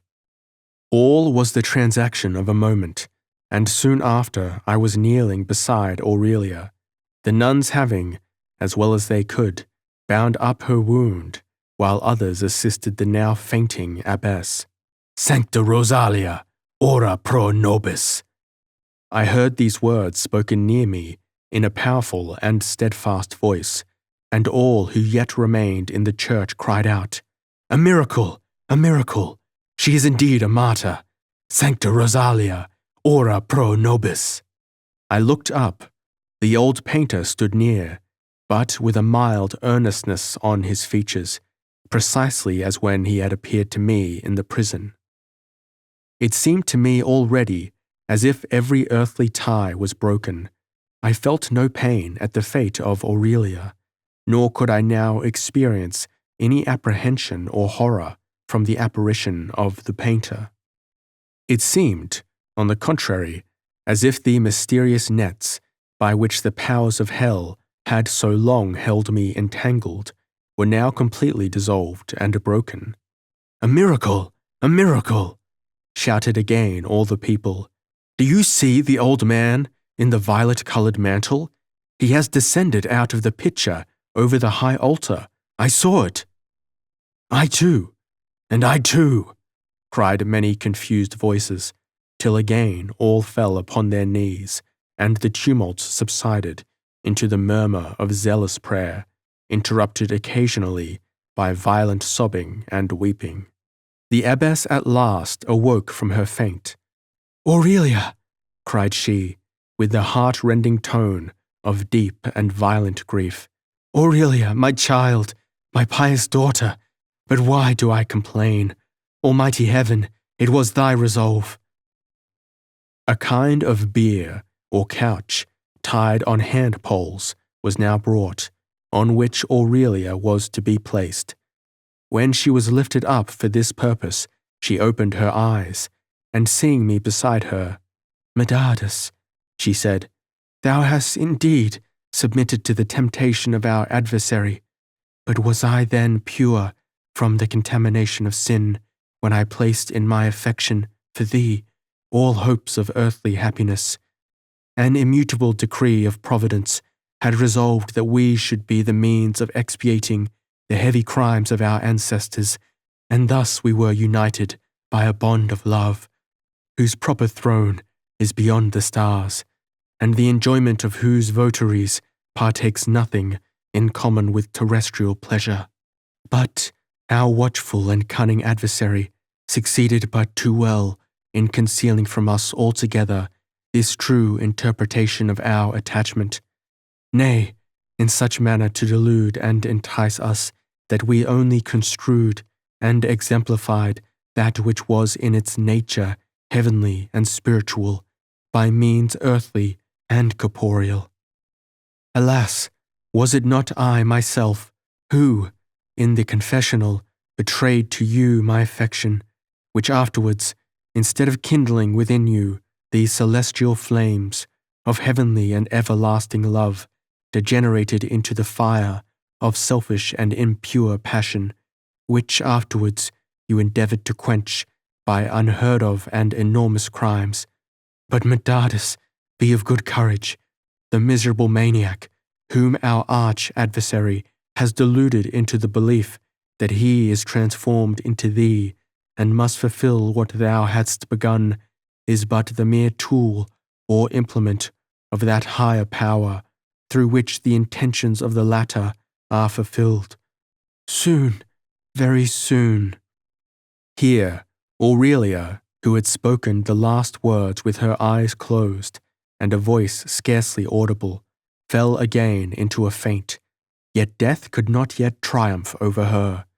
Indeed, all that she had said was but in fragments and single words, so broken and disjointed that it was with much difficulty the sense could be collected, which I have above put together. "Has she confessed to you, reverend sir?" said the nuns. "Have you consoled her?" "By no means," said I. "She has indeed poured consolation on my mind, but I am unable to aid her. Happy art thou, Medardus. Thy trial will soon be at an end, and I then am free." It was the painter who stood near me, and who had spoken these last words. I went up to him and began, "Forsake me not, then, thou wonderful and miraculous man, but remain ever with me." I know not how my senses, when I wished to speak farther, became, in the strangest manner, confused and lost. I could not bring out a word, but fell into a state betwixt waking and dreaming, out of which I was roused by loud shouts and outcries. I now no longer saw the painter. My attention was directed only to a crowd of countrymen, citizens from the town, and soldiers who had forced their way into the church, and insisted that it should be allowed them to search through every apartment of the convent, as the murderer certainly must be still within its walls. The abbess, who was afraid of the disorders that would ensue, refused this, but notwithstanding the influence of her high dignity, she could not appease the minds of the people. They reproached her, on the contrary, with a wish to conceal the murderer, because she was a monk, and raging more violently, threatened to force for themselves that admittance which she had refused. Leonardus then mounted the pulpit, and after a few words of admonishment on the sins of profaning a sanctuary by such tumult, he assured them that the murderer was by no means a monk, but a madman, whom he himself had taken out of compassion into his convent, where he had, to all appearance, died, but, after being carried to the dead room, had unaccountably recovered from his supposed death, and escaping, taking with him an old tunic, which, at his earnest request, had been charitably lent to him during his stay in the monastery. If he were now concealed anywhere within these walls, it would be impossible for him, after the precautions that had been taken, to make his escape. The crowd were at last quieted, and permitted the removal of Aurelia. It was found that the bier on which she was placed could not be carried through the wicket door behind the altar. It was, therefore, brought in solemn procession through the aisle of the church and across the court into the convent. The abbess, supported by 2 nuns, walked close behind the bier. 4 Cistercian sisters carried over it a canopy, and all the rest followed. Then the brethren of the different orders, and lastly the people, who now behaved with the most respectful silence. The bier was covered with roses and myrtle wreaths, and thus the procession moved slowly on. The sisters, who belonged to the choir, must have returned to their station, for as we reached the middle of the long, spacious aisle, deep, fearful tones of the organ sounded mournfully from above. Then, lo, as if awoke by those notes, Aurelia once more raised herself slowly up and lifted her clasped hands in fervent prayer to heaven. Again the people fell upon their knees and called out, Sancta Rosalia, ora pro nobis. Thus was the vision realized, which, at my first meeting with Aurelia, I had announced, though then actuated only by base and devilish hypocrisy. The bier was first set down in the great hall of the convent, and as the nuns and the brethren formed a circle and prayed around her, she suddenly fell into the arms of the abbess with a long, deep sigh. She was dead.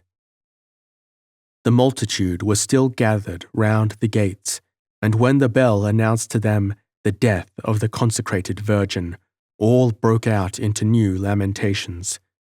Many of them made a vow to remain in the village till after the funeral of Aurelia, and to devote that period to fasting and prayer. The rumor of this fearful event was rapidly spread abroad, so that Aurelia's obsequies, which were solemnized 4 days thereafter, resembled one of the highest festivals of the Church on the canonization of a saint. Formerly, as on St. Bernard's Eve, the convent lawn was covered with a great crowd from the town of Königswald and from all quarters, but there was no longer to be heard among them the wonted voice of mirth. Their time was spent in sighs and tears, and if a voice was raised aloud, it was but to utter execrations against the murderer, who had supernaturally vanished, nor could a trace of him be discovered. Far deeper was the influence of these 3 days, which I spent mostly in the garden chapel, on the wheel of my soul, than my long laborious penitence in the Capuchin convent of Rome. When I reflected on my past life, I perceived plainly how, although armed and protected from earliest youth with the best lessons of piety and virtue, I had yet, like a pusillanimous coward, yielded to Satan, whose aim was to foster and cherish the criminal race from which I was sprung, so that its representatives might still be multiplied, and still fettered by bonds of vice and wickedness upon the earth. My sins were but trifling and venial when I first became acquainted with the choir-master's sister, and first gave way to the impulses of pride and self-confidence. But, alas, I was too careless to remember the doctrine which I had yet often inculcated on others, that venial errors, unless immediately corrected, form a sure and solid foundation for sins which are mortal. Then the devil threw that elixir into my way, which, like a poison working against the soul instead of the body, completed his victory over me.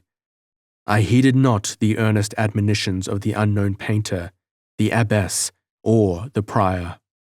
Aurelia's appearance at the confessional was a decisive effort for my destruction.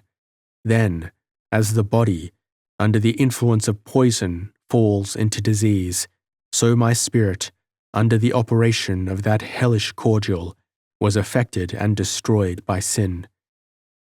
How could the votary, the slave of Satan, recognize the true nature of those bonds by which omnipotence, as a symbol of that eternal love, whose marriage festival is death, had joined Aurelia's fate and mine?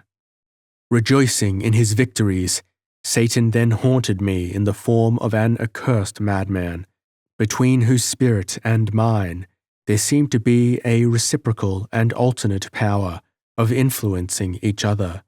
I was obliged to ascribe this apparent death, of which I was in reality guiltless, to myself, and thus became familiarized with the thought of murder.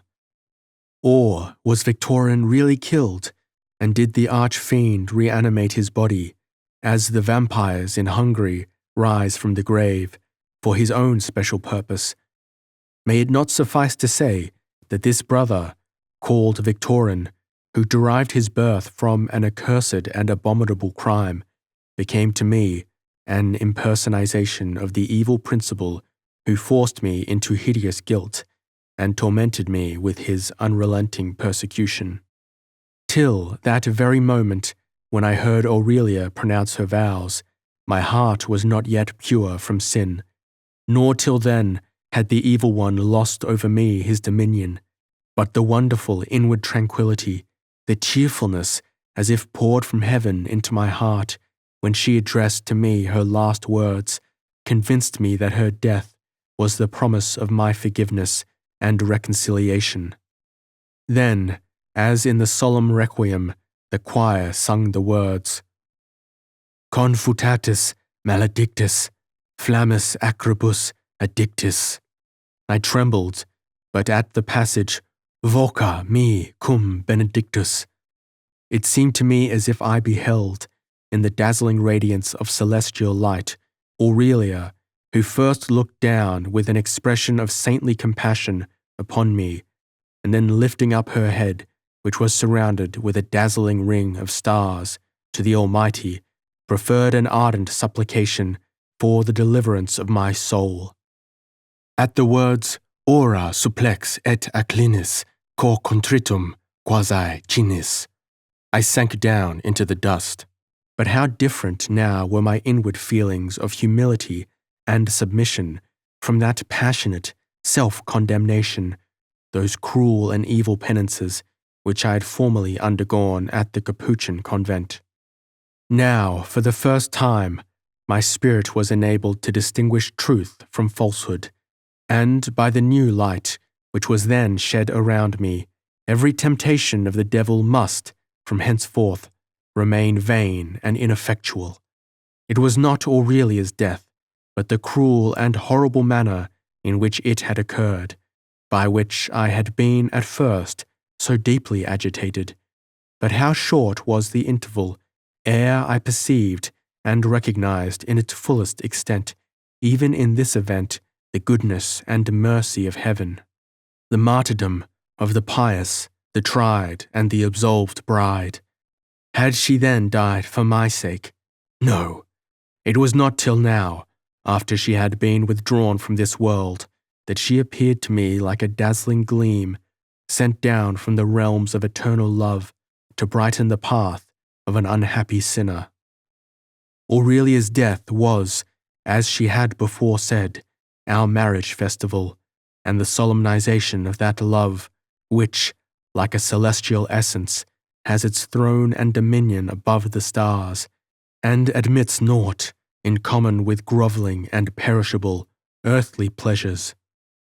These thoughts indeed raised me above myself, and accordingly these 3 days in the Cistercian convent might truly be called the happiest of my life. After the funeral obsequies, which took place on the 4th day, Leonardus was on the point of returning with the brethren home to his own convent. When their procession was ready to set out, the abbess summoned me to a private audience. I found her alone in her high, vaulted parlour, the same room wherein I had my first introduction, and which then inspired me with such awe and terror. She was now in the greatest emotion, and tears burst involuntarily from her eyes. Son Medardus, said she, for I can again address you thus, all now is known and explained to me, so that I have no questions to ask. You have at last survived the temptations by which, unhappy and worthy to be pitied, you were assailed and overtaken. Alas, Medardus, only she alone, who intercedes for us at the judgment throne of heaven, is pure from sin. Did I not stand on the very brink of the abyss, when, with a heart given up to the allurements of earthly pleasure, I was on the point of selling myself to a murderer? And yet, son Medardus, and yet I have wept sinful tears in my lonely cell when thinking of your father. Go then, in God's name. Every apprehension by which I had often been assailed, that in you I had reared and educated even the most wicked of the race, is banished from my soul. Farewell. Leonardus, who had no doubt revealed to the abbess whatever circumstances of my life yet remained unknown to her, proved to me by his conduct that he also had forgiven me, and recommended me in his prayers to heaven.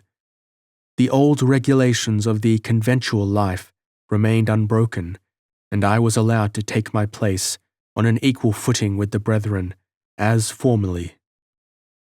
One day the prior desired to speak with me. "Brother Medardus," said he, "I should like still to impose upon you one act of penitence." I humbly inquired wherein this was to consist. "I advise you," answered Leonardus, "to commit to paper a history of your life. In your manuscript, do not leave out any incident, not only of those which are leading and important, but even such as are comparatively insignificant. Especially, detail at great length whatever happened to you in the varied scenes of the profane world. Your imagination will probably, by this means, carry you back into that life which you have now forever renounced. All that was absurd or solemn, mirthful or horrible, will be once more vividly impressed on your senses. Nay, it is possible that you may, for a moment, look upon Aurelia, not as a nun and a martyr, but as she once appeared in the world. Yet, if the evil one has wholly lost his dominion over you, if you have indeed turned away your affections from all that is terrestrial, then you will hover, like a disengaged spirit, as if on seraph's wings, above all these earthly remembrances, and the impression thus called up will vanish without ever leaving any trace behind." I did as the prior had commanded, and alas, the consequences were such as he had desired me to expect. A tempest of conflicting emotions, of pain and pleasure, of desire and abhorrence, rose in my heart as I revived the circumstances of my life. Thou, to whom I have already addressed myself, who mayest one day read these pages, I spoke to thee more than once of the highest meridian sunlight of my love, when Aurelia's image arose in all its celestial beauty on my soul. But there is a love far different from terrestrial passion, which last generally works its own destruction. There is another and far more different love, and in this may be truly found that meridian sunlight which I described, when, far removed above the influences of earthly desire, the beloved object, like a gleam from heaven, kindles in thy heart all the highest, the holiest, and most blissful inspirations which are shed down from the realms of the saints on poor mortals. By this thought I had been refreshed and comforted, when, on my remembrance of the most seductive moments which this world bestowed on me, tears yet gushed from mine eyes, and wounds, long cicatrized, broke open and bled anew. I know that probably, in the hour of death, the adversary will yet have power to torment me, but steadfastly and with fervent longing I wait for the moment which is to withdraw me from this life, for it is on that event that the fulfillment of all that Aurelia, all that the blessed Saint Rosalia has promised to me, depends. Pray, pray for me, O ye beatified Virgin, in that dark hour, that the powers of hell, to which I have so often yielded, may not once more, and for the last time, conquer me, and tear me with him to the abyss of everlasting destruction. Chapter 23. Additions by Father Spiridion, librarian of the Capuchin monastery at Königswald. In the night of the 3rd to the 4th September, in this year 17 blank, much that is worthy of being recorded has happened in our monastery. It might be about midnight, when in the cell of Brother Medardus, which was next to mine, I overheard a strange noise of stammering and laughing, which continued for a considerable time, and at intervals I heard also obscure sounds of lamentation, sobbing and groaning. It seemed to me as if I could distinguish the articulate accents of a most disagreeable broken voice, from which I involuntarily recoiled and shuddered, and which pronounced the words, "Brudeline, Brudeline, come with me, the bride is here, the bride is here." I immediately started up, and wished to inquire for Brother Medardus, but then there fell upon me an unaccountable and supernatural horror, so that my limbs shook and my jaws clattered, as if in the cold fit of an ague. Thereafter I went not into the cell of Brother Medardus, but to the prior, and with some trouble woke him from his sleep. The prior was much alarmed by the description of which I had heard, and desired me to bring consecrated candles, and then we should both go to the assistance of Medardus. I did as he commanded me, lighted the candles at the lamp beside the image of the Blessed Virgin in the aisle, and we went along the corridor till we came near the cell. There, Brother Leonardus stood for some time, listening at the door, but the voice which I had described to him was no longer to be heard. On the contrary, we observed a pleasant silvery sound, as of the ringing of bells, and methought the air was filled with the fragrance of roses. Leonardus was about to enter, when the door opened, and lo, there stepped forth the form of a very tall man, with a long white beard, attired in a dark violet-coloured mantle. I was indescribably terrified, knowing well that this must be a supernatural apparition, for the convent gates were all firmly locked, and it was impossible for any stranger, without my knowledge, to have gained admittance.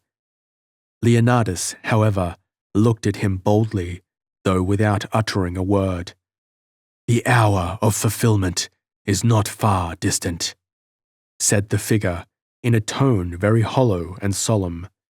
With these words he vanished in the obscurity of the corridor, so that my fear was greatly increased, and I had almost let the candles fall out of my hand. The prior, who, by his extreme piety and strength of faith, is wholly protected from any such fear of ghosts, took me by the arm. "Now," said he, "let us go and speak with Brother Medardus." We entered accordingly, and found our brother, who for some time past had been in very weak health, already dying. He could no longer speak, and breathed with great difficulty. The prior assisted him, and I went to ring the great bell and awaken the brethren. Rise up! Cried I in a loud voice. "Brother Medardus is on the point of death." They all attended on the instant, so that not one of our number was wanting, and stood, with consecrated candles in their hands, round the couch of the dying man, every one feeling for him deep regret and compassion. Leonardus commanded that he should be laid on a bier, carried down to the church, and placed before the high altar, which was accordingly done. There, to our utter astonishment, he recovered, and began to speak. Leonardus, after confession and absolution had been regularly gone through, administered the last unction. Thereupon, while the prior continued with the dying man, consoling and supporting him, we betook ourselves to the choir, and sang the usual dirge for the soul's weal of our departing brother. On the following day, namely, on the 5th September, 17 _, exactly as the convent clock struck 12, Brother Medardus expired in the arms of the prior. We remarked that it was precisely on the same day, and at the same hour, in the preceding year, that the nun Rosalia, in a horrible manner, just after she had taken the vows, had been murdered. At the funeral, during the requiem also, the following circumstance occurred. We perceived that the air was strongly perfumed by roses, and on looking round, saw, that to the celebrated picture of St. Rosalia's martyrdom, painted by an old unknown Italian artist, which was purchased for a large sum by our convent in Rome, there was a large garland affixed of the finest and freshest roses, which at this late season had become very rare. The porter said that early in the morning a ragged, very miserable-looking beggar, unobserved by any of us, had climbed up to the picture and hung on it this wreath. The same beggar made his appearance before the funeral was over and forced his way among the brethren. We intended to order him away, but when Leonardus had sharply looked at and seemed to recognize him, he was allowed, by the prior's order, to remain. He was afterwards, by his earnest entreaty, received as a lay monk into the convent by the name of Brother Peter, as he had been in the world called Peter Schönfeld, and we granted him this honoured name so much the more readily, as he was always very quiet and well behaved, only now and then made strange grimaces and laughed very absurdly, which, however, as it could not be called sinful, only served for our diversion. The prior said that Brother Peter's intellectual light was quenched and obscured by the vapours of folly, so that nothing in this world appeared to him without being strangely caricatured and metamorphosed. We scarcely understood what the learned prior meant by these allusions, but perceived that he had known something of the former life of our lay brother Peter, which induced him charitably to admit the poor man among us. Thus to the manuscript, which is said to contain an account of our late brother's life, but which I have not read, I have added, not without labour, and all to the greater glory of God and our religion, this circumstantial history of his death. Peace to the soul of Medardus, and may the Almighty one day call him to a blessed resurrection, and receive him into the choir of the saints, for his death was indeed very pious. The End.